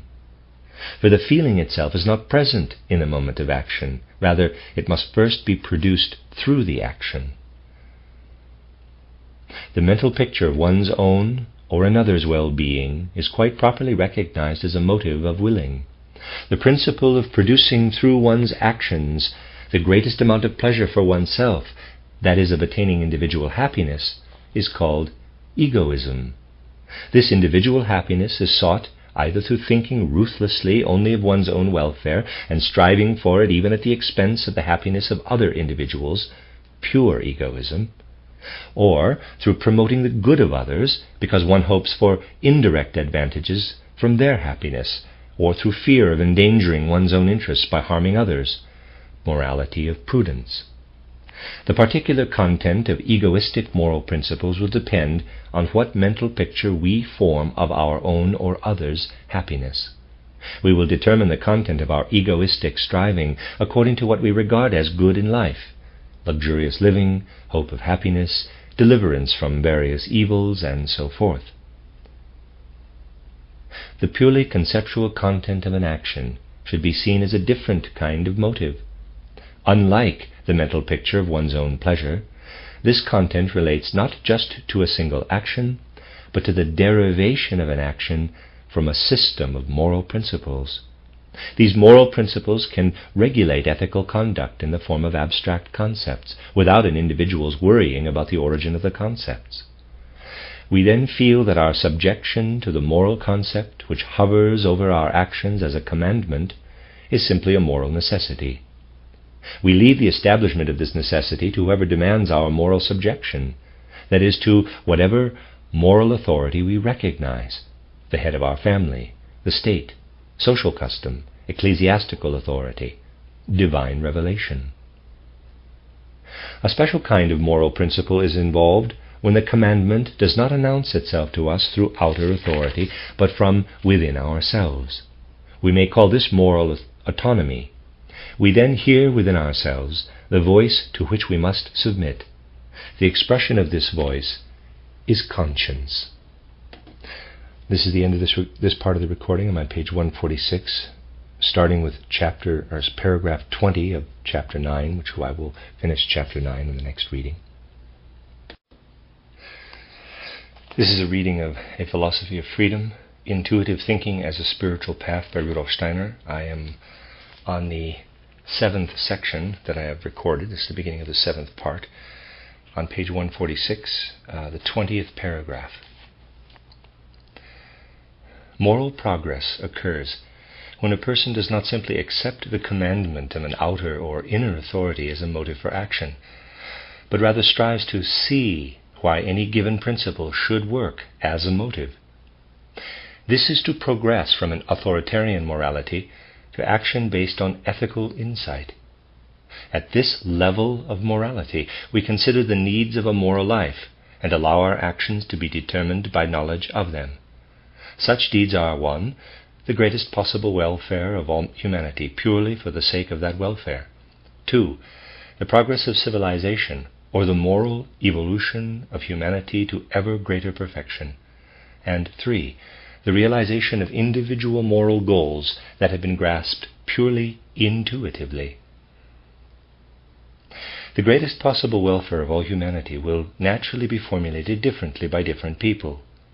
This phrase does not refer to a particular mental picture of such welfare, but to the idea that those individuals who recognize this principle strive to do whatever they think will most promote the welfare of all humanity. For those who associate a feeling of pleasure with the benefits of civilization, the progress of civilization turns out to be a special case of the moral principle of greatest possible welfare.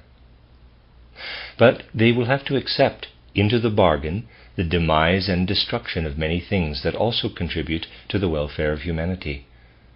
However, it is also possible that someone could see ethical necessity in the progress of civilization, quite apart from the feeling of pleasure associated with it. For such a person, then, it is a distinct moral principle in addition to the previous one. The principle of the welfare of all, like that of the progress of civilization, depends on a mental picture, that is to say, on the relationship that we make between the content of ethical ideas and particular experiences, percepts. But the highest ethical principle of which we can think is that which contains no such relationship in advance, but rather springs from the source of pure intuition, and only afterwards seeks a relationship to a percept, to life. Here the determination of what is to be willed proceeds from a different source than in the previous examples. Those who honor the ethical principle of the good of all will in their actions ask first what their ideals contribute to that good. Those who adhere to the ethical principle of the progress of civilization will do the same. Yet there is a higher way that does not proceed from one definite single ethical goal in each case, but assumes a certain value to all ethical maxims, and in each case asks whether one or the other moral principle is more important. In certain circumstances I might regard promotion of cultural progress as right, and make it into the motive of my action. In others, promotion of the good of the whole, and in a third case, promotion of my own welfare. But if all other reasons determining action move to second place, then conceptual intuition itself has primary consideration. The other motives now step down from the leading position, and the ideal content of the action alone operates as its motive. We described the stage of characterological disposition that works as pure thinking, or practical reason, as the highest. We have now described conceptual intuition as the highest motive. More exact reflection soon reveals that motive power and motive coincide at this level of morality. That is, neither a previously determined characterological disposition nor an outer ethical principle, taken as a standard, influences our action. The action is therefore not executed robotically according to certain rules, nor is it action performed automatically in response to outer pressure, but rather it is action determined solely by its own conceptual content. Such an action presupposes the capacity for moral intuitions. Whoever lacks the capacity to experience the particular ethical principle of each individual case will also never achieve truly individual willing. The exact opposite of this ethical principle is the Kantian. Act in such a way that the bases of your action are applicable to all human beings. This sentence is the death of all individual impulses of action. My standard cannot be how all humans would act, but rather what I am to do in the individual case. A superficial judgment might perhaps object to these arguments by saying, how can an action be formed individually for the particular case and the particular situation, and yet simultaneously be determined purely conceptually, out of intuition? This objection rests on confusing the ethical motive with the perceptible content of an action. The latter can be a motive, and even is so, for example, in the case of the progress of civilization, in egoistic actions, etc. In actions based on purely ethical intuition, it is not the motive. Naturally, my capital I directs its gaze toward the perceptual content, but it does not allow itself to be determined by it. The content is used only to form a cognitive concept for oneself. The corresponding moral concept is not derived by the I from the object. The cognitive concept of a particular situation that I encounter is also a moral concept only when I come from the standpoint of a particular moral principle. If I wanted to base all my actions on the moral evolution of civilization, then I would have fixed marching orders. From every event that I perceive and that can possibly concern me, an ethical duty immediately arises, namely to do my part so that the event in question serves the evolution of civilization. In addition to the concept which reveals to me the context of an event or thing in natural law, the event or thing also has an ethical label with instructions addressed to me, the moral being, about how I should behave. Such a moral label is legitimate in its sphere, but on a higher level it coincides with the idea that reveals itself to me when I face a concrete situation. People vary in their capacity for intuition. For one person, ideas just bubble up, while another achieves them by much labor. The situations in which people live and which serve as the scene of their activity are no less varied. How I act will therefore depend on how my capacity for intuition works in relation to a particular situation. The sum of ideas active within us, the real content of our intuitions, constitutes what is individual in each of us, notwithstanding the universality of the world of ideas. To the extent that the intuitive content turns into action, it is the ethical content of the individual. Allowing this intuitive content to live itself out fully is the highest driving force of morality. At the same time, it is the highest motive of those who realize that in the end all other moral principles unite within it. We can call this standpoint ethical individualism. What is decisive in an intuitively determined action in a concrete instance is the discovery of the corresponding completely individual intuition. At this level of morality, we can speak of general moral concepts, norms or laws, only to the extent that they result from the generalization of individual impulses. General norms always presuppose concrete facts from which they can be derived, but facts are first created by human action. When we seek for laws or concepts in the actions of individuals, peoples, and eras, we discover an ethics that is not a science of ethical norms, but a natural history of morality. Only the laws obtained in this way relate to human conduct as natural laws relate to a particular phenomenon. But they are by no means identical with the impulses on which we base our actions. If we want to understand how a human action springs from ethical willing, we must look first to the relationship of that willing to the action in question. First, we must focus on actions for which this relationship is decisive. If I or another later reflect upon such an action, If I or another later reflect upon such an action, then we can discover which ethical principles are relevant. While I am acting, An ethical principle moves me to the extent that it can live within me intuitively. It is united with love for the goal that I wish to realize through my action. I do not consult any person or code with the question, should I perform this action? I perform the action as soon as I have grasped the idea. Only in this way is it my action. The actions of those who act only because they recognize particular ethical norms result from the principles present in their moral code. Let me read that again. The actions of those who act only because they recognize particular ethical norms result from the principles present in their moral code. They are mere executors, a higher form of robot. Toss an opportunity to act into their awareness, and right away the clockwork of their moral principles sets itself in motion and runs its course in a lawful fashion to produce a Christian, humane, or apparently selfless action, or one for the sake of the progress of civilization.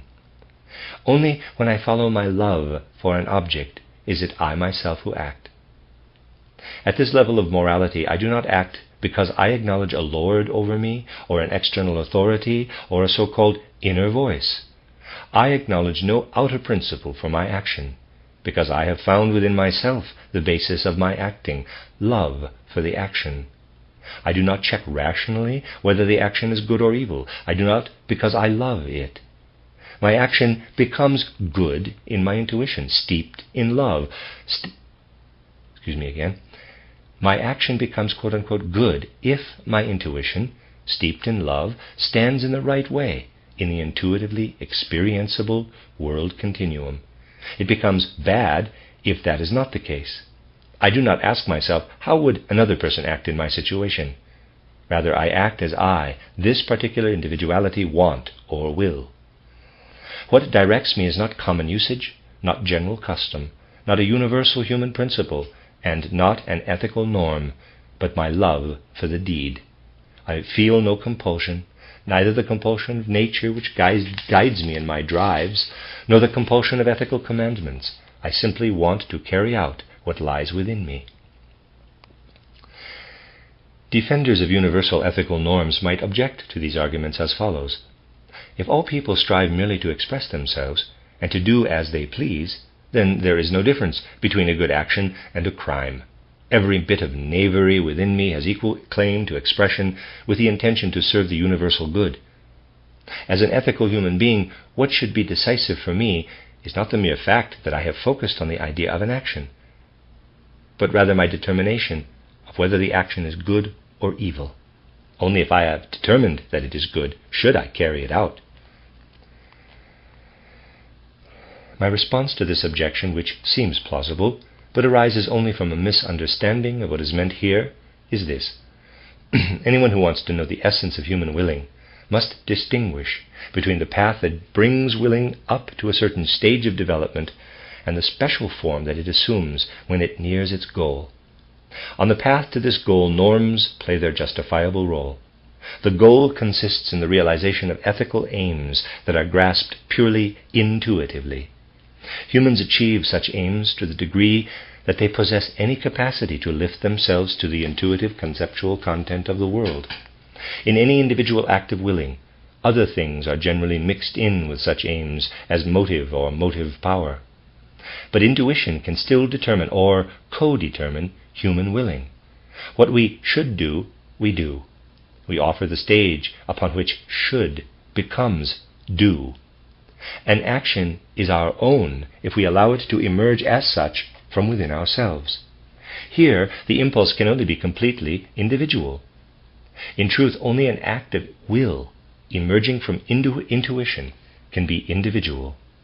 Only if blind drives are reckoned to belong to the human individuality can we see a criminal deed or evil as an expression of individuality equivalent to the incarnation of pure intuition. But the blind drive that drives someone to commit a crime does not come from intuition. It does not belong to what is individual within a person. It belongs to what is commonest, to what is equally present in all individuals, and out of which we must work our way with our individuality. What is individual in me is not my organism with its drives and feelings, but my own world of ideas that lights up within this organism. My drives, instincts, and passions establish no more in me that I belong to the general species human being. The fact that something conceptual expresses itself in a special way in those drives, passions, and feelings establishes my individuality. Through my instincts, my drives, I am the kind of person of whom there are 12 to the dozen. I am an individual by means of the particular form of the idea by which, within the dozen, I designate myself as I. Only a being other than myself could distinguish me from others by differences in my animal nature. I distinguish myself from others by my thinking, that is, by actively grasping what expresses itself in my organism as conceptuality. Thus we cannot say that the action of a criminal proceeds from an idea. In fact, what is characteristic of criminal acts is precisely that they derive from non-conceptual elements within a human being. Insofar as an action proceeds from the conceptual part of my individual being, it is felt to be free. Every other portion of an action, whether it is performed under the compulsion of nature or according to the requirement of an ethical norm, is felt to be unfree. Humans are free to the extent that they are able to obey themselves at each instant of their lives.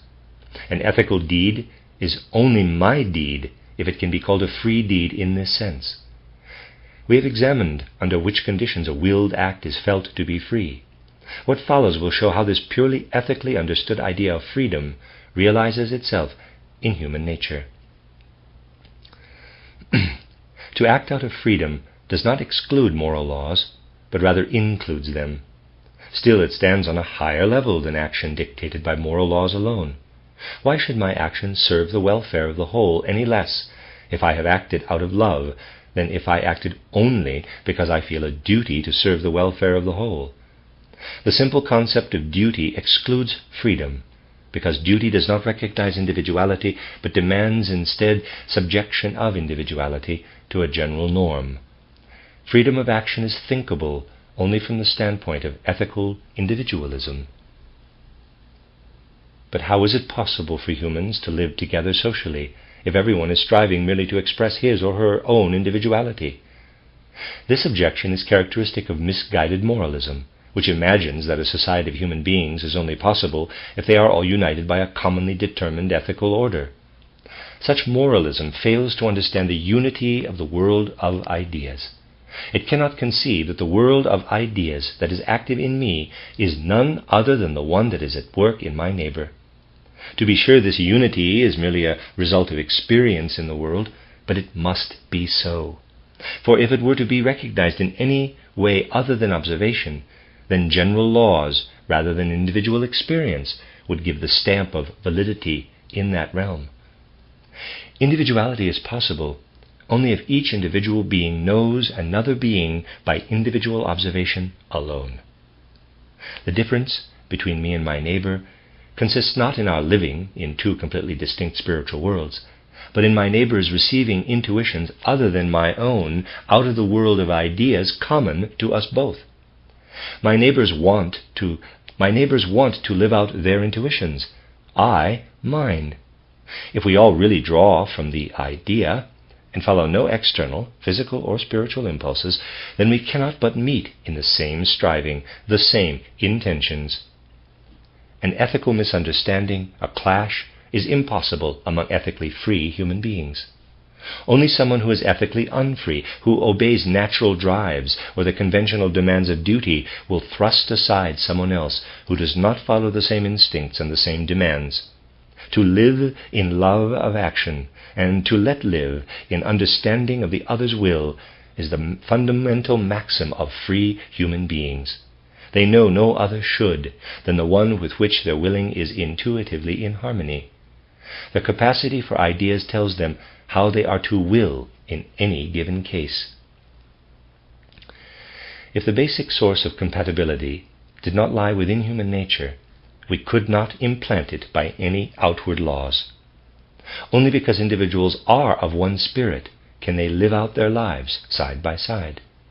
A free person lives in trust that the other free person belongs to the same spiritual world, and that they will concur with each other in their intentions. Those who are free demand no agreement from their fellows, but they expect it because it is inherent in human nature. This is not meant to indicate the necessity of this or that outer arrangement. Rather, it is meant to indicate the attitude, the state of the soul, with which a human being, experiencing himself or herself amidst esteemed fellow human beings, can best do justice to human dignity. There are many who will object. The concept of the free human being that you sketch is a chimera. It has been realized nowhere. We have to deal with real people, and the only morality to hope for in them comes when human beings obey an ethical commandment, when they formulate their ethical tasks as duty, and do not freely allow their inclinations and their love, and do not freely follow their inclinations and their love. I do not doubt this at all. Only a blind man could. But if this is supposed to be the final insight, then away with all hypocrisy about ethics. You should then simply say that as long as human nature is not free, it must be forced into action. From a certain standpoint, it is irrelevant whether unfreedom is enforced through physical means or through moral laws, whether humans are unfree because they obey their limitless sexual drive or because they are enchained by conventional morality. But let us not claim that people can correctly call their actions their own, if they are driven to them by a power other than themselves. Still, right in the midst of compulsion, certain human beings lift themselves up, free spirits, who in the welter of custom, legal stricture, religious practice, and so forth, find themselves. They are free, to the extent that they obey only themselves. They are unfree, to the extent that they subject themselves to something else. Who of us can say that they are really free in all their actions? But in each of us there dwells a deeper being in whom the free human comes to expression. Our life is made up of free and unfree actions. Yet we cannot think the concept of the human through to the end without arriving at the free spirit as the purest expression of human nature. Indeed, we are only truly human to the extent that we are free. That is an ideal, many will say. No doubt. But it is an ideal that works as a real element in our being and manifests in its effects on the surface. It is no thought-up or dreamed-up ideal, but one that has life and makes itself clearly known in even its most imperfect form of existence. Were human beings merely natural creatures, it would be absurd to look for ideals, that is, ideas that are not currently effective and requiring realization. With things of the external world, the idea is determined by the percept, and we have done our part once we have recognized the connection between idea and percept. But this is not so with humans. The totality of human existence is not determined apart from the human beings themselves. Their true concepts as ethical human beings, free spirits, are not united in advance, objectively, with the perceptual picture of human beings, needing merely to be confirmed afterward by cognition. As human beings, we must each unite our own concept with the percept of human through our own activity. Concept and percept coincide here only if we ourselves make them coincide. But we can do so only if we have discovered the concept of the free spirit, which is our own concept. In the objective world, the percept is divided from the concept by the way we are organized. In cognition, we overcome this division. The division is no less present in our subjective nature. We overcome it in the course of our development by bringing our own concept to full outward manifestation. Thus the intellectual, as well as the moral life of human beings, lead us to the dual nature of humans, perceiving, immediate experience, and thinking. This is the dual nature, perceiving and thinking. Intellectual life overcomes the duality through cognition. Moral life overcomes it through the actual realization of the free spirit. Every being has its inborn concept, the law of its being and activity. But in external things, the concept is inseparably bound up with the percept and only separated from it in our spiritual organism. In human beings, the concept and the percept are actually separate at first, to be just as actually united by human beings themselves. It could be objected that a particular concept corresponds to our percept of a human being at every instant of a person's life, just as it does to every other thing, that I can create the concept of a stereotypical human for myself, and can also have such a human given me as percept. Were I then to add to that the concept of the free spirit, I would have two concepts for one and the same object. This is one-sided thinking. As a perceptual object, I am subject to continual transformation. As a child, I was one thing; as a youth, another; as an adult, still another. In fact, at every moment, the perceptual picture of myself is different from what it was a moment before. These changes can take place in such a way that the same person, the stereotypical human, is always expressed in them, or in such a way that they represent the expression of the free spirit. My actions, too, as objects of perception, are subject to such changes. There is a possibility for the human perceptual object to transform itself, just as within the plant seed there lies the possibility of becoming a whole plant. The plant will transform itself because of the objective lawfulness lying within it. Humans remain in an incomplete state if they do not take in hand the transformative substance within themselves and transform themselves through their own power. Nature makes human beings merely natural creatures. Society makes them law-abiding actors. But they can only make themselves into free beings. At a certain stage of their development, nature releases human beings from her chains. Society carries this development up to a further point, but human beings must give themselves the final polish. The standpoint of free morality does not claim that the free spirit is the only form in which a human being can exist. Free morality sees in free spirituality only the final stage of human evolution. This is not to deny that acting in accordance with norms has its justification as one stage of evolution, but it cannot be acknowledged as the absolute standpoint of morality. The free spirit overcomes such norms, in that free spirits do not merely feel commandments as motives, but order their actions according to their impulses, intuitions. Kant says, "Duty, you exalted mighty name, you who contain nothing lovable, nothing ingratiatingly agreeable, but who demand submission, you who establish a law before which all inclinations fall dumb, though in secret they may work against it." Unquote. This is from his Critique of Practical Reason. Duty it started with. To this a human being out of the consciousness of the free spirit replies, quote, "Freedom, you friendly human name, you who contain everything morally beloved, everything that most dignifies my humanity, and who make me into no one's servant, you who do not merely establish a law, but wait for what my moral love itself will recognize as law, because it feels unfree in the face of every merely imposed law." Unquote. This is the contrast between morality that is merely lawful and morality that is free. Philistines who see morality embodied in something externally fixed might even see a free spirit as a dangerous person. They will do so, however, only because their view is limited to a particular epoch. But if they could look beyond it, they would immediately find that free spirits need to move beyond the laws of the state as little as the Philistines themselves, and that they never have to place themselves in real opposition to these laws. For the laws of the state, like all other objectively ethical laws, all sprang from the intuitions of free spirits. There is no law enforced by family authority that was not once intuitively conceived and formulated as such by an ancestor. Even the conventional laws of morality are first established by specific persons, and the laws of the state always arise in the heads of state officials. These minds have set up laws over other people, and no one becomes unfree except by forgetting that origin and making the laws either into extra-human commandments, into objective ethical concepts of duty independent of human participation, or into the commanding voice of one's own falsely conceived, mystically compelling inner self.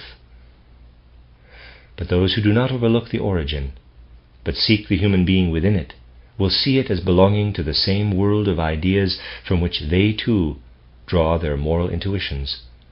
If they believe that they have better intuitions, then they try to substitute their own for the existing ones. If they find that the existing ones are justified, then they act in accordance with them as if they were their own. We must not establish the formula that human beings exist to realize an ethical world order cut off from themselves. Anyone who claimed as much would still be standing, in relation to the science of humankind, at the same point at which natural science stood when it believed that a bull has horns in order to butt. Fortunately, natural scientists have done away with such concepts of purpose. It is harder for ethics, similarly, to free itself. But just as horns do not exist because of butting, but butting exists through the horns, so human beings do not exist because of morality, but morality exists through human beings. Free human beings act morally because they have moral ideas, but they do not act in order for morality to arise. Human individuals with the moral ideas belonging to their being are the precondition for the moral world order. The human individual is the source of all morality and the center of earthly life. States and societies exist because they turn out to be the necessary consequences of individual life. That states and societies then react upon individual life is just as understandable as the fact that butting, which exists because of the bull's horns, reacts upon the further development of the horns, which would otherwise become stunted with prolonged disuse. In the same way, humans would become stunted if they led isolated existences outside human community. It is precisely for this that the social order is formed, so that it can then react favorably on the individual. The end of chapter 9 and the end of this recording. Chapter 10 will follow in part 8. This is I'm beginning the 8th section of the recording of A Philosophy of Freedom, Intuitive Thinking as a Spiritual Path by Rudolf Steiner. This is chapter 10, Freedom, Philosophy, and Monism. Simple people who acknowledge as real only what they can see with their eyes and touch with their hands also require reasons that are perceptible to the senses for their moral lives. Such people need someone to communicate the grounds for action to them in a way that is understandable to their senses, and they will allow these grounds for action to be dictated to them as commandments by a person whom they consider wiser and mightier than themselves, or whom they acknowledge for some other reason as a power over them. In this way, as principles of morality, arise the principles of family, state, church, or divine authority that are mentioned in the last chapter. Those who are the most limited in their horizons put all their faith in some one other person. Those who are somewhat more advanced allow their ethical conduct to be dictated to them by a majority, state, or society. They always rely on powers they can perceive. Those for whom the conviction finally dawns that these powers are basically human beings as weak as themselves will seek guidance from a higher power, from a divine being whom they nevertheless endow with sense-perceptible qualities. They let the conceptual content of their moral life be communicated to them by this being, once again, in perceptible ways, whether the god appears in a burning bush or dwells in a bodily human form among humans and audibly declares for their ears what they should do and should not do. At the highest ethical stage of development of naive realism, the moral commandment or moral idea is separated from any entity foreign to oneself and is thought of hypothetically as an absolute power within oneself. What people first understood as the outer voice of God, they now understand as an independent power in their inner selves, speaking of this inner voice in a way that equates it with conscience. But with this, the level of naive consciousness has already been left behind, and we have entered the region where moral laws become independent norms. They then no longer have a bearer, but become metaphysical entities that exist through themselves. They are analogous to the invisible, visible forces of metaphysical realism, which does not seek reality by way of human participation in it through thinking, but imagines a hypothetical reality added onto experience. Extra-human ethical norms always appear as accompaniments to this metaphysical realism. Such metaphysical realism has to seek the origin of morality in the area of extra-human reality. There are various possibilities here. If we assume an entity conceived of as having no thought of its own and operating under purely mechanical laws, as must be the case for materialism, then this entity will also produce out of itself, by purely mechanical necessity, human beings and everything associated with them. The consciousness of freedom can then be only an illusion. For although I consider myself the creator of my action, what operates within me is the matter of which I am composed, and its inner processes. I believe myself to be free, but actually all my actions are merely results of material processes underlying my bodily and spiritual organism. This view holds that we have the feeling of freedom only because we do not know the motives that compel us. Quote, we must emphasize that the feeling of freedom depends upon the absence of externally compelling motives. Our action, like our thinking, is necessitated. End quote. Another possibility is to see a spiritual being as the extra-human absolute behind phenomena. We would then also seek the impulse for action in such a spiritual power. We would regard the moral principles in our reason as an expression of this being in itself, which has its own particular goals for humanity. To the dualist of this persuasion, moral laws appear to be dictated by the absolute. Human beings, through their intelligence, need only discover and carry out the decrees of this absolute being.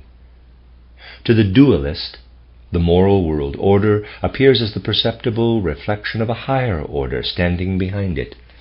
Earthly morality is the manifestation of the extra-human world order. In this moral order, it is not human beings who are important, but the being in itself, the extra-human entity. Human beings have to do what this being wills.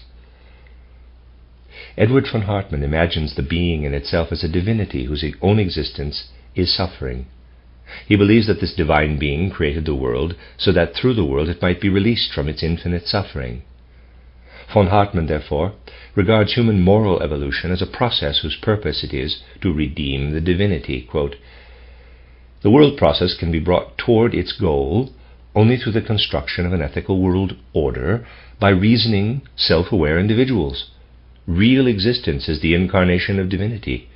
The world process is at the same time both the passion of the God who has become flesh and the path of redemption of him who was crucified in the flesh.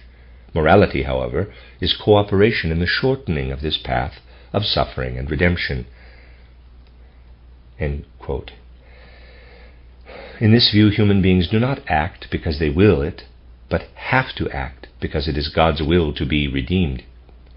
Just as materialist dualists make human beings into automata whose actions are merely results of purely mechanical laws, so spiritualist dualists make human beings into slaves to the will of the Absolute, because they see the Absolute, the being in itself, as something spiritual, in which human beings do not participate with their conscious experience.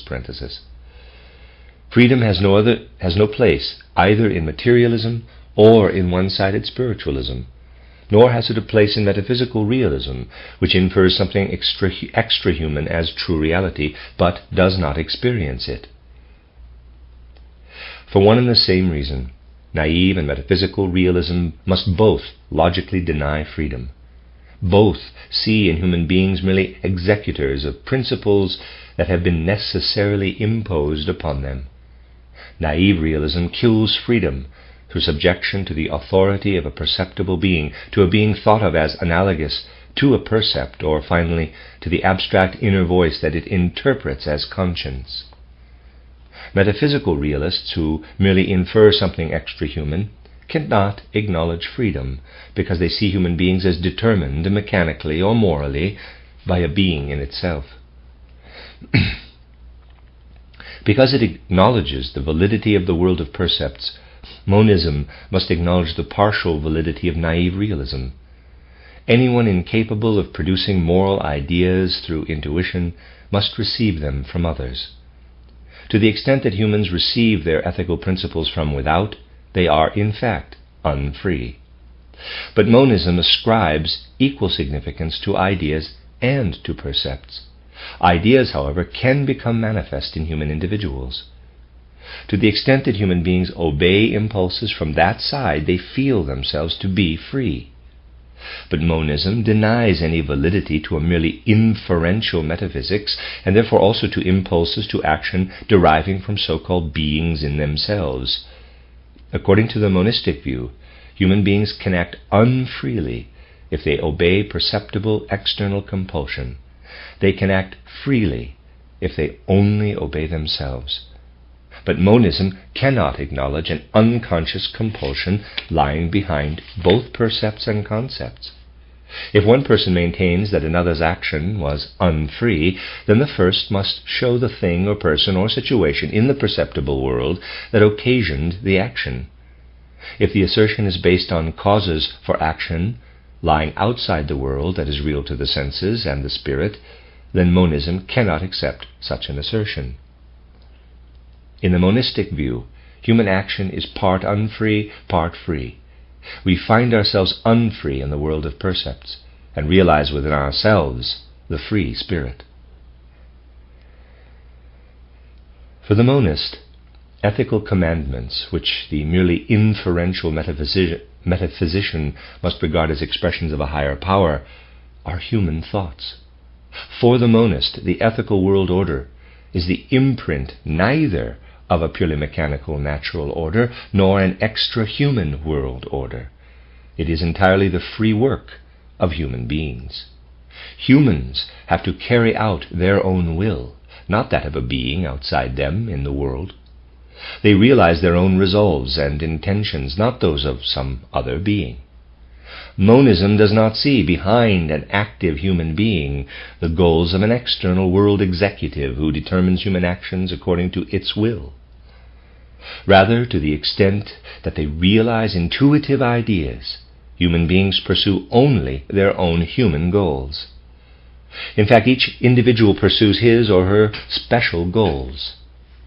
For the world of ideas is expressed not in the human community, but only in human individuals. What emerges as the common goal of a human collective is only a result of separate deeds of will by its individual members, usually a few select individuals whom the others obey as authorities. Each of us is meant to be a free spirit, just as each rose seed is meant to be a rose.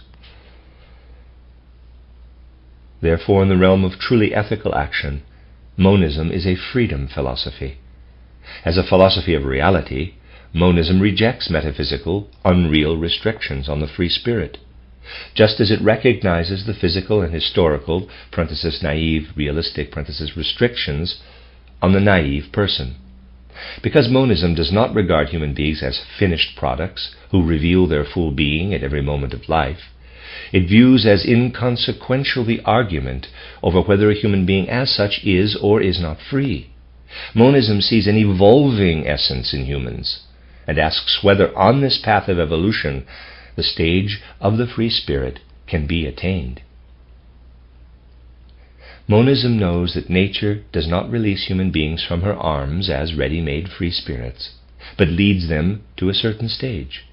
From this, as still unfree beings, they must develop themselves further, to the point where they discover themselves. Monism understands that a being acting under physical or moral compulsion cannot be truly ethical. It considers the passage through automatic actions following natural drives and instincts, and the passage through obedient action following ethical norms, as necessary preliminary stages in morality. But it also understands the possibility of overcoming both transitional stages through the free spirit. Monism liberates a truly moral worldview, both from the inward fetters of naive ethical maxims and from the outward ethical maxims of speculative metaphysicians. Monism cannot eliminate these naive ethical maxims, just as it cannot eliminate the percept. But it rejects the outward maxims of speculative metaphysicians because it seeks within the world, not outside it, an explanatory all explanatory principles for the illumination of world phenomena. Just as monism declines even to think of cognitive principles other than human ones, it also decisively rejects the thought of ethical maxims other than those applying to human beings. Human morality, like human cognition, is conditioned by human nature. And just as other beings will have a different understanding of cognition, so they will also have a different morality. For the follower of monism, morality is a specifically human quality, and freedom is the human way of being moral. That's the end of Chapter 10, the addenda to the new edition, 1918. 1 difficulty in evaluating what has been presented in the last 2 chapters is that readers may think they have encountered a contradiction.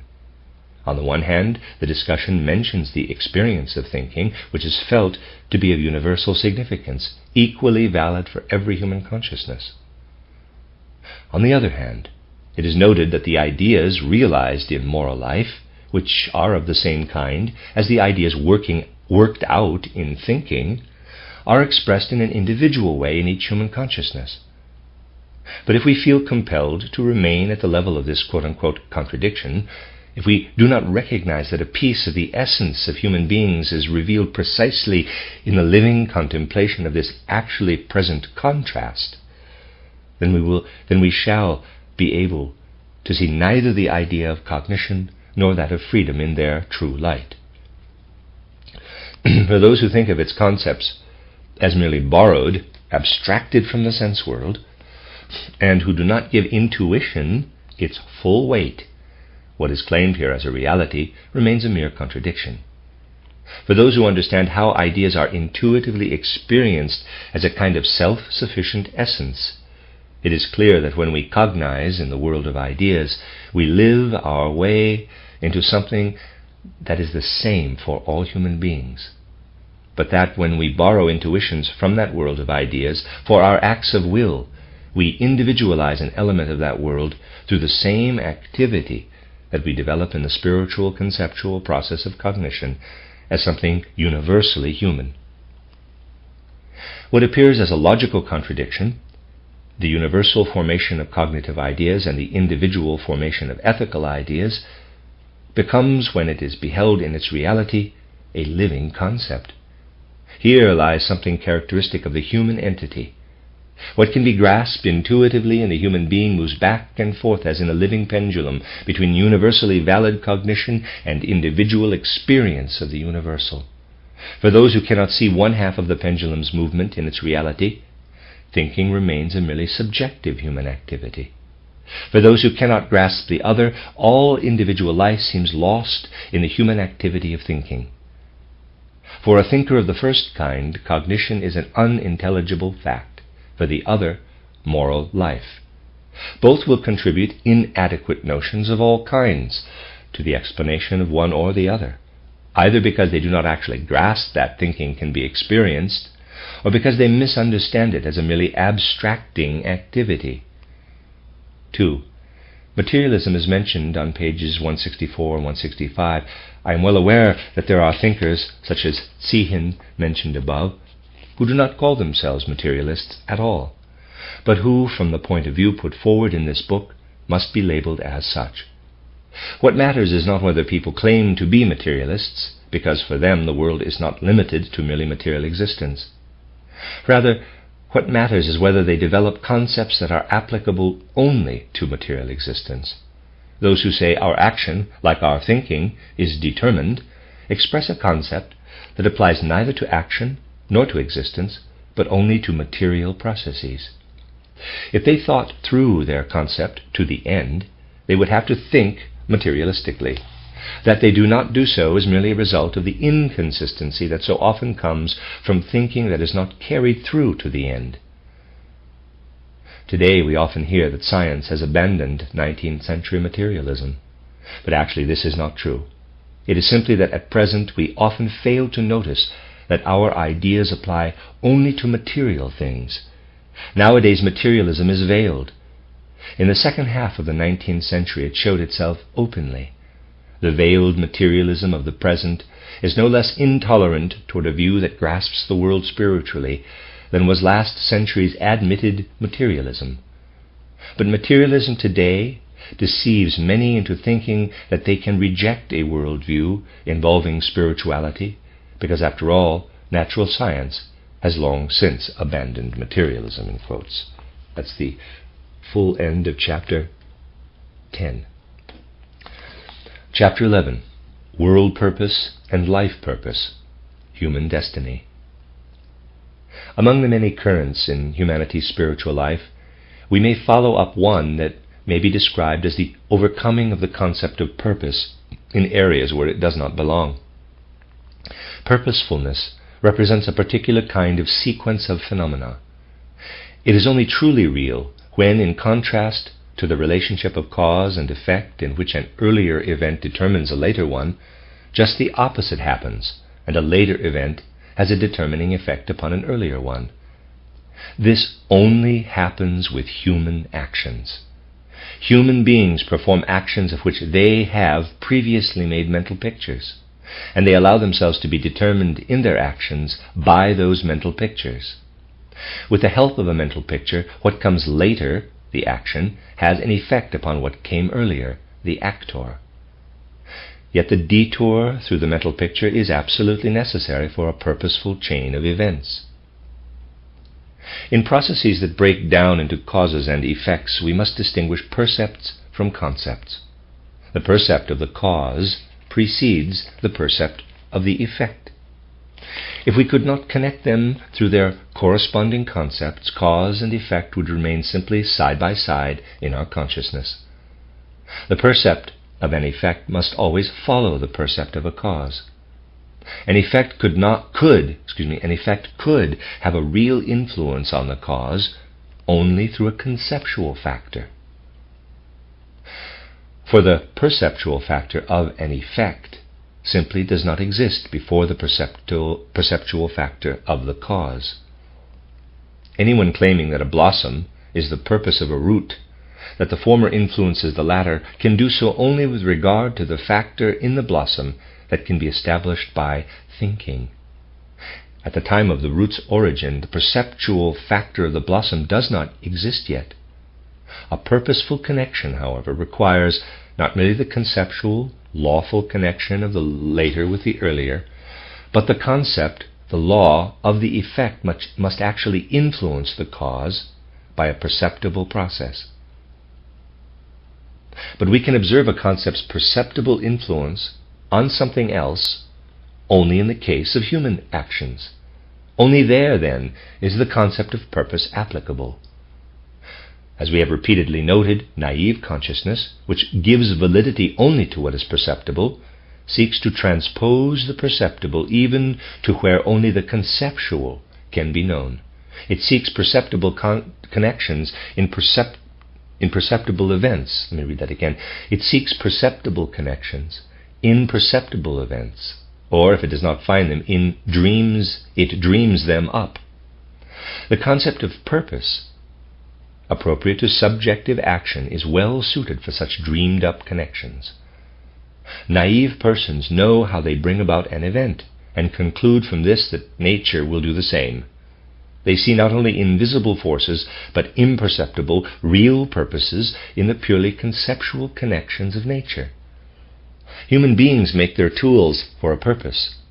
Naive realists have the Creator construct organisms according to the same formula. This false concept of purpose is disappearing from the sciences only very gradually. To this day it still works quite a bit of mischief in philosophy, where the question is raised as to the extra-worldly purpose of the world, of the extra-human destiny, and consequently also the purpose of human beings, and so forth. Monism rejects the concept of purpose in all spheres, with the single exception of human action.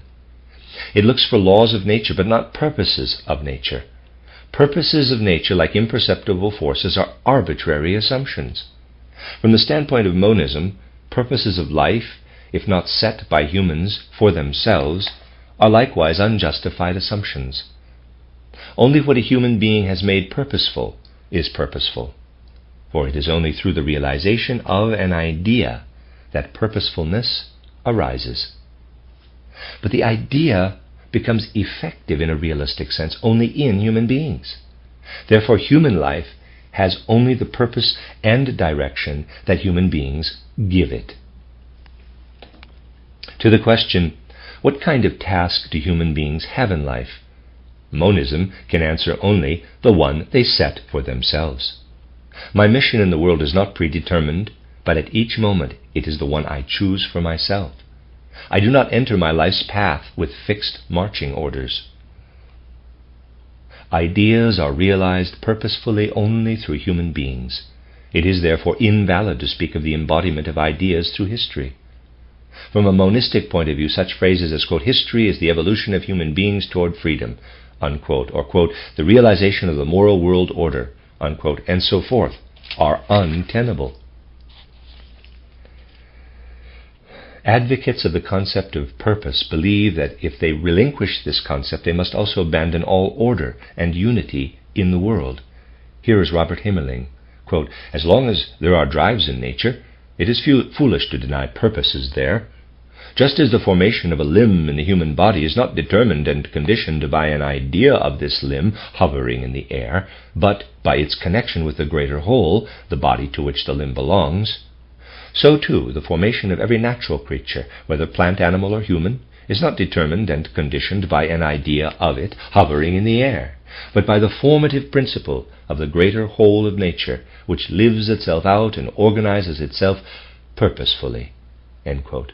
And again in the same volume it is called Atomistik des Willens, Volume 2, quote, the theory of purpose claims only that despite the 1,000 discomforts and distresses of this creaturely life, a high purposefulness and planfulness is unmistakably present in the forms and evolutions of nature, but a planfulness and purposefulness that realizes itself only within natural laws, and cannot aim at a sluggard's world in which life would face no death and growth no decay, with all of the more or less unpleasant but finally unavoidable intermediate stages. If opponents of the concept of purpose oppose to the miraculous world of purposefulness that nature reveals to us in all areas a laboriously assembled heap of partial or complete, imagined or real unpurposefulnesses, I find this just as silly. End quote. What is meant here by purposefulness? The coherence of percepts into a whole. But since laws, ideas, that we find through our thinking lie at the base of all percepts, the planful coherence of the members of a perceptual whole is precisely the conceptual coherence of the members of a conceptual whole contained within this perceptual whole. Saying that animals or human beings are not determined by ideas hovering in the air is a skewed expression, and the view condemned in this way loses its absurd character as soon as we correct the expression. Of course, animals are not determined by ideas hovering in the air, but animals are determined by an inborn idea that makes up their lawful being. Precisely because this idea is not outside the object, but works within it as its essence, there can be no talk of purposefulness.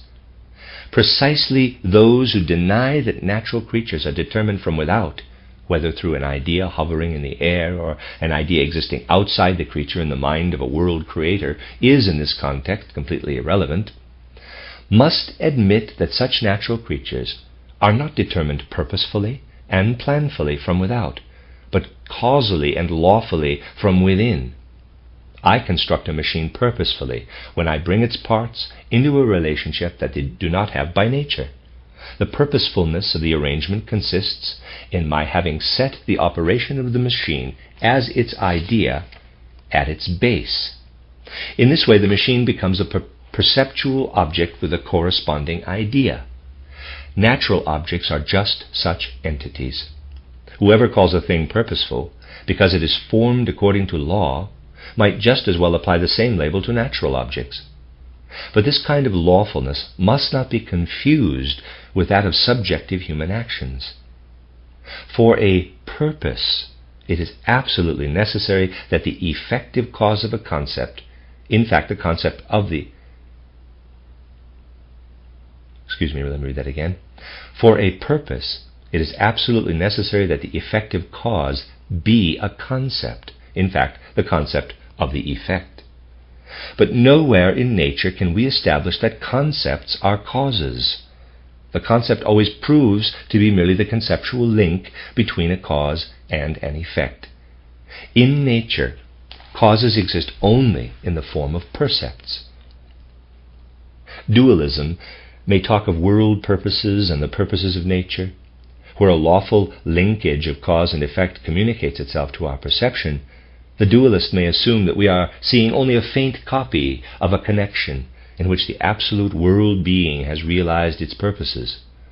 For monism, any reason to assume the existence of world purposes and purposes of nature falls away, along with the assumption of an absolute world being that cannot be experienced but only inferred hypothetically.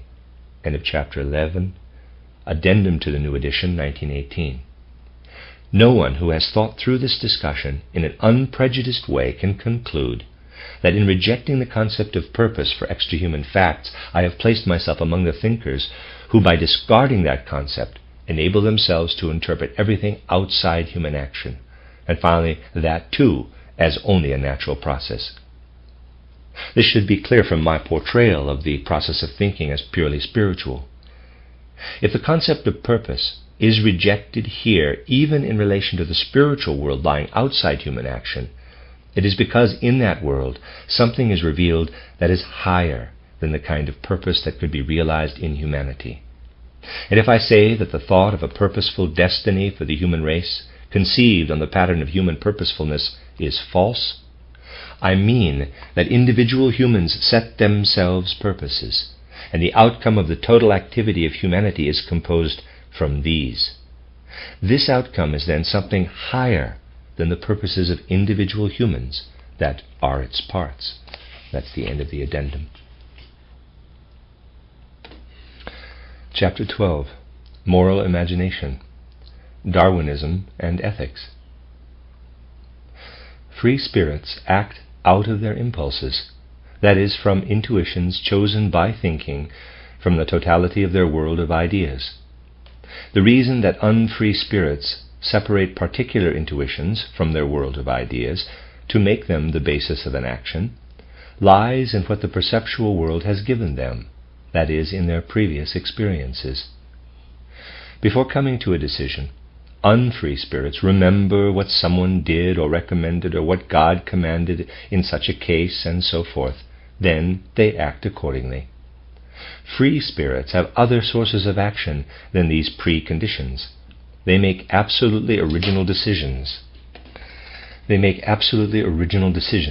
They worry neither about what others have done in their situation, nor about what they have been commanded to do.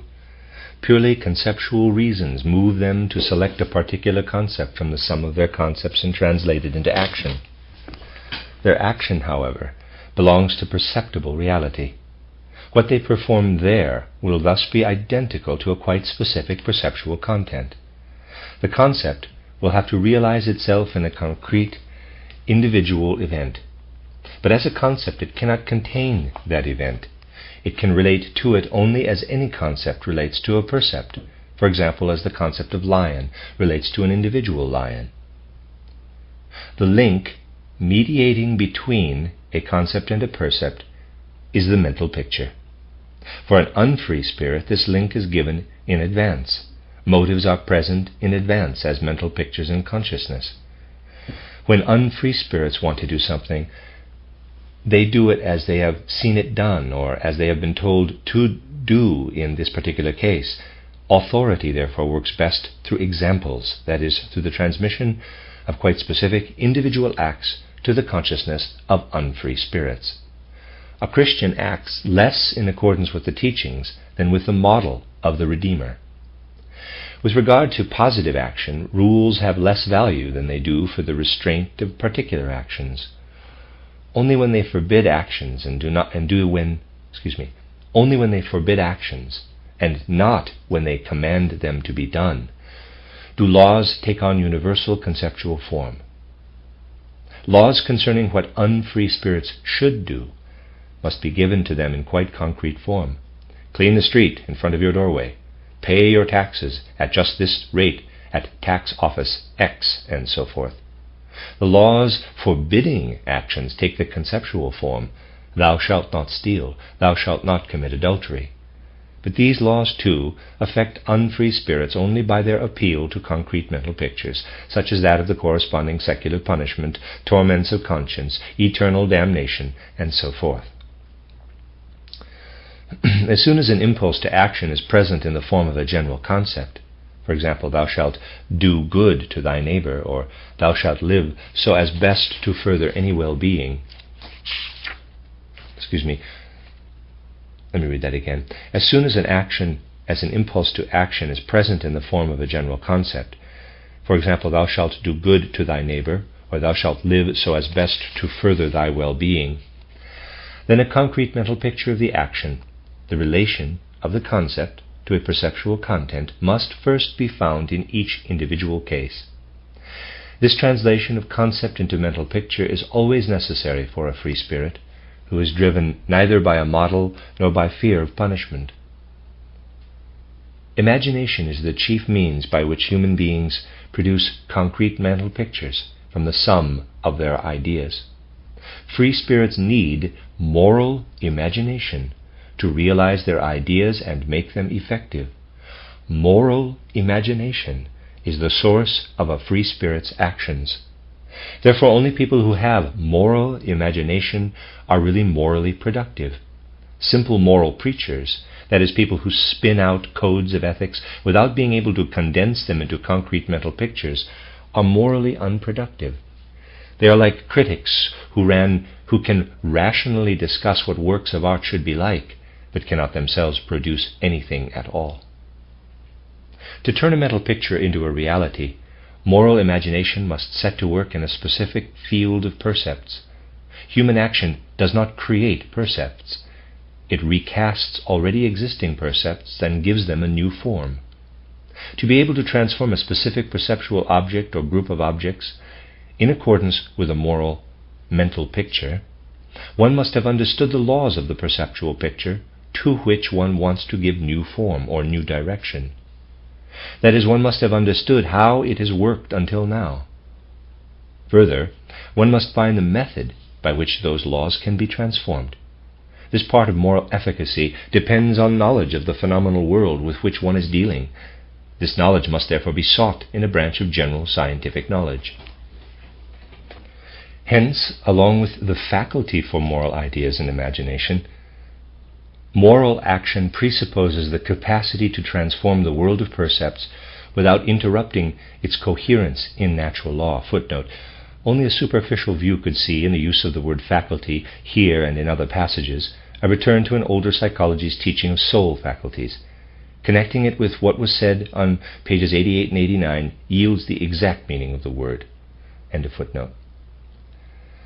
The capacity to transform the world of percepts is moral technique. It is learnable in the sense that any knowledge is learnable.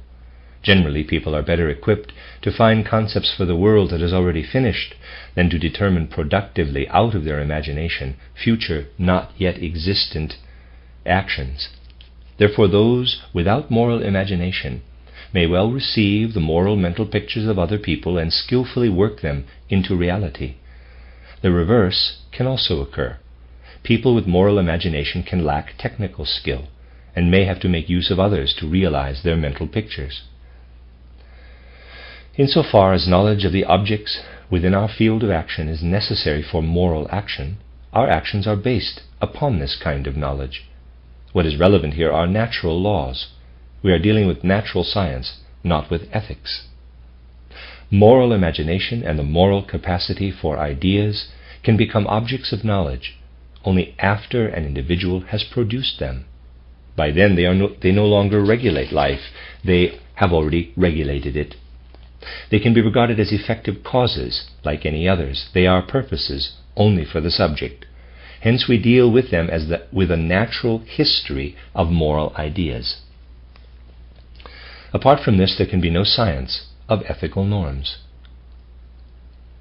Some people have tried to retain the normative character of moral laws, at least to the extent that they have understood ethics as if it were analogous to dietetics.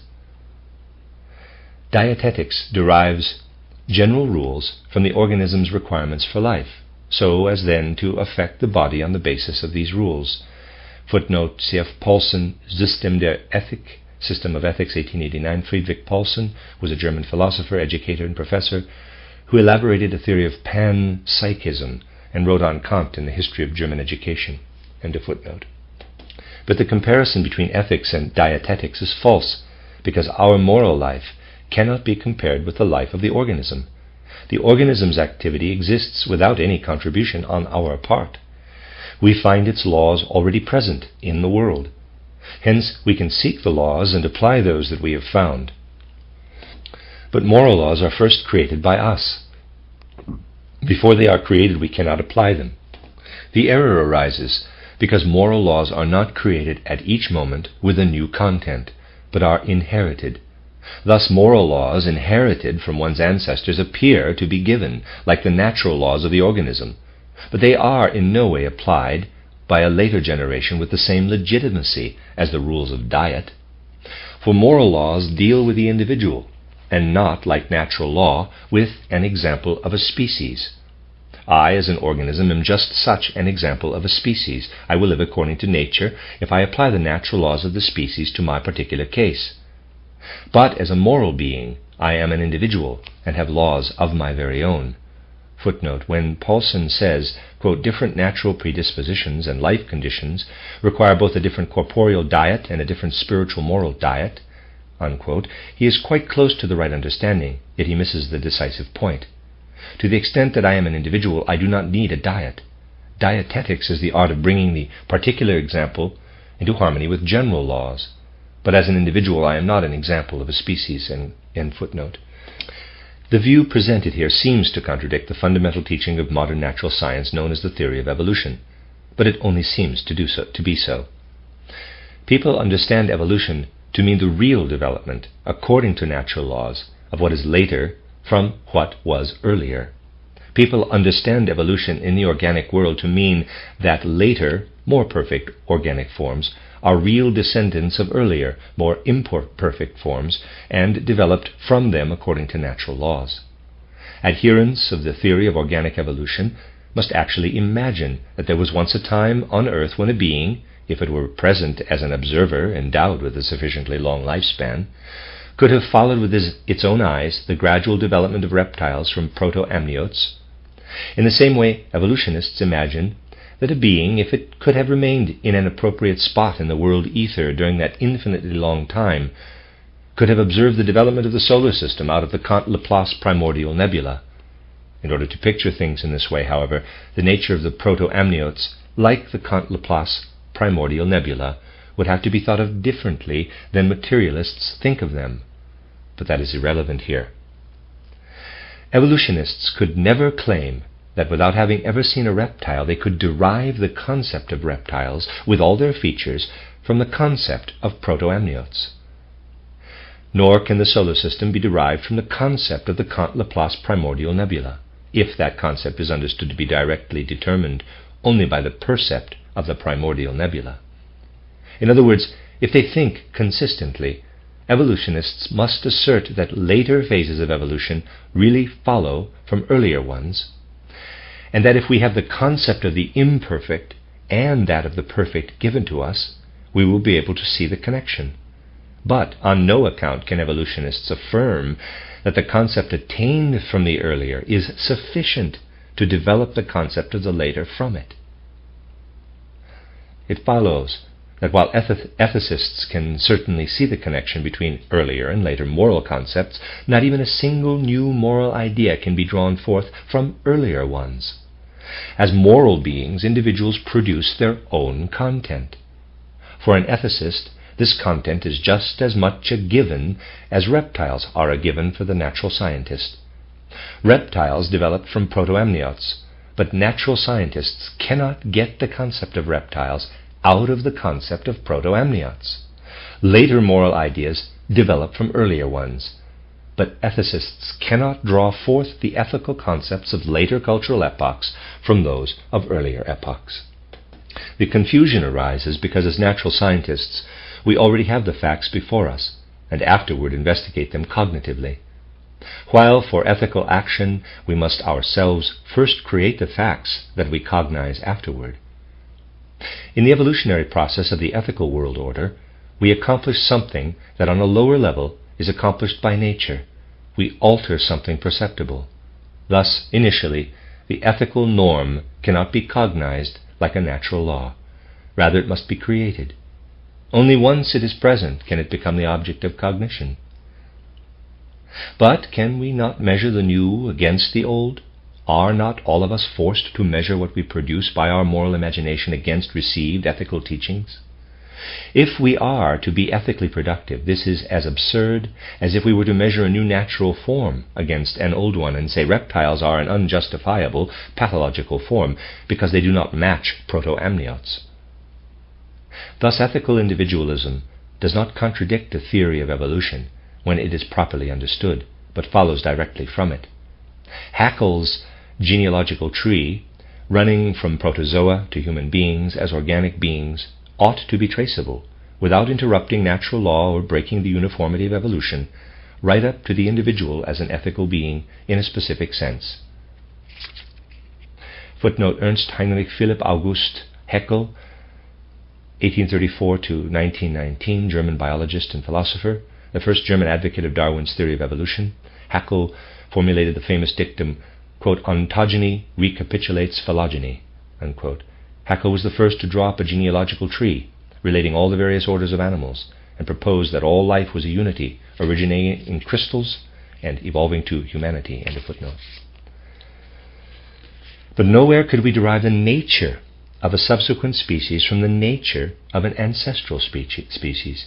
It is true that an individual's ethical ideas evolve from those of his or her predecessors, but it is equally true that individuals are ethically sterile if they lack moral ideas of their own. The same ethical individualism that I have developed on the basis of the preceding views could also be derived from the theory of evolution. The final conviction would be the same, only the path by which it was attained would be different. To the theory of evolution, the emergence of completely new ethical ideas from moral imagination is no more amazing than the development of a new animal species from an old one. But as a monistic worldview, evolutionary theory must reject, in ethics as in science, every merely inferred, otherworldly, metaphysical influence that cannot be experienced conceptually. In so doing, it is following the same principle as when it seeks causes of new organic forms, without appeal to the interference of an otherworldly being, who by supernatural influence summons each new species according to a new creative thought. Just as monism cannot employ supernatural creative thoughts to explain living creatures, so likewise it cannot derive the ethical order of the world from causes lying outside the experienceable world. For monism, the moral essence of someone's will is never fully explained by tracing it back to some continuous supernatural influence on ethical life, divine world rule from without, to a specific temporal revelation, transmission of the Ten Commandments, or to the appearance of God on earth, Christ. What happens in a human being and to a human being by means of these becomes ethical only if it is appropriated in human experience by individuals who make it their own. For monism, ethical processes are products of the world like everything else that exists, and their causes must be sought in the world, that is to say, in human beings, because humans are the bearers of morality. Thus, ethical individualism becomes the pinnacle of the edifice that Darwin and Haeckel sought to build for natural science. It is a spiritualized evolutionary theory transferred to moral life. Those who narrow-mindedly confine the concept of what is natural to an arbitrarily limited region easily reach the point of not being able to find any room there for free individual action. Consistent, systematic evolutionists cannot fall into any such narrow-mindedness. They cannot close the natural path of evolution with the apes and then give humanity a supernatural origin. Evolutionists must seek the spirit too in nature, even in the search for natural human ancestors. They cannot stop at human organic processes, finding those alone to be natural. They must also regard the morally free life as a spiritual continuation of organic life. According to their fundamental principles, theorists of evolution can claim only that present ethical behavior follows from other kinds of occurrences in the world. To characterize an action, for instance, to define it as free, must be left to immediate observation of the action itself. After all, evolutionists also claim only that humans evolved from non-human ancestors. What humans are actually like must be ascertained through observation of human beings themselves. The results of such observation cannot come into conflict with a properly understood history of evolution. Only the claim that these results were such as to preclude a natural world order could not be aligned with the current trend of natural science. Footnote: it is quite proper that we speak of thoughts, ethical ideas, as objects of observation. For even if the products of thinking do not enter into consciousness during thought activity, they can still become the object of observation afterward. It is in this way that we have been able to characterize human action. End of footnote. Ethical individualism has nothing to fear from natural science that understands itself. Observation shows that freedom is characteristic of the perfected form of human action. This freedom must be ascribed to the human will insofar as the will realizes pure conceptual intuitions. For these intuitions do not result from necessity working upon them from without, they are self-sustaining. We feel the action to be free when we find that it is the image of such an ideal intuition. The freedom of an action lies in this characteristic. From this standpoint, what can be said about the distinction made in Chapter 1 between the two sentences, quote, "to be free means to be able to do what one wills," unquote, and, quote, "the real meaning of the dogma of free will is to be able to desire or not desire as one pleases," unquote. Question: Hammerling based his view of free will precisely on this distinction, describing the first of these as correct and the second as an absurd tautology. He says, quote, "I can do what I will, but to say that I can will what I will is an empty tautology," unquote. Whether I do transform into reality what I will, that is, what I have intended as the idea of my action, depends on outer circumstances and on my technical skill. To be free means to be able on my own, through moral imagination, to determine the mental pictures, motives, underlying an action. Freedom is impossible if something outside myself, whether a mechanical process or a merely inferred otherworldly God, determines my moral mental pictures. Therefore, I am free only when I produce these mental pictures myself, not merely when I can carry out motives that another has placed within me. Free beings are those who can will what they themselves hold to be right. Those who do something other than what they want must be driven to it through motives that do not lie within them. They are acting unfreely. To choose to will or want what I consider right or not right, therefore, means to choose to be free or unfree. But this, naturally, is just as absurd as to see freedom in the capacity to do what one has to will. Yet this is exactly what Hammerling claims when he says that it is perfectly clear that the will is always determined by motives, but it is absurd to say that it is therefore unfree. For we can neither wish for nor think of a greater freedom of the will than for it to realize itself according to its own strength and determination. But we can wish for a greater freedom, and only then is it true freedom, namely to determine for ourselves the motive of our will. Under certain circumstances, we can be induced to refrain from what we want to do, to allow ourselves to be told what we ought to do, that is, to want what others and not we ourselves consider to be right. To this we submit only to the extent that we do not feel free. Outer forces can prevent me from doing what I will. In that case, they simply condemn me to inaction or to unfreedom. Only if they subjugate my spirit, drive my motives from my head, and replace them with their own, only then do they really intend to make me unfree.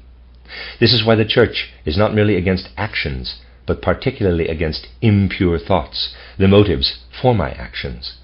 The Church makes me unfree when it sees as impure all motives that it has not itself decreed.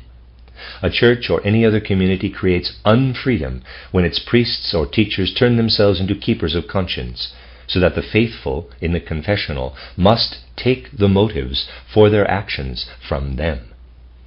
That is the end of Chapter 12, the addendum to the new edition 1918. This discussion of human will shows what human beings can experience in their actions, so that through this experience they arrive at the awareness, quote, "My will is free," unquote. It is especially significant that the justification for calling a will free comes from the experience that a conceptual intuition realizes itself in the will. This can result only from observation, and it does so only when human willing observes itself in a stream of development whose aim is precisely to make possible willing carried by purely conceptual intuition. This is achievable because in conceptual intuition, nothing but its own self-based essence is at work. Whenever such an intuition is present in human consciousness, it has not developed from the processes of the organism. Rather, organic activity has withdrawn to make room for conceptual activity. If I observe willing that is the image of an intuition, then all organic necessary activity has withdrawn from that willing. The will is free. Such freedom of will cannot be observed by someone unable to see that free willing consists in the fact that the necessary activity of the human organism is first numbed and suppressed by the intuitive element, and then replaced by the spiritual activity of the idea-filled will. Only someone who cannot make this observation of the twofold nature of a free act of will believes that all willing is unfree. Anyone who can make the observation struggles through to the insight that human beings are unfree to the extent that they cannot complete the process of restraining the organic activity, but that such unfreedom strives toward freedom, which is in no way an abstract ideal, but a guiding power inherent in human nature. Human beings are free to the extent that they can realize in their willing the same mood of soul that lives in them when they are conscious of forming purely conceptual spiritual intuitions. That's the end of chapter 12 and the end of this reading of this section. This is part 9 of A Philosophy of Freedom, Intuitive Thinking as a Spiritual Path by Rudolf Steiner, beginning on chapter 13, The Value of Life, Pessimism and Optimism. A counterpart to the question of life's purpose or vocation is that of life's value.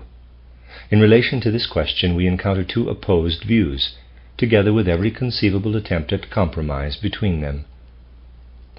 One view says that this world is the best that could conceivably exist, and that life and action in it are gifts of inestimable value.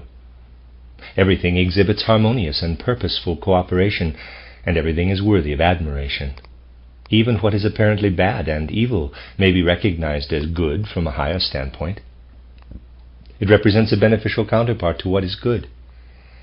We value the good all the more for its contrast with evil. Nor is evil something truly real. We merely sense as evil what is a lesser degree of good. Evil is the absence of good, not something significant in itself. The other view claims that life is full of trial and tribulation. Everywhere unpleasure outweighs pleasure, pain outweighs joy, existence is a burden, and in all circumstances non-existence would be preferable to existence. The main proponents of the first view, optimism, are Shaftesbury and Leibniz. Of the second view, pessimism, the main proponents are Schopenhauer and Edward von Hartmann. Leibniz believes this is the best of all possible worlds. A better one is impossible, for God is good and wise. A good God wants to create the best of all worlds. A wise God knows what is best. Such a God can distinguish best from all other worse possibilities. Only an evil or unwise God could create a world worse than the best possible. Anyone who starts from this viewpoint finds it easy to prescribe the direction that human activity must take to contribute its share to the greatest good of the world. A human being must only discover the counsels of God and act accordingly. If we know what God intends for the world and the human race, then we shall also do what is right. And we will gladly add our own good to the good of the world. From the optimistic standpoint, then, life is worth living. It must stimulate us to cooperative participation. Schopenhauer pictures the matter differently. He thinks of the ground of the universe not as an all-wise and all-good being, but as blind drive or will. The fundamental trait of all willing is eternal striving, ceaseless yearning for satisfaction that can, however, never be attained. For as soon as we attain the goal of our striving, a new need arises, and so on. Satisfaction lasts less than an instant. The whole remaining content of our life is unsatisfied craving, that is, dissatisfaction, suffering. If our blind urge is finally dulled, then we become contentless, and infinite boredom fills our existence. Therefore the best course is to stifle wishes and needs, to extirpate our wanting. Schopenhauer's pessimism leads to inactivity. His ethical goal is universal sloth. By a fundamentally different method, von Hartmann tries to found pessimism and then use it for ethics. Following a favored tendency of our time, von Hartmann attempts to found his worldview on experience. From observation of life, he seeks to discover whether pleasure or pain predominates in the world. Reviewing everything that appears good or fortunate to us in the light of reason, he shows that all supposed contentment proves on closer inspection to be illusion. It is illusory to believe that we have sources of happiness and satisfaction in health, youth, freedom, adequate income, love, sexual pleasure, compassion, friendship and family life, self-esteem, honor, fame, power, religious education, pursuit of science and art, hope of life hereafter, or participation in cultural evolution. Soberly considered, every pleasure brings much more evil and suffering into the world than pleasure. The displeasure of a hangover is always greater than the pleasure of intoxication. Pain predominates in the world. No human being, not even the relatively happiest, would, if asked, choose to endure this miserable life a second time.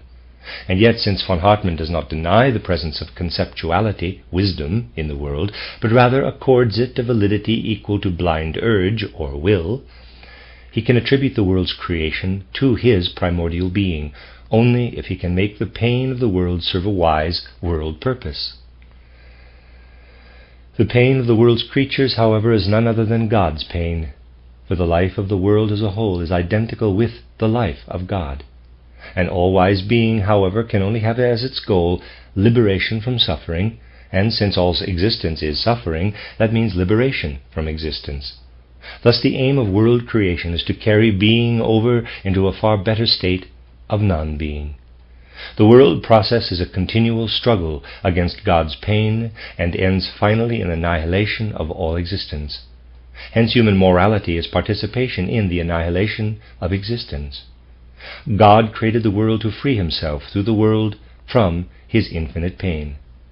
According to von Hartmann, that pain must, quote, be considered in a certain way as an itching rash on the absolute, unquote. Through this itching eruption, the unconscious healing power of the Absolute frees itself from an inner illness, or else we must think of it, quote, as a painful poultice that the All-One Being applies to itself, in order first to draw an inner pain outward and then remove it altogether, unquote. Human beings are integral members of the world. God suffers in them. He created them to disperse his infinite pain. The pain that each one of us suffers is only a drop in the infinite ocean of God's pain. Human beings must steep themselves in the awareness that the quest for individual satisfaction, egoism, is foolish. All they need to do is dedicate themselves through selfless devotion to the world process, the redemption of God. Thus, in contrast to Schopenhauer's pessimism, Hartmann's pessimism leads to devoted activity in a lofty task. But what about the claim that this view is based on experience? To strive for satisfaction is to reach in one's life activity beyond life's, to strive for satisfaction is to reach in one's life activity beyond life's given content. A creature is hungry, that is, when the furtherance of its organic functions requires new life content in the form of nourishment, it strives to be filled. To strive for honor means to regard one's personal actions and omissions as valuable only when they are recognized from without. The striving for knowledge arises when, before we have understood it, something seems missing from the world we see, hear, and so on. Fulfillment of striving creates pleasure in the striving individual. Lack of fulfillment creates pain. It is important to note here that pleasure or pain depend only on the fulfillment or non-fulfillment of striving. Striving itself can in no way count as pain. If it turns out that in the moment one's striving is fulfilled, a new striving immediately appears. I cannot say for me pleasure has given birth to pain, because enjoyment always creates a desire for its repetition or for new pleasure. I can speak of pain only when this desire hits up against the impossibility of its fulfillment.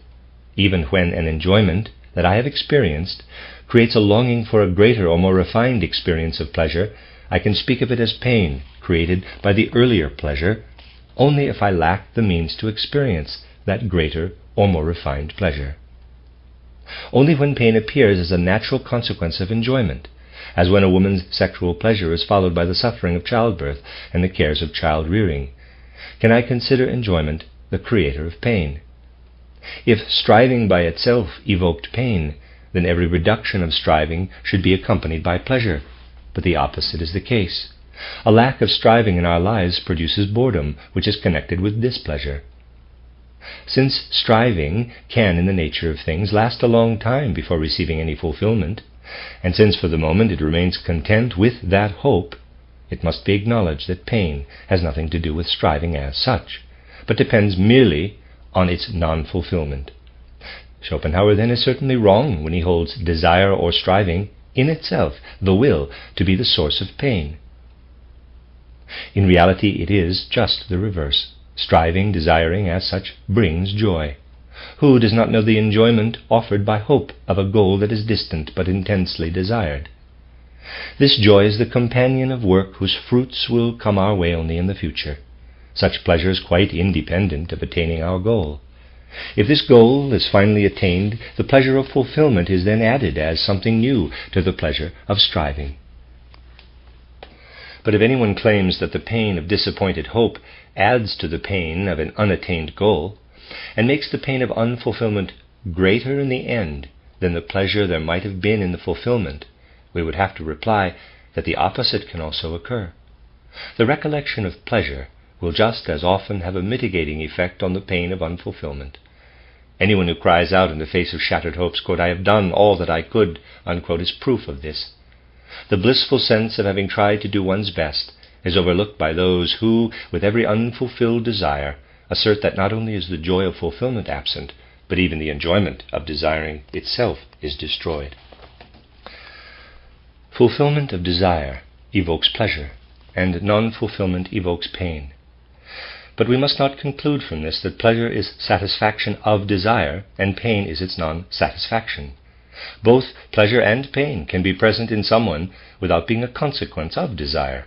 Illness is pain that is not preceded by desire. Anyone claiming that illness is an unsatisfied desire for health errs in seeing the obvious wish not to become sick, a wish that is never brought into awareness as a positive desire. If we inherit a legacy from a rich relative of whose existence we had no notion, it fills us with a pleasure that had no preceding desire. Those who wish to investigate whether there is an excess on the side of pleasure or pain must take into account the pleasure of desiring, the pleasure of the fulfillment of desire, and the pleasure that comes to us without effort. On the other side of the ledger, they must put the displeasure of boredom, that of unfulfilled striving, and finally what encounters us apart from our desires. To this column belongs the pain caused by work imposed upon us that we have not chosen for ourselves. The question now arises, what is the right method for reckoning the balance of these credits and debits? Edward von Hartmann believes that it is reason that weighs them. To be sure, he also says, quote, pain and pleasure exist only to the extent that they are felt, unquote. It follows from this that there is no other yardstick for pleasure than the subjective one of feeling. I must feel whether the sum of my pleasurable and unpleasurable emotions results in a balance of joy or pain within me. Regardless of this, von Hartmann claims, quote, though the value of every creature's life can be found only by looking at its own subjective yardstick, this is not to say that every creature calculates the total emotional contents of life correctly, or in other words, that its total estimate of its own life is correct with regard to its subjective experiences, unquote. Thereby rational judgment about feeling is made once more into the proper evaluator. Footnote, anyone who wants to calculate whether the sum total of pleasure or of pain predominates forgets that a calculation is being set up about something that is never experienced. Feeling does not calculate, and for the real evaluation of life, what matters is real experience, not the result of an imaginary calculation. End of footnote. Those who adhere more or less exactly to the views of such thinkers as Edward von Hartmann might believe that to evaluate life properly, they have to clear away the factors that falsify our judgment about the balance of pleasure and pain. There are two ways that they can try to do this. First, they can show that our desire, drive, or will interferes negatively with a sober evaluation of our feelings. For example, while we ought to realize that sexual enjoyment is a source of troubles, the power of the sexual drive seduces us, promising greater pleasure than it delivers. We want the enjoyment, and so do not admit to ourselves that it makes us suffer. Second, adherents of this view can submit feelings to a critique and try to demonstrate in the light of reason that the objects to which our feelings attach are illusory, and that they are destroyed as soon as our ever-growing intelligence sees through the illusions. In other words, they can consider the question in the following way. If an ambitious man, for instance, wants to know whether pleasure or pain has played the greater part in his life thus far, he must free himself from two sources of error in judgment. Since he is ambitious, this fundamental character trait will make him magnify the joys over the recognition of his achievements, and diminish the humiliations caused by his setbacks. But when he actually experienced the setbacks, he felt the humiliations deeply, precisely because he is ambitious. In memory, however, these setbacks appear in a milder light, while the joys of recognition to which he is so susceptible engrave themselves all the deeper. Certainly for the ambitious man, it is a real benefit that this should be so. Illusion diminishes his displeasure in the moment of self-observation, yet his judgment is false. The sufferings over which a veil is drawn for him had to be really experienced in all their strength, and so he actually enters them incorrectly on his life's balance sheet. To arrive at a proper judgment, the ambitious man would have to rid himself of his ambition at the moment of contemplation. He would have to review his life with no colored glass before his spiritual eyes. Otherwise he is like a merchant who enters his own business zeal in the credit column. Holders of this view can go still further, however. They can say that the ambitious man must also realize that the recognition for which he strives is worthless. Either on his own or with the help of others, he can realize that recognition by others can have no importance for a rational person. After all, we can always be sure that, quote, the majority is wrong and the minority is right in all such matters that are not fundamental questions of evolution or have not already been completely solved by science, unquote, so that, quote, whoever makes ambition his guiding star places his happiness in life at the service of such a judgment, unquote. 6. Philosophy des Unbewussten. I believe that's by Hartmann. In footnote. If the ambitious man can say all this to himself, then he must characterize as illusion what his ambition pictured as reality. And therefore he must also characterize as illusion the feelings that attach to these illusions. On this basis, it may be said that the feelings of pleasure resulting from illusion must also be stricken from the balance. What is left, then, represents the illusion-free sum of pleasure, and this is so small in comparison with the sum of pain that life is joyless, and non-being is preferable to being. But while it is immediately obvious that the interference of ambition deceives us into false calculations concerning pleasure, what has been said about recognizing the illusory character of pleasure's objects must still be challenged. It would be an error to remove from the calculation of life's pleasure all feelings of pleasure attached to real or supposed illusions. For the ambitious man has really enjoyed the admiration of the masses, regardless of whether he himself or someone else later recognizes this admiration as illusory. This process does not in the least diminish the feeling of pleasure that was enjoyed. Elimination of all such illusory feelings from life's balance does not set right our judgment about feelings, but rather erases from life feelings that were really present. And why should those feelings be eliminated? Whoever has these feelings experiences pleasure through them. Whoever has conquered them experiences through that conquest, not through feeling in a self-satisfied way, quote, what a wonderful person I am, unquote, but through the objective sources of pleasure that lie within the conquest itself, a pleasure that is spiritualized, to be sure, but no less significant. If feelings are struck from the pleasure column because they attach to objects that turn out to be illusory, then the value of life is made dependent on not the quantity, but the quality of pleasure, and that in turn is made dependent on the value of the things that cause the pleasure. However, if I want to determine the value of life only from the quantity of pleasure or pain, then I must not presuppose something else by which I first determine the value or valuelessness of the pleasure. If I say, quote, I want to compare the quantity of pleasure with the quantity of pain to see which is greater, unquote, then I must also bring into the calculation all pleasure and pain in their actual amounts, quite apart from whether they are based on illusion or not. Anyone who ascribes less life value to a pleasure based on illusion than to one that is justifiable by reason is making the value of life dependent on factors other than pleasure. The person who estimates pleasure at a lower rate because it attaches to a worthless object is like a merchant who enters in his ledger the considerable profits of a toy factory at a quarter of their worth on the grounds that the factory produces mere playthings for children. If it is merely a question of weighing the relative quantities of pleasure and pain, then the illusory character of the objects of certain feelings of pleasure should be left completely out of the picture. With its reasoned consideration of the quantities of pleasure and pain created by life, the path recommended by von Hartmann therefore brings us to this point. We know how we are to set up our accounts. We know what we have to place on each side of our ledger, but how should the calculation now be made?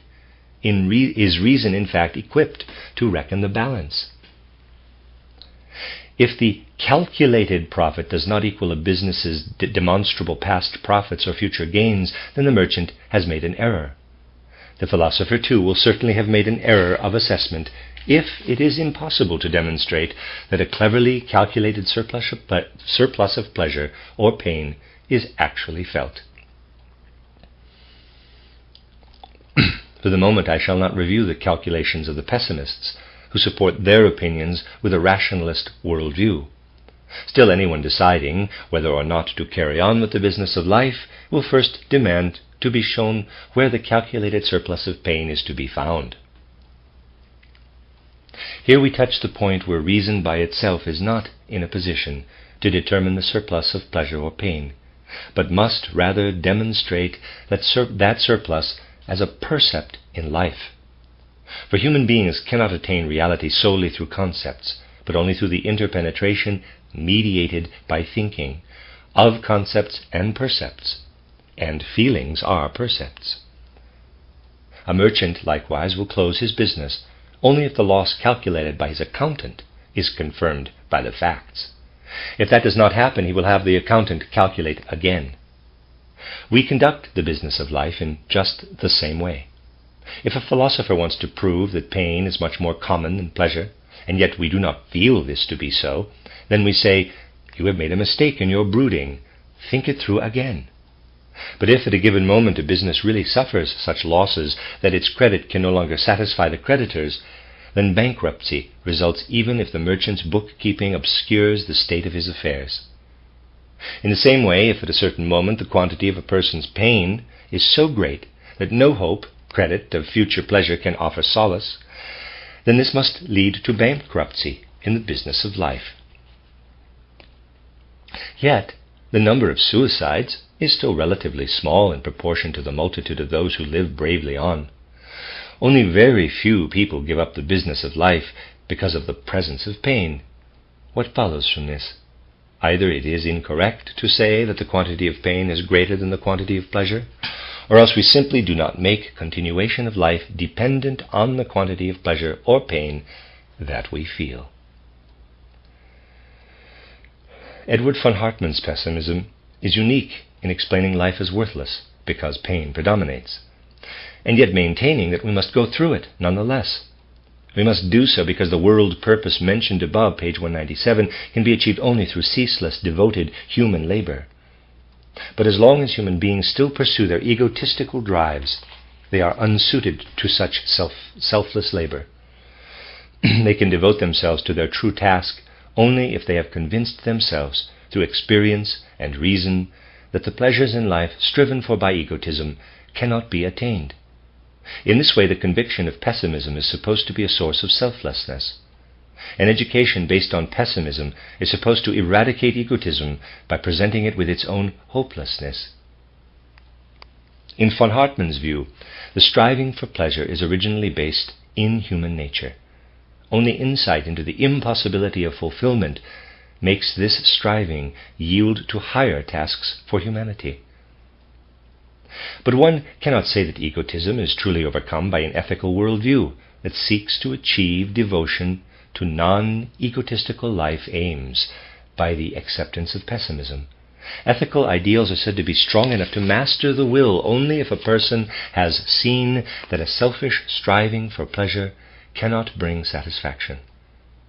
We human beings whose selfishness has yearned for the grapes of pleasure find them sour because we cannot reach them. Therefore we leave them and devote ourselves to a selfless way of life. In the pessimist's view, moral ideals are not strong enough to overcome egotism. Instead, pessimists base their dominion on the ground previously cleared for them by the recognition of the hopelessness of self-seeking.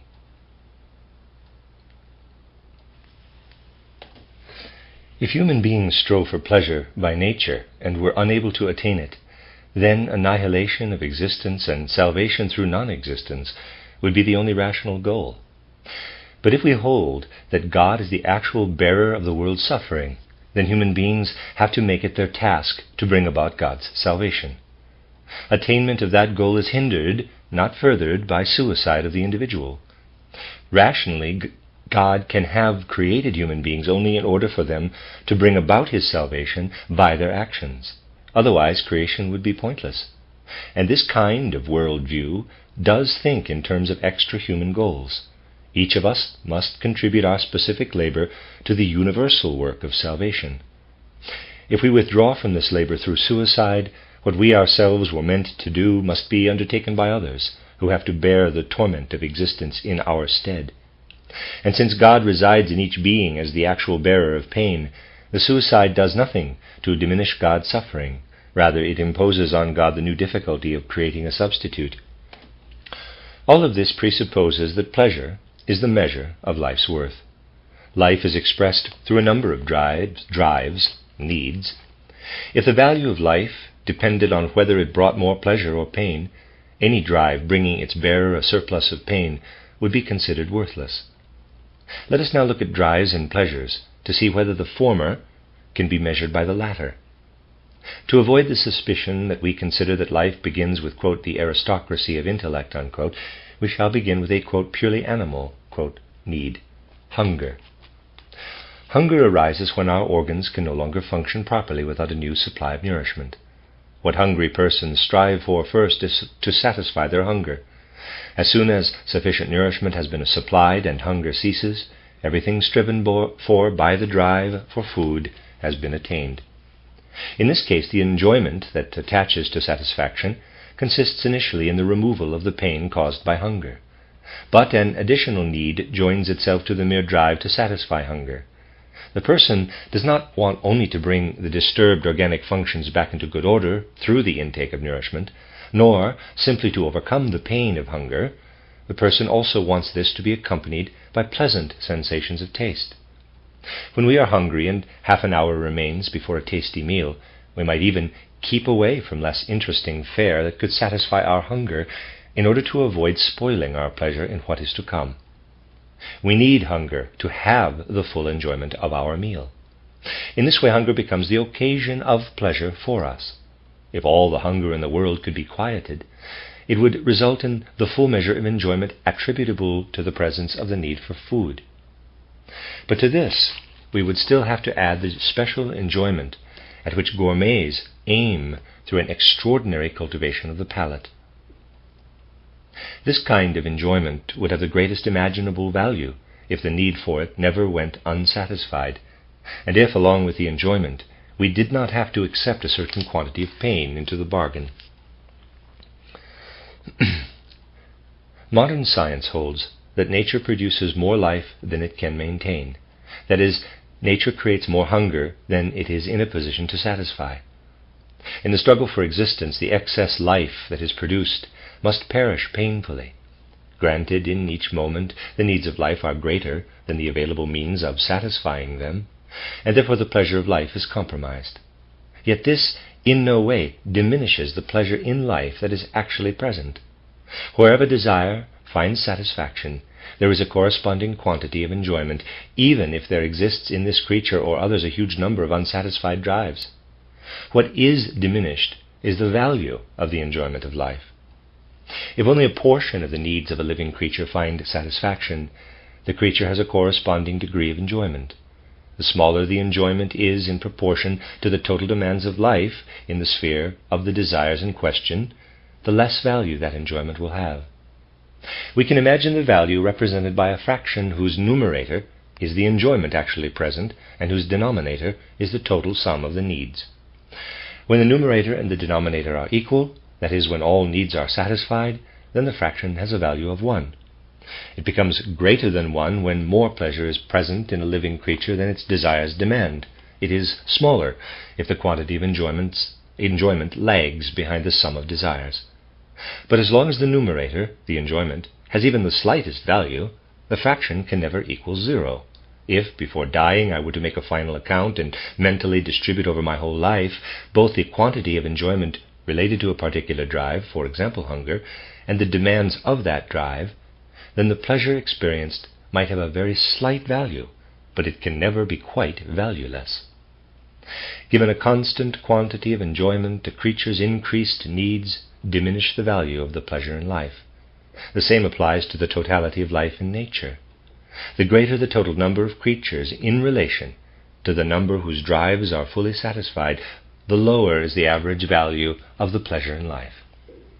Our shares in life's pleasure in the form of instincts fall in value when we cannot hope to cash them in for the full amount. If I have enough to eat for 3 days and then must go hungry for the next 3, the pleasure of those 3 days of eating is not diminished. But I must then think of it as distributed over the 6 days, so that its value in terms of my food drive is reduced to 1/2. It is the same with the amount of pleasure in relation to the degree of my need. If I have enough hunger for 2 pieces of buttered bread, but I only get 1, then the pleasure derived from it has only half of the value that it would have if I had been satisfied by that 1 piece alone. This is how the value of pleasure in life is determined. It is measured against life's needs. Our desires are the yardstick. Pleasure is what we measure. The enjoyment of being satisfied has value only because of the existence of hunger. It has value of a specific magnitude, depending on its relation to the magnitude of the existing hunger. Unfulfilled demands in life cast a shadow even over desires that are satisfied, and thus diminish the value of pleasurable hours. But we can also speak of the present value of a feeling of pleasure. The smaller a pleasure in relation to the duration and the intensity of our desire, the less the present value of a feeling of pleasure will be. A quantity of pleasure has full value for us when its duration and degree exactly coincide with our desire. When it is smaller than our desire, the value of a given quantity of pleasure is diminished. When the pleasure is greater, we have an undesired surplus, which is felt as pleasure only for as long as we can heighten our desire during the enjoyment itself. If we are in no position to keep the growth of our desire in step with the increase of pleasure, then pleasure turns into displeasure. The object that would otherwise content us assails us without our wanting it, and we suffer from it. This is one proof that pleasure has value for us only as long as we can measure it against our desire. An excess of pleasant feeling changes into pain. We can observe this especially in persons whose desire for any kind of pleasure is very slight. In persons whose drive for food is stunted, eating quickly leads to nausea. Again, we can see from this that desire is the yardstick for the value of pleasure. Pessimists might say that an unsatisfied drive for food brings into the world not merely displeasure because of lost enjoyment, but also positive pain, suffering, and misery. They can appeal here to the nameless misery of those who are starving and to the totality of pain arising indirectly for such people from lack of food. And if pessimists want to extend their claim to non-human nature as well, they can point to the sufferings of animals who starve at certain times of the year because of lack of nourishment. Pessimists claim that such ills far outweigh the quantity of enjoyment brought into the world by the drive for food. Doubtless we can compare pleasure and pain and determine the surplus of one or the other, just as we can with profit and loss. But if pessimists believe that an excess exists in the column of displeasure, and infer the worthlessness of life from that, then they err in making a calculation that is never made in real life. In a given instance, our desire is oriented toward a specific object. As we have seen, the greater our pleasure is in relation to our desire, the greater is the value of pleasure in satisfying the desire. But the quantity of pain that we are willing to accept in order to attain the pleasure also depends on the magnitude of our desire. We compare the magnitude of the pain not with the pleasure, but with the magnitude of our desire. Someone who takes great pleasure in eating will, because of enjoyment in better times, be able to sustain a period of hunger better than someone who lacks this joy in eating. A woman who wants children does not compare the pleasure of having one to the quantity of pain in pregnancy, childbirth, child-rearing, and so forth, but to her desire to have a child. We never strive for an abstract pleasure of a certain magnitude, but for a concrete satisfaction in a very specific way. If we strive for a pleasure that must be satisfied by a specific object or sensation, then we cannot be satisfied by another object or sensation that would offer a pleasure of the same magnitude. For someone who is striving to satisfy hunger, the pleasure in doing so cannot be replaced with an equally pleasurable walk. Only if our desire were for a specific quantity of pleasure in the abstract would it disappear as soon as the price of achieving it turned out to be a greater quantity of pain. But since satisfaction is sought in a specific way, the pleasure of fulfillment arises even if a pain that outweighs the pleasure must also be taken with it. Because the instincts of living creatures move in a specific direction and aim at a concrete goal, it is impossible to reckon as an equivalent factor the quantities of pain that may obstruct the path to this goal.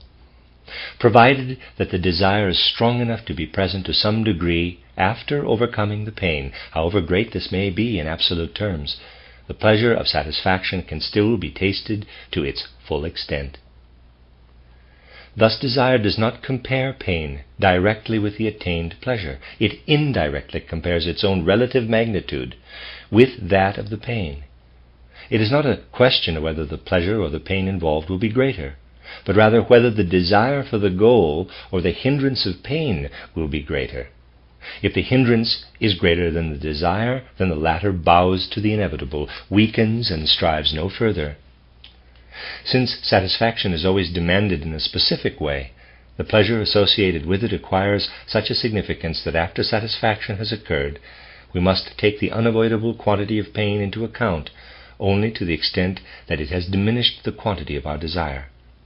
If I am a passionate devotee of beautiful views, I never calculate how much pleasure I will get from the view from a mountain peak and compare it with the pain of the laborious ascent and descent.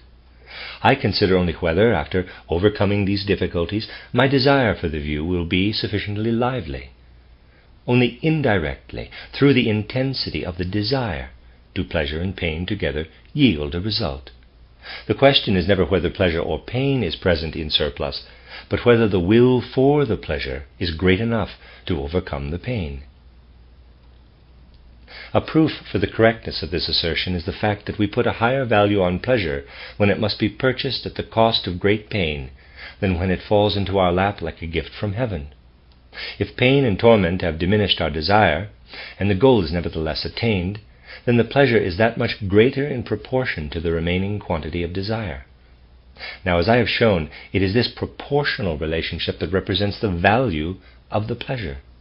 Further proof is provided by the fact that living creatures, including human beings, express their drives as long as they are in a position to bear the pains and torments that they encounter. The struggle for existence is but a consequence of this fact. Living creatures strive to fulfill themselves. Only those whose desires are smothered by the force of the opposing difficulties give up the struggle. Every living creature seeks nourishment until lack of nourishment destroys its life. Human beings, too, only take their own lives if they believe, rightly or wrongly, that the goals of life worth striving for are unattainable. As long as we believe in the possibility of achieving what seems to us to be worth striving for, we will struggle against all torment and pain.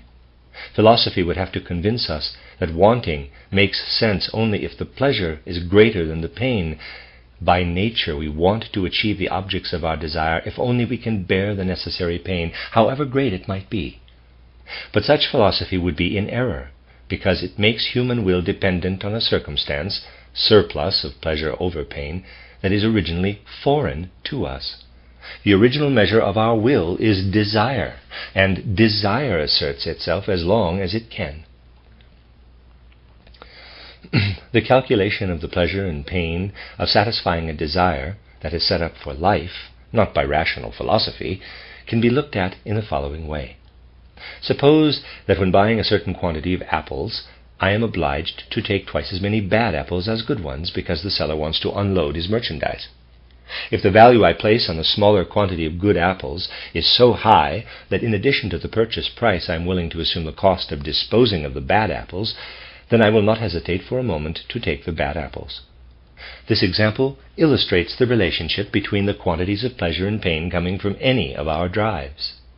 I determine the value of the good apples not by subtracting their number from that of the bad ones, but by seeing whether, despite the presence of the bad ones, the good ones still retain some value. Just as I disregard the bad apples when I enjoy the good ones, so I give myself up to the satisfaction of a desire after having shaken off the unavoidable suffering. Even if pessimism were correct in its claim that there is more pain than pleasure in the world, this would have no influence on our willing, for living creatures would still strive after whatever pleasure remains. Empirical proof that pain outweighs joy, if it could be given, would indeed demonstrate the fruitlessness of the philosophical position that sees the value of life in a surplus of pleasure. Eudaimonism.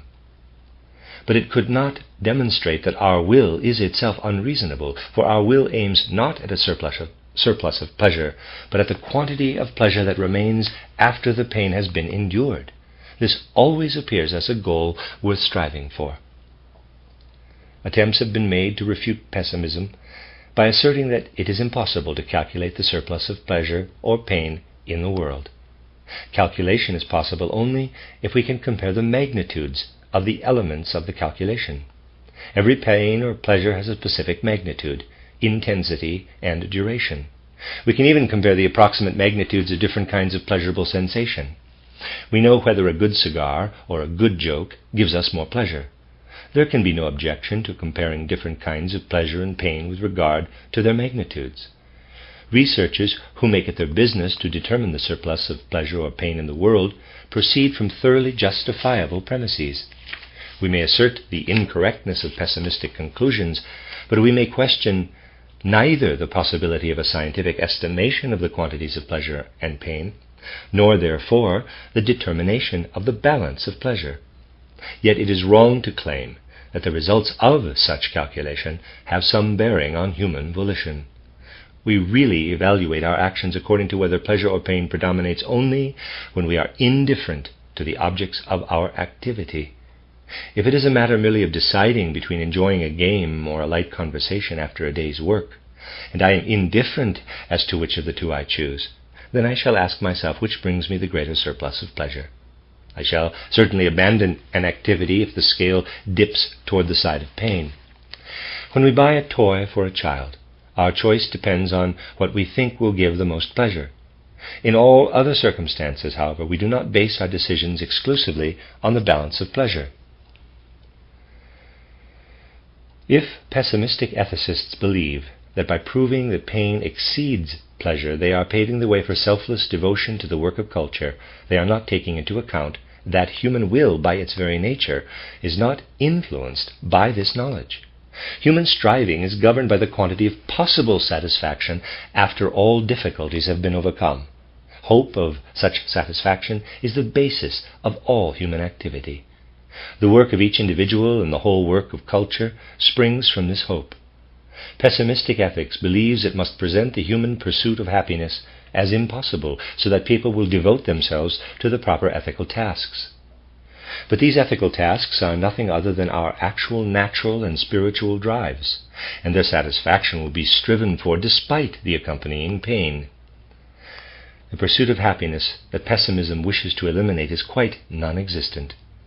We perform the tasks we must, because once we have really recognized their nature, it is in our very nature to want to perform them.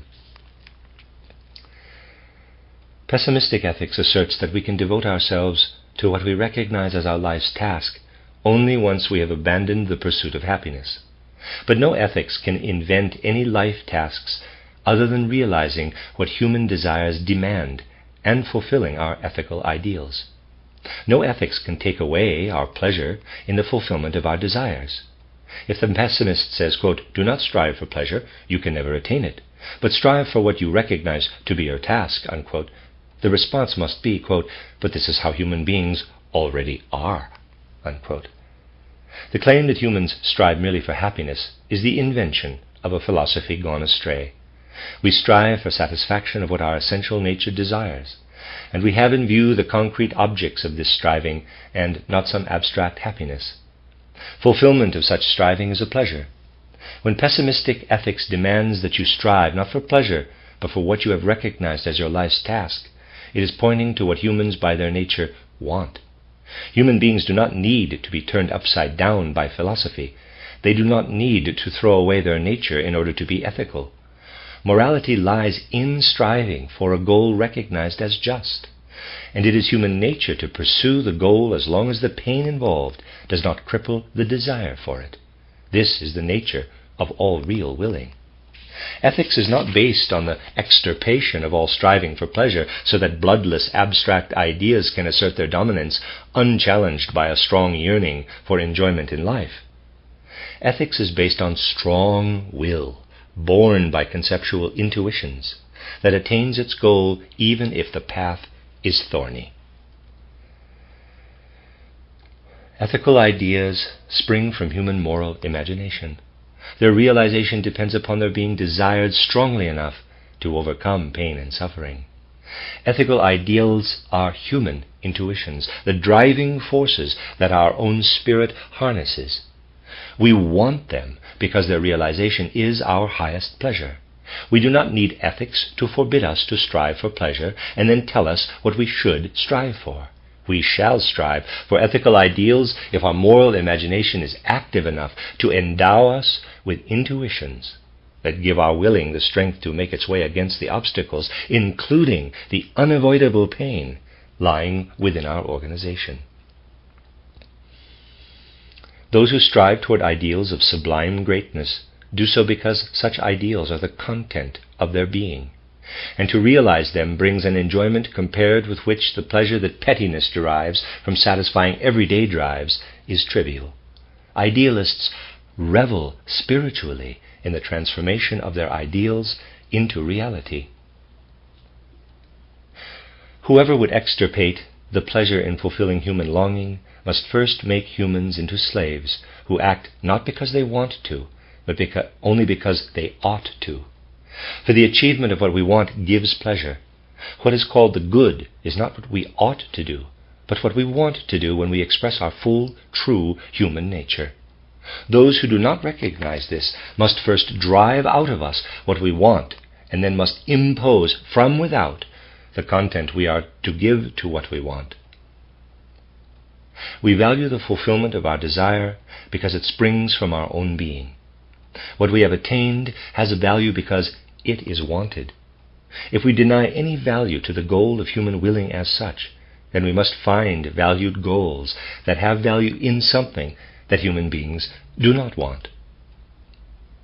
The ethics built upon pessimism springs from a neglect of moral imagination. Only those who consider the individual human spirit incapable of providing itself with the content of its striving can see the totality of what we want in the yearning for pleasure. The person without imagination creates no ethical ideas. Such a person must receive these ideas from without. Our physical nature ensures that we strive after satisfaction of our lower desires. But development of the whole human being also includes desire originating in the spirit. Only if we believe that human beings have no such desires can we claim that they must be received from without. We would then be justified in saying that we are duty-bound to do something that we do not want. Every ethics that requires us to repress what we want in order to fulfill tasks that we do not want fails to reckon with the whole human being, and reckons instead with a human being devoid of the capacity for spiritual desire. For harmoniously developed human beings, so-called ideas of the good lie not without, but within the circle of their being. Ethical conduct lies not in the elimination of a one-sided self-will, but in full development of human nature. Anyone who considers ethical ideals attainable only if we kill off our self-will is unaware that such ideals are wanted by human beings, just as we want satisfaction of the so-called animal drives. There is no denying that the views sketched here may easily be misunderstood. Immature people with no moral imagination like to see the instincts of their own half-developed natures as the full content of humanity, and dismiss all ethical ideals not of their own making, so that they can, quote, express themselves, unquote, undisturbed. It is obvious that what is right for the complete human being does not apply to half-developed human nature. What we would expect of mature human beings cannot also be expected of those who still need to be educated for their ethical nature to pierce the husk of their lower passions. But I have not tried to show here what must be impressed on an unevolved human being, but rather what lies within the nature of a mature human being. The goal was to demonstrate the possibility of freedom, and freedom does not appear in acts based on sensory or psychic constraint, but in acts born by spiritual intuitions. Mature human beings assign themselves their own value. They do not strive for pleasure handed to them as a gift of grace by nature or by the Creator. Nor do they fulfill an abstract duty that they recognize as such after having renounced the striving for pleasure. They act as they want to, that is, according to the standard of their ethical intuitions, and they feel their true joy in life to be the achievement of what they want. They determine the value of life by comparing what has been achieved with what was attempted. The ethics that replaces want with should, that replaces inclination with duty, logically determines the value of a human being by comparing what duty requires with how he or she fulfilled it. It measures people by a yardstick that lies outside their own being. The view developed here returns us to ourselves. It recognizes as the true value of life only what we individually regard as such, according to the measure of what we want. It knows of no value in life that is not recognized by the individual, just as it knows of no life goal that does not spring from the individual. It sees our own master and our own assessor in the essential individuality of each of us, seen into from all sides. It's the end of chapter 13, The Value of Life. This is the addendum to the new edition, 1918. If one clings to the apparent objection that human willing as such is irrational, and that we must show people this so that they will see that the goal of ethical striving lies ultimately in liberation from human willing, then what has been presented in this chapter can be misunderstood. Just such an apparent objection was raised to me by a competent critic, who said that it is the business of a philosopher to consider what the thoughtlessness of beasts and most people neglects, namely, to draw up the real balance sheet of life. But whoever raises this objection fails to see the main point. If freedom is to be realized, then the willing within human nature must be sustained by intuitive thinking. At the same time, certainly, willing can be determined by other things than intuitions. Yet morality and moral value come about only in the free realization of intuition flowing from the human essence.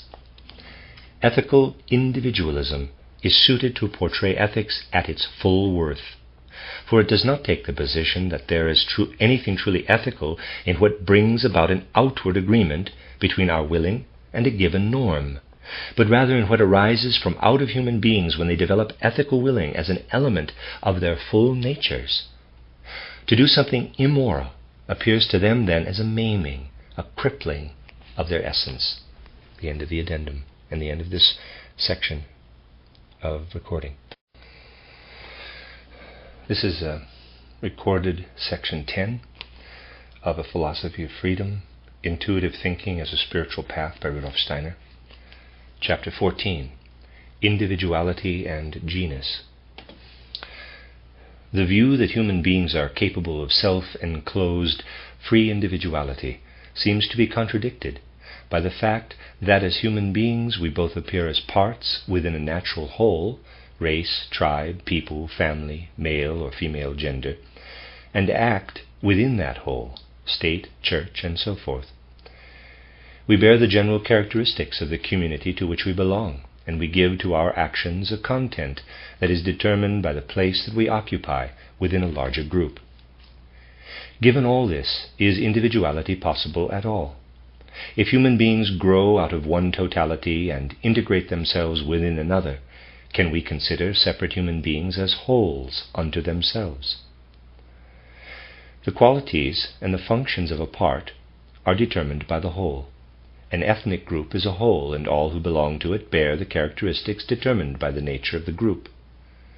How the individual is constituted and how the individual behaves are determined by the character of the group. Thus the physiognomy and the activity of the individual have a generic quality.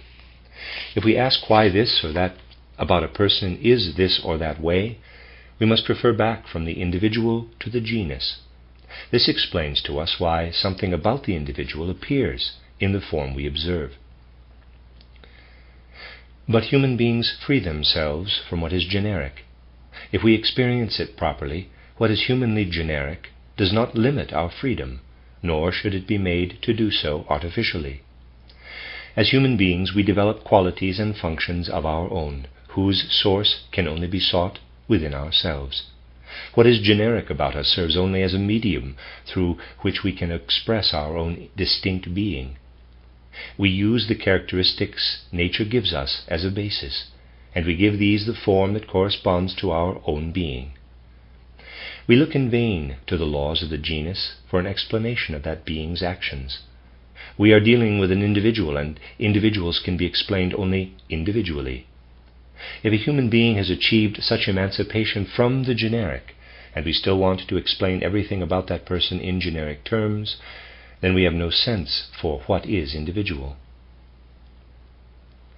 It is impossible to understand a human being fully if one bases one's judgment on a generic concept. We are most obstinate in judging according to type when it is a question of a person's sex. Man almost always sees in woman, and woman in man, too much of the general character of the other sex, and too little of what is individual. In practical life, this does less harm to men than it does to women. The social position of women is unworthy, for the most part, because it is at many points determined not as it should be by the individual characteristics of an individual woman, but by the general mental picture that others form of the natural duties and needs of the female. The activity of a man in life is determined by his individual capacities and inclinations. That of a woman is supposed to be determined exclusively by the fact that she is, precisely, a woman. Woman is supposed to be a slave of the generic, of what is universally womanish. As long as men debate whether women are suited to this or that profession, quote, according to their natural disposition, unquote, the so-called woman question cannot evolve beyond its most elementary stage. What women are capable of according to their nature should be left to women to decide. If it is true that women are suited only to the profession that is currently allotted to them, then they will hardly be able to attain any other on their own. But they must be allowed to decide for themselves what is appropriate to their nature. Anyone who fears a cataclysm in our social conditions if women are accepted not as generic entities, but as individuals, should be told that social conditions in which one half of humanity leads an existence unworthy of human beings are conditions that stand in great need of improvement. Footnote: as soon as this book appeared, 1894, the objection was raised against these comments, that within what is appropriate to their sex, women can already live as individually as they like and much more freely than men, who become de-individualized through school, war, and profession. I know that this objection will be raised today, 1918, perhaps even more strongly than ever. Still, I must let these sentences stand and hope that there are readers who understand how completely such an objection runs counter to the concept of freedom developed in this book, and who judge the above sentences of mine by standards other than the de-individualization of men through school and profession. End of footnote, author's note. Those who judge human beings according to generic characteristics stop before the boundary beyond which people begin to be beings whose activity is based on free self-determination. What lies short of that boundary can, of course, be an object of scientific investigation. Racial, tribal, national, and sexual characteristics form the content of specific sciences. Only persons who want to live merely as examples of a genus can fit themselves into a generic picture derived from such scientific investigation. But all these sciences together cannot penetrate to the specific content of single individuals. Where the region of freedom in thinking and action begins, determination of individuals by the laws of the genus comes to an end. The conceptual content that, in order to have full reality, human beings must connect with a percept through thinking, cannot be fixed once and for all, and bequeathed in finished form to humanity. Individuals must gain their concepts through their own individual intuitions. How an individual should think cannot be derived from some generic concept. Each individual must set the standard all alone. Nor is it possible to tell from general human traits which concrete goals an individual chooses to seek. Anyone who wishes to understand a particular individual must penetrate to that individual's particular being, not remain at the level of typical characteristics. In this sense, every single human being is a separate problem. All science concerned with abstract thoughts and generic concepts is only a preparation for the kind of cognition imparted to us when a human individuality communicates to us in its way of viewing the world. And all such science is only preparatory for the kind of cognition we attain from the content of a human individuality's willing. When we have the sense that we are dealing with the aspect of a person that is free from typical styles of thought and generic desires, then we must make use of no concept from our own mind if we want to understand that person's essence. Cognition consists in linking a concept with a percept through thinking. For all other objects, the observer must penetrate to the concept by means of his or her own intuition. Understanding a free individuality is exclusively a question of bringing over into our own spirit, in a pure form, unmixed with our own conceptual content, those concepts by which the individuality determines itself. People who immediately mix their own concepts into any judgment of others can never attain understanding of an individuality. Just as a free individuality frees itself from the characteristics of the genus, cognition must free itself from the approach appropriate to understanding what is generic.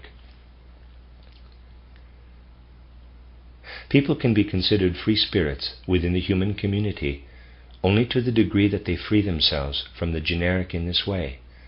No human is all genus, None is all individuality. But all human beings gradually free a greater or lesser sphere of their being, both from what is generic to animal life and from the controlling decrees of human authorities. Our remaining part, where we have yet to win such freedom, still constitutes an element within the total organism of nature and mind. In this regard we live as we see others live, or as they command. Only the part of our action that springs from our intuitions has moral value in the true sense. And what we have in the way of moral instincts, through inheritance of social instincts, becomes something ethical through our taking it up into our intuitions. All the moral activity of humanity arises from individual ethical intuitions and their acceptance in human communities. We could also say that the ethical life of humanity is the sum total of what free human individuals have produced through their moral imagination. This is the conclusion reached by monism. Final questions. The consequences of monism. The unitary explanation of the world, the monism portrayed here, takes the principles needed to explain the world from human experience.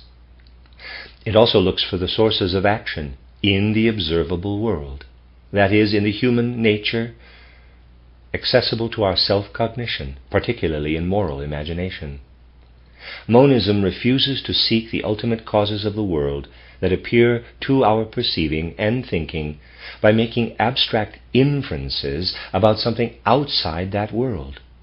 For monism, the unity brought to the manifold multiplicity of percepts through the experience of thinking, observation, is both what our human urge for cognition demands and the means by which this urge for cognition seeks entry into the physical and spiritual regions of the universe.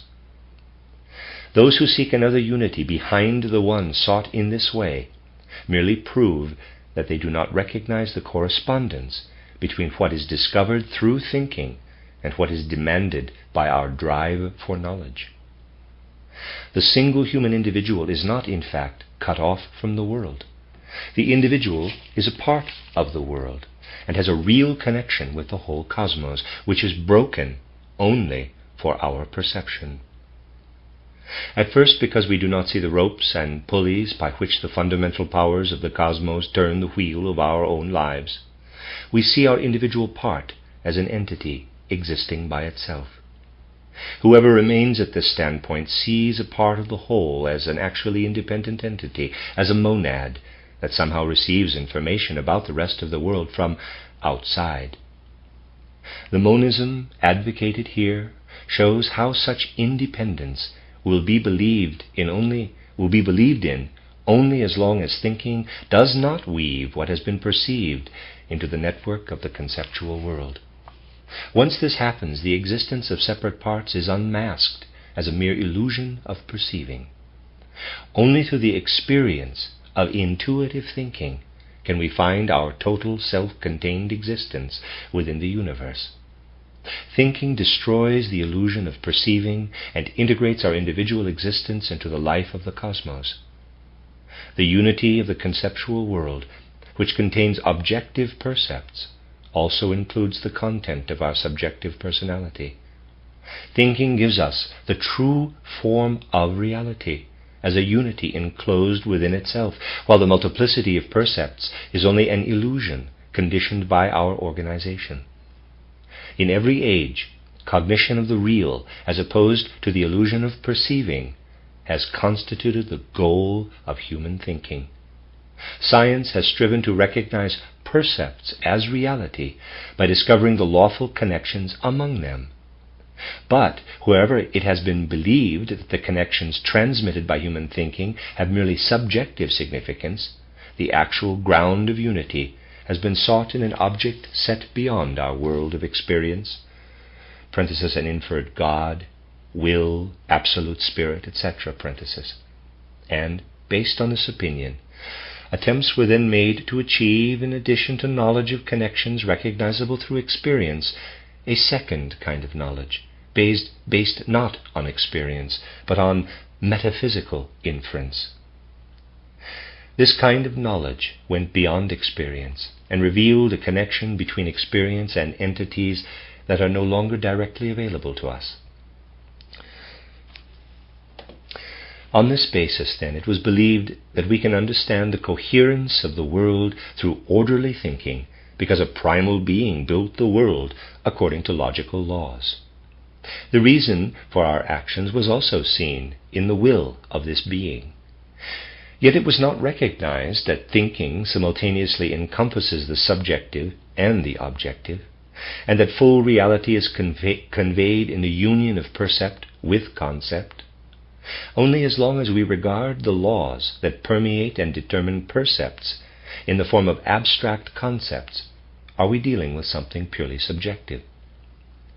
The content of a concept joined to a percept by thinking is not subjective. For the content of this concept is taken not from the subject, but from reality. It is the part of reality that perceiving cannot reach. It is experience, but not experience transmitted by perceiving. Those who cannot imagine that a concept is something real are thinking only of the abstract form in which they hold concepts in their mind. But concepts, like percepts, are present only in this separated form because of our organization. The tree that we see has likewise no separate existence by itself. The tree is only a part in the great system of nature, and is only possible in real connection with nature. An abstract concept by itself has just as little reality as a percept by itself. Percepts are a part of reality that is given objectively. Concepts are the part that is given subjectively, parenthesis, through intuition, see page 88, 89 and forward, parenthesis. Our mental organization tears reality into these two factors. One factor is apparent to perceiving, the other to intuition. Only the union of the two, the percept integrating itself lawfully into the universe, is full reality. If we consider mere perception alone, we do not have reality, only disconnected chaos. If, on the other hand, we consider only the lawfulness of percepts, we are dealing merely with abstract concepts. Abstract concepts contain no reality. Reality lies in thinking observation that does not one-sidedly examine either concepts or percepts by themselves, but rather considers the union of both. Not even the most orthodox subjective idealist denies that we live in reality and are rooted in it by our real existence. Such idealists only deny that our cognition, our ideas, can reach that real life. Monism, in contrast, shows that thinking is neither subjective nor objective, but a principle that spans both sides of reality. When we observe with thinking, we execute a process that itself belongs to the order of real events. Through thinking, we overcome inexperience itself, the one-sidedness of mere perceiving. We cannot piece together the essence of reality with abstract conceptual hypotheses, parenthesis, purely conceptual reflections, parenthesis.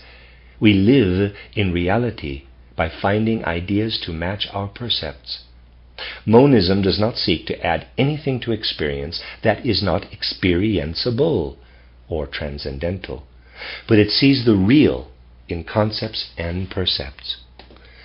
Monism spins no metaphysics for merely abstract concepts, for in the concepts by themselves it recognizes only one side of reality, which remains hidden to perceiving and makes sense only in connection with the percept.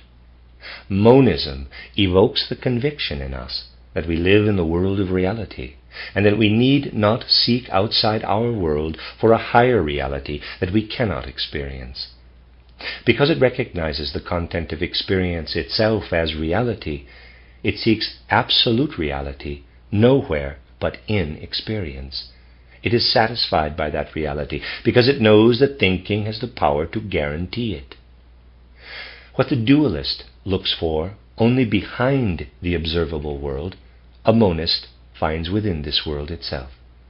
Monism shows that in cognizing we grasp reality in its true form, not in a subjective picture that interposes itself between ourselves and reality. For monism, the conceptual content of the world is the same for all human individuals. According to monistic principles, one human individual considers another human individual to be of the same kind, because the same world content expresses itself in both. Let me read that again. According to monistic principles, one human individual considers another human individual to be of the same kind, because the same world content expresses itself in both.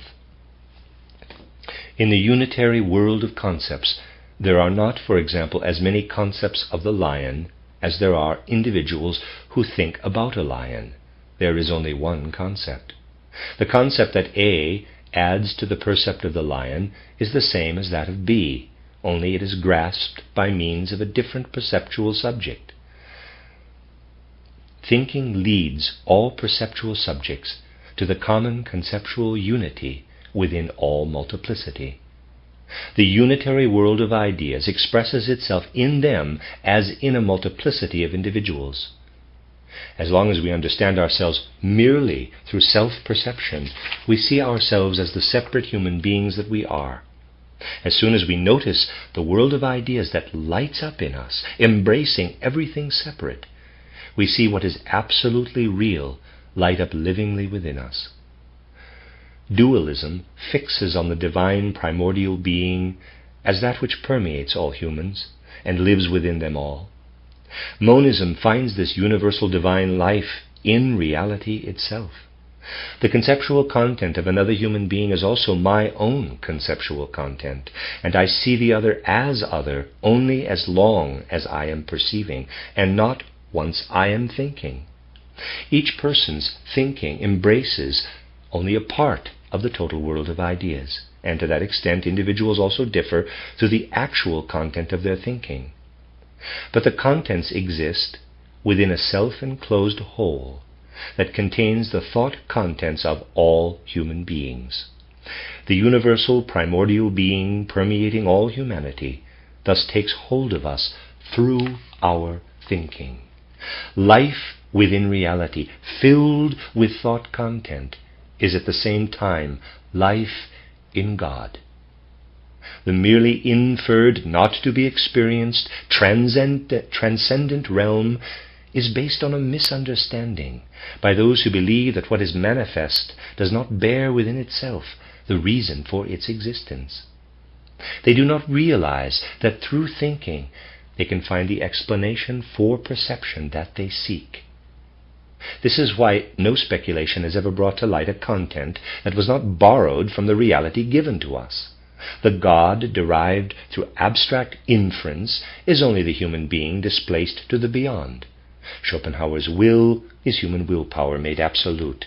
Von Hartmann's unconscious primordial being, composed of idea and will, is a combination of two abstractions of our experience. Exactly the same can be said of all transcendent principles based on thinking that has not been experienced. Let me read that sentence again.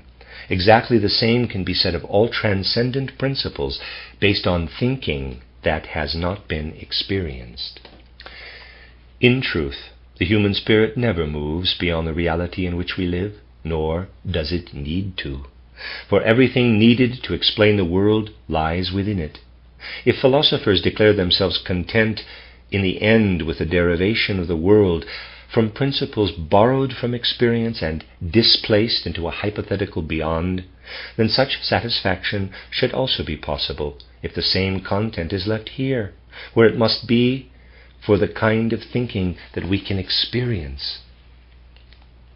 Every transcendence beyond this world is only apparent, and the principles transposed outside the world explain the world no better than those lying within it, nor does thinking that understands itself demand any such transcendence, since it is only within the world, not outside it, that a thought content must seek a perceptual content together with which it can form something real.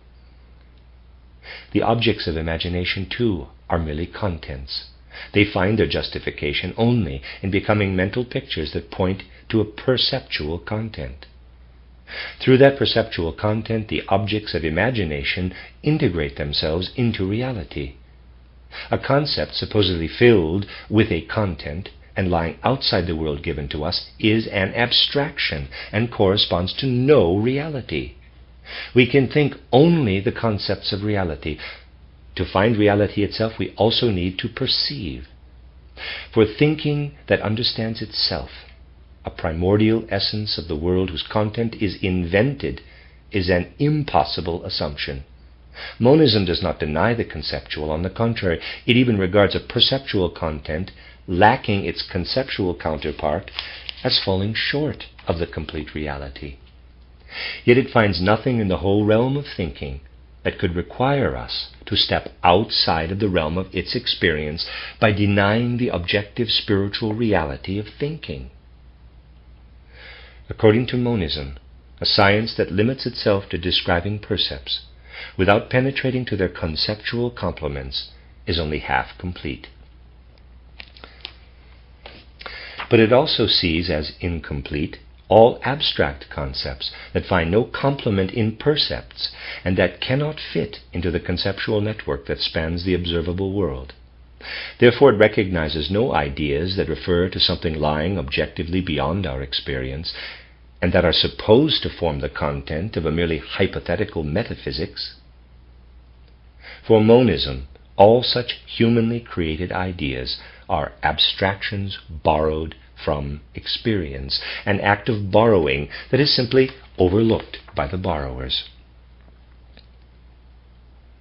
Just as little, according to monist principles, can the goals of our actions be taken from an extra-human beyond.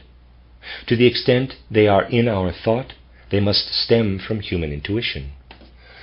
Human beings do not make the purposes of an objective, transcendent, primordial being their own individual purposes, but follow the purposes given to them by their moral imaginations. A person detaches the idea that realizes itself in an action from the single world of ideas and sets it at the base of his or her will. Thus, our actions express not commands from the beyond injected into our world, but human intuitions that belong to this world. Monism recognizes no world dictator who would assign aim and direction to our acts from outside ourselves. Human beings find no such primal source of existence whose advice could be sought to learn the goals that we must give our actions. We are returned to ourselves. We ourselves must give our actions their content. We seek in vain if we seek directives for our will outside the world in which we live. If we go beyond the satisfaction of natural drives for which Mother Nature has provided, we must seek such directives in our own moral imaginations, unless we find it easier to let ourselves be directed by the moral imagination of others.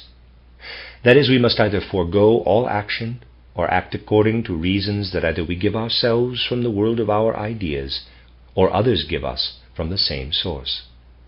If we move beyond our sense-bound life of instinct and execution of the commands of other human beings, then we are determined by nothing other than ourselves. We must act out of an impulse that we set ourselves, and that is determined by nothing else. To be sure, this impulse is conceptually determined in the one world of ideas. But in fact, it can be drawn down from this world and translated into reality only through a human being. It is only within human beings themselves that monism can find a basis for the human translation of ideas into reality. Before an idea can become an action, a human being must first want it. Therefore, such wanting has its source in human beings themselves. Human beings are thus the ultimate determinants of their actions. They are free.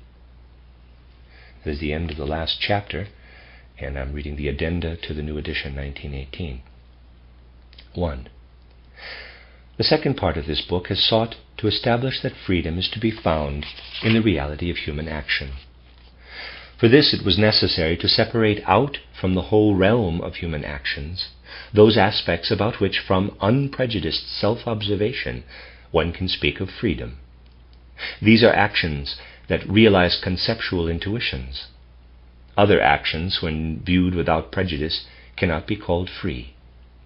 Yet precisely through unprejudiced self-observation we should consider ourselves well equipped to progress along the path toward ethical intuitions and their realization. But this unprejudiced observation of human ethical nature cannot by itself offer a final decision about freedom. For if intuitive thinking itself sprang from some other entity, if its own essence were not self-sustaining, then the consciousness of freedom flowing from morality would prove to be an illusion. The second part of this book, however, finds natural support in the first. The first presents intuitive thinking as an inner spiritual activity of the human being that is actually experienced. But to understand this essence of thinking experientially is equivalent to knowing the freedom of intuitive thinking. If one knows that this thinking is free, then one also sees the region of the will to which freedom is attributable. We will consider human acts to be free if on the basis of direct inner encounter we can ascribe a self-sustaining being to the experience of intuitive thinking. Those who cannot do so will also be unable to find an incontestable path to the acceptance of freedom. The experience emphasized here finds in consciousness the intuitive thinking that also has reality beyond consciousness. With this, it discovers freedom to be characteristic of actions flowing from the intuitions of consciousness. The content of this book is built on intuitive thinking that can be experienced purely spiritually, and through which every percept is placed within reality during the act of cognition. No more was to be presented than can be surveyed from an experience of intuitive thinking. But we must also emphasize what kind of thought formation the experience of thinking demands. It demands that intuitive thinking not be denied as a self-sustaining experience within the process of cognition. It also demands that we acknowledge its capacity, in conjunction with percepts, to experience reality, instead of seeking reality only in an inferred world outside experience, in the face of which the human activity of thinking would be merely subjective. Here, then, thinking is characterized as the element through which we, as human beings, enter spiritually into reality, and no one should confuse this worldview, based on the experience of thinking, with a mere rationalism. But on the other hand, it follows from the whole spirit of this portrayal that the element of perception can be considered as real for human cognition only if it is grasped in thinking. The characterization of something as reality cannot occur outside thinking. Therefore, we should not assume that sense perception is the only guarantee of reality. We can only wait for the percepts that emerge in the course of our lives. The only question is whether we can, from the viewpoint of intuitively experienced thinking alone, await perception not only of what is sensory, but also of what is spiritual. We can indeed wait for this, for even if, on one hand, intuitively experienced thinking is an active process performed within the human spirit, on the other hand, it is also a spiritual percept grasped with no sensory organ. It is a percept in which the perceiver himself or herself is active, and it is an activity of one's self that is simultaneously perceived. In intuitive thinking, human beings are also transferred into a spiritual world as perceivers. What approaches us in that world as a percept, in the same way as the spiritual world of our own thinking, we recognize as the world of spiritual perception. This perceptual world would have the same relation to thinking as does the sensory perceptual world on the side of our senses. As soon as we experience it, the spiritual perceptual world cannot be anything strange to us as human beings, because we already have in intuitive thinking an experience of a purely spiritual character. A number of my later writings discuss such a world of spiritual perception. This book, Intuitive Thinking as a Spiritual Path, The Philosophy of Freedom, is their philosophical foundation. In this book, an attempt is made to show that the experience of thinking, properly understood, is already an experience of spirit. Therefore it seems to me that whoever can adopt the point of view of this book in earnest will not stop short of entering the world of spiritual perception. To be sure, what is portrayed in my later books cannot be logically derived, inferred from the contents of this book. But a living grasp of what is meant in this book by intuitive thinking will naturally lead onward to a living entry into the world of spiritual perception. That is the end of the book, and I'm also going to add on here the appendices from 1918. Appendices 1918, number 1. Philosophical objections raised immediately after the publication of this book call for the addition of the following brief discussion to this new edition. I can imagine that there are readers who take an interest in the other contents of this book, but who will regard what follows as a superfluous, remote, and abstract web of concepts. They may leave this brief discussion unread. But problems crop up in a philosophical contemplation of the world that have their origin more in certain thinkers' prejudices than in the natural course of human thinking itself. Other issues treated in this book seem to me to present a task that concerns every human being who strives for clarity in regard to the essential nature of human beings and their relationship to the world. What follows, however, rather involves a problem some treatment of which is called for by certain philosophers in any discussion of the things portrayed in this book. This is because those philosophers have created for themselves certain difficulties that do not otherwise exist. If we bypass such problems completely, some people will be quick to make accusations of dilettantism and the like, and the opinion would gain ground that I have not sufficiently come to terms with viewpoints I have not discussed in the book itself. The problem to which I refer is this. There are thinkers who believe that a special difficulty arises when one seeks to understand how the soul life of another human being can affect one's own, that of the observer. They say, quote, "My conscious world is sealed off within me, just as any other," let me read that again, quote, "My conscious world is sealed off within me, just as any another conscious world is sealed off within itself. I cannot see into another person's world of consciousness.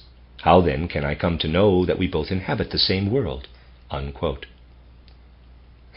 Those who hold the world view that it is possible to infer from the conscious world the existence of an unconscious world that can never become conscious try to solve this difficulty by saying, quote, "The world that I have in my consciousness is the representation in me of a real world that I cannot consciously reach. In this real world, unknown to me, lie the causes of my conscious world. My own real being, of which I have likewise only a representation in my consciousness, also lies there. But this real world also contains the essential being of my fellow human beings. Now, what another person experiences in consciousness corresponds to a reality in that person's essential being, which is independent of this consciousness. The person's being is active in a realm that cannot become conscious, the realm of my own necessarily unconscious being. It is through that realm that a representation is created in my consciousness of what is present in a consciousness altogether independent of my conscious experience." Unquote. We can see that a hypothetical world inaccessible to conscious experience is here added to the world accessible to my consciousness. Otherwise, these philosophers believe we would be forced to assert that all the external reality I seem to have before me is only the world of my consciousness, and this would lead to the solipsistic absurdity that other people also exist only within my consciousness. This question, which has been created by some recent epistemological trends, can be clarified if we attempt to survey the matter from the viewpoint of the spiritually oriented observation described in this book. What then do I have before me when I face another person? I look at what is immediately apparent. It is the sensory bodily appearance of the other person, given to me as a percept, and perhaps also the auditory percept of what the person is saying, and so forth. I do not really stare at all of this. Rather, it sets my thinking activity in motion. By my standing before the other person and thinking, the percept proves to be, to some extent, transparent to the soul.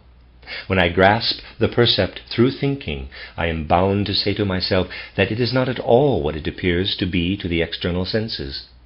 By what it is directly, the sensory phenomenon reveals something else that it is indirectly. Its presentation before me is at the same time its extinguishing as a mere sense phenomenon. But what it manifests during that extinguishing compels me as a thinking being to extinguish my own thinking for the period of its activity and to replace it with its thinking. I grasp this other thinking and my own thinking as an experience, as I do with my own. I have really perceived the thinking of the other person.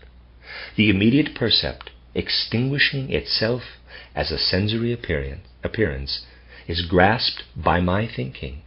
And this is a process lying completely within my consciousness, which consists in my thinking being replaced by the other thinking. Through the self-extinguishing of the sensory appearance, the separation between the two spheres of consciousness is actually suspended. This is represented in my consciousness in that, in experiencing the content of the other person's consciousness, I experience my own consciousness just as little as I experience it in dreamless sleep. Just as my daytime consciousness is shut out in dreamless sleep, so is the content of my own consciousness when I perceive another person's. The illusion that this is not so persists because, first, when perceiving another person, what replaces my own content of consciousness is not unconsciousness, as in sleep, but rather the content of the other person's consciousness. And second, the oscillations between the extinction and re-illumination of my consciousness of myself follow one another too rapidly to be normally noticed. The whole problem cannot be solved by artificial conceptual constructs that infer from what is conscious other things that can never be conscious. It must be solved through true experience of what results from a union of thinking and percepts. This applies to many questions that appear in the philosophical literature. Thinkers ought to seek the path to unprejudiced, spiritually oriented observation, but instead they slide an artificial conceptual construction in front of reality.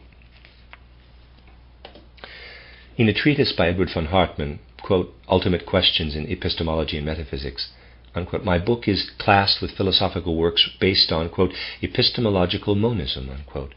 Von Hartmann dismisses this standpoint as impossible for the following reason. According to the way of thinking he develops in his treatise, there are only three possible epistemological positions. We can remain at the naive position that takes perceived phenomena as real things outside human consciousness. In that case, we lack critical awareness. We would be unaware that the content of consciousness is, after all, only in our own consciousness. We would not see that we are dealing not with the table in itself, but only with the object of our own consciousness. Whoever remains at this standpoint, or after reflection returns to it, is a naive realist. But this point of view is untenable, precisely because it fails to see that consciousness has no access to objects outside consciousness. Alternatively, we can survey the situation and fully acknowledge it, and in this case we become transcendental idealists. As such, we have to deny that anything of the thing in itself can ever enter human consciousness. But in this way, if we are sufficiently consistent, we would be unable to escape absolute illusionism. The world confronting us would transform itself into a mere sum of objects of consciousness, indeed the objects of our own consciousness, and we would be compelled absurdly to think of other human beings as also existing only in the content of our own consciousness. Only the third position of von Hartmann's is supposed to be tenable, transcendental realism.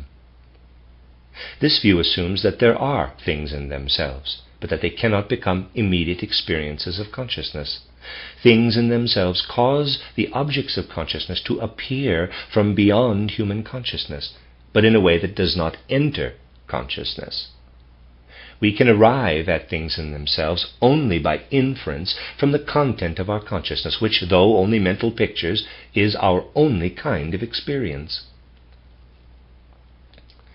Von Hartmann claims that an epistemological monism, which is how he describes my position, would really have to embrace one of his own three positions. He claims that such a monism fails to do so only because it does not draw the proper conclusions from its premises. He goes on to say, long quote now, "If one wants to find out to which epistemological position a supposed epistemological monist belongs, one need only present him with certain questions and compel him to answer them. For on his own he will not be inclined to express himself on these points, and he will also try in every way to evade answering direct questions, because every answer nullifies epistemological monism's claim to be a standpoint distinct from the three others. These questions are as follows. 1. Are things continuous or intermittent in their existence? If the answer is continuous, then we are dealing with some form of naive realism. If the answer is intermittent, then it is transcendental idealism. But if the answer is that they are continuous on the one hand, parenthesis, as contents of absolute consciousness, or as unconscious mental pictures, or as possibilities of perception, parenthesis, and intermittent on the other hand, parenthesis, as contents of limited consciousness, parenthesis, then transcendental realism is established. 2. If three persons are sitting at a table, how many instances of the table are present? Whoever answers 1 is a naive realist. Whoever answers 3 is a transcendental idealist. But whoever answers 4 is a transcendental realist. Of course, this last example presupposes that we may combine under the common heading instances of the table such disparate things as the one table as thing in itself, and the three tables as perceptual objects in the three consciousnesses. If this seems to be too great a freedom, he or she will give the answer 1 and 3 instead of 4. 3. If two persons are alone in a room together, how many instances of those persons are present? Whoever answers 2 is a naive realist. Whoever answers 4, namely an I and an other in each of the two consciousnesses, is a transcendental idealist. But whoever answers 6, parenthesis, namely two persons as things in themselves and 4 persons as objects of mental picturing in the two consciousnesses, is a transcendental realist. Whoever wanted to prove that epistemological monism is a standpoint different from these three would have to give a different answer to each of these three questions, but I do not know what this could be. End of quote. The answers of intuitive thinking as a spiritual path, the philosophy of freedom, would have to be as follows. Number 1. Those who grasp only the perceptual contents of things and take it for reality are naive realists. They do not realize that those perceptual contents can be considered as persisting only as long as they are observed, and therefore that what is before us must be thought of as intermittent. But as soon as we are aware that reality is present only in thought-permeated percepts, we arrive at the insight that the perceptual content that appears as intermittent, if it is permeated by what is worked through in thinking, reveals itself to be continuous. What we must therefore consider to be continuous is the perceptual content grasped in directly experienced thinking, of which what is only perceived would have to be regarded as intermittent, if, as is not the case, it were real. 2. When 3 people sit at a table, how many instances of the table are present? There is only one table present.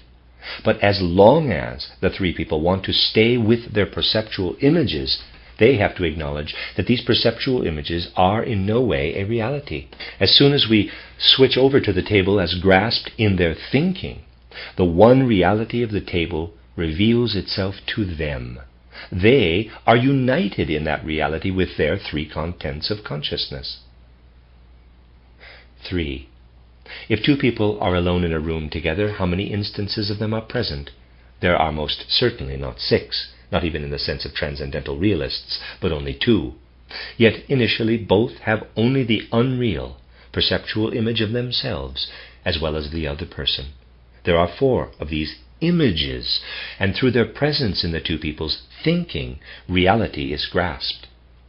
In this thinking activity, each person reaches beyond his or her own sphere of consciousness. In it, both one's own and the other person's consciousness comes to life. In the moments of its coming to life, The two people are no more enclosed within their own consciousness than they are during sleep. But at other moments, the consciousness of merging with the other reappears, so that in the experience of thinking, the consciousness of each person grasps both itself and the other person. I know that a transcendental realist would call this a relapse into naive realism. Yet, as I have already indicated in this book, naive realism retains its validity in the case of thinking that is experienced. Transcendental realists by no means experience the true state of affairs in the cognitive process. They cut themselves off from it by a web of thoughts in which they then become entangled. Nor should the monism appearing in intuitive thinking as a spiritual path, the philosophy of freedom, be called epistemological. Rather, if an epithet is wanted, let it be called monism of thought. All of this was misunderstood by Edward von Hartmann. He did not engage the specifics of the presentation in my book, but claimed that I had attempted to unite Hegelian universalist panlogism with Hume's individualistic phenomenalism. In fact, intuitive thinking as a spiritual path, the philosophy of freedom, has nothing to do with these two standpoints that it is supposedly attempting to unite. Parenthesis, this is also why I could not, for example, enter into a discussion of Johannes Lemke's epistemological monism. The viewpoint of intuitive thinking as a spiritual path, the philosophy of freedom, is completely different from what von Hartmann and others call epistemological monism. Parenthesis. End of the first addendum. Number 2. In the following, what stood as a kind of preface to the first edition is reproduced in all essentials. I place it here as an appendix, not because it has anything immediately to do with the book's contents, but because it shows the mood of thought in which I wrote the book 25 years ago. Since there is a recurrent idea that I have to suppress some of my earlier writings on account of my later ones on spiritual science, I do not want to omit it altogether. Footnote. Only the very first introductory sentences of this preface in the first edition have been completely omitted. Today they seem to me quite inessential. But what is said in the rest of it seems to me necessary to say, even today, in spite of, indeed because of, the natural scientific thinking of our contemporaries. End of footnote, the author's note. Our age wants to draw forth truth only from the depths of the human being. Of Schiller's two well-known paths, our present age prefers the second. Quote, we both seek truth, you in outer life, I within, in the heart, and thus each is sure to find it. If the eye is healthy, it meets the Creator without. If the heart is healthy, it surely mirrors the world within. End of quote, and that's from Johann Christoph Friedrich von Schiller, 1759 to 1805, great German dramatist, aesthetic philosopher, and critic. End of footnote. Truth that comes to us from without always bears about it the stamp of uncertainty. We want to believe only what appears to each of us inwardly as truth. Only truth can bring us certainty in the development of our individual powers. These powers are lamed in anyone tormented by doubts. In a world of riddles, people cannot find a goal for their activity. We no longer want merely to believe, we want to know. Belief demands the recognition of truths that we do not quite understand. But whatever we do not completely comprehend goes against the individual element in us that wants to experience everything in its deepest inner core. The only knowing that satisfies us is the kind that submits to no outer norm, but springs from the inner life of the personality. Nor do we want the kind of knowing that has become frozen once and for all in academic rules and preserved in compendia valid for all time. We consider ourselves justified in proceeding from our closest experiences, our immediate life, and ascending from there to cognition of the whole universe. We strive for certain knowledge, each of us in his or her own way. Nor should the teaching of science assume a form in which its recognition is a matter of unconditional compulsion. None of us would give a scientific text the title Fichte once did, quote, a crystal-clear report to the greater public on the true nature of the latest philosophy, and attempt to compel readers to understand, end quote. Today no one should be compelled to understand. We demand neither recognition nor agreement from those who are not driven to a given opinion by their own particular individual needs. We do not want to cram knowledge into even an immature human being, a child rather. We try to develop the child's capacities so that the child no longer needs to be compelled to understand, but wants to understand. I am under no illusion as to this characteristic of my time. I know how much automatism, devoid of individuality, prevails. But I am also just as aware that many of my contemporaries seek to orient their lives in the direction that I have suggested here. I would like to dedicate this book to them. It is not supposed to lead to the only possible path to truth, but to describe the path taken by one for whom truth is central. This text leads first through abstract regions where thought must draw sharp contours so as to arrive at some secure positions. But the reader is also led from arid concepts into concrete life. I am certainly of the opinion that one must also lift oneself into the ethereal realm of concepts if one is to experience every aspect of existence. Someone who knows only how to enjoy use of the senses does not really know the most delicious part of life. Oriental sages have their students first spend years in renunciation and asceticism before they share with them what they know. The West no longer requires pious exercises or asceticism to attain knowledge, but it does demand the goodwill to remove oneself for a brief time from the immediate impressions of life and enter the world of pure thought. The realms of life are many, for each specific sciences develop, but life itself is a unity, and the more the sciences busily immerse themselves in separate realms, the farther they move away from seeing the living wholeness of the world. There must be a kind of knowing that seeks in the separate sciences the elements that lead human beings back to full life again. A scientific specialist wants to become aware of the world and how it works through his or her insights. In this book, the goal is philosophical. Science itself is to become organically alive. The separate sciences are preludes to the science attempted here. A similar relationship obtains in the arts. A composer works on the basis of compositional theory, which is a sum of all that one needs to know before one can compose. In composing, the laws of composition serve life, serve reality. In just the same way, philosophy is an art. All real philosophers have been artists in concepts. For them, human ideas have become artistic materials and scientific methods have become artistic technique. Thereby, abstract thinking attains concrete individual life. Ideas become powers of life. Then we not really know about things, but have made knowing into a real self-governing organism. Our active, real consciousness has lifted itself above mere passive reception of truths. How philosophy as an art relates to human freedom, what freedom is, and whether we do or can participate in it, this is the principal theme of my book. All other scientific discussions are included only because in the end they throw light on these, in my view, most immediate human questions. These pages are meant to offer a philosophy of freedom. If it were not aimed at heightening the value of existence for the human personality, all science would be nothing but satisfaction of idle curiosity. The sciences attain their true value only by showing the human significance of their results. The ultimate goal of an individual cannot be ennoblement of only a single capacity of the soul. Rather, it must be the development of all the capacities dormant within us. Knowledge has value only through contributing to the all-around development of the whole of human nature. Therefore, this book interprets the relationship of science to life, not in the sense that human beings must bow down before the idea and dedicate their forces to its service, but rather in the sense that we take possession of the world of ideas to use them for our human goals, which extend beyond those of mere science.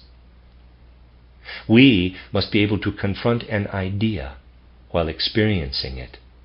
Otherwise, we fall into its bondage. That is the end of the last appendix and the full end of the book, A Philosophy of Freedom, Intuitive Thinking as a Spiritual Path by Rudolf Steiner.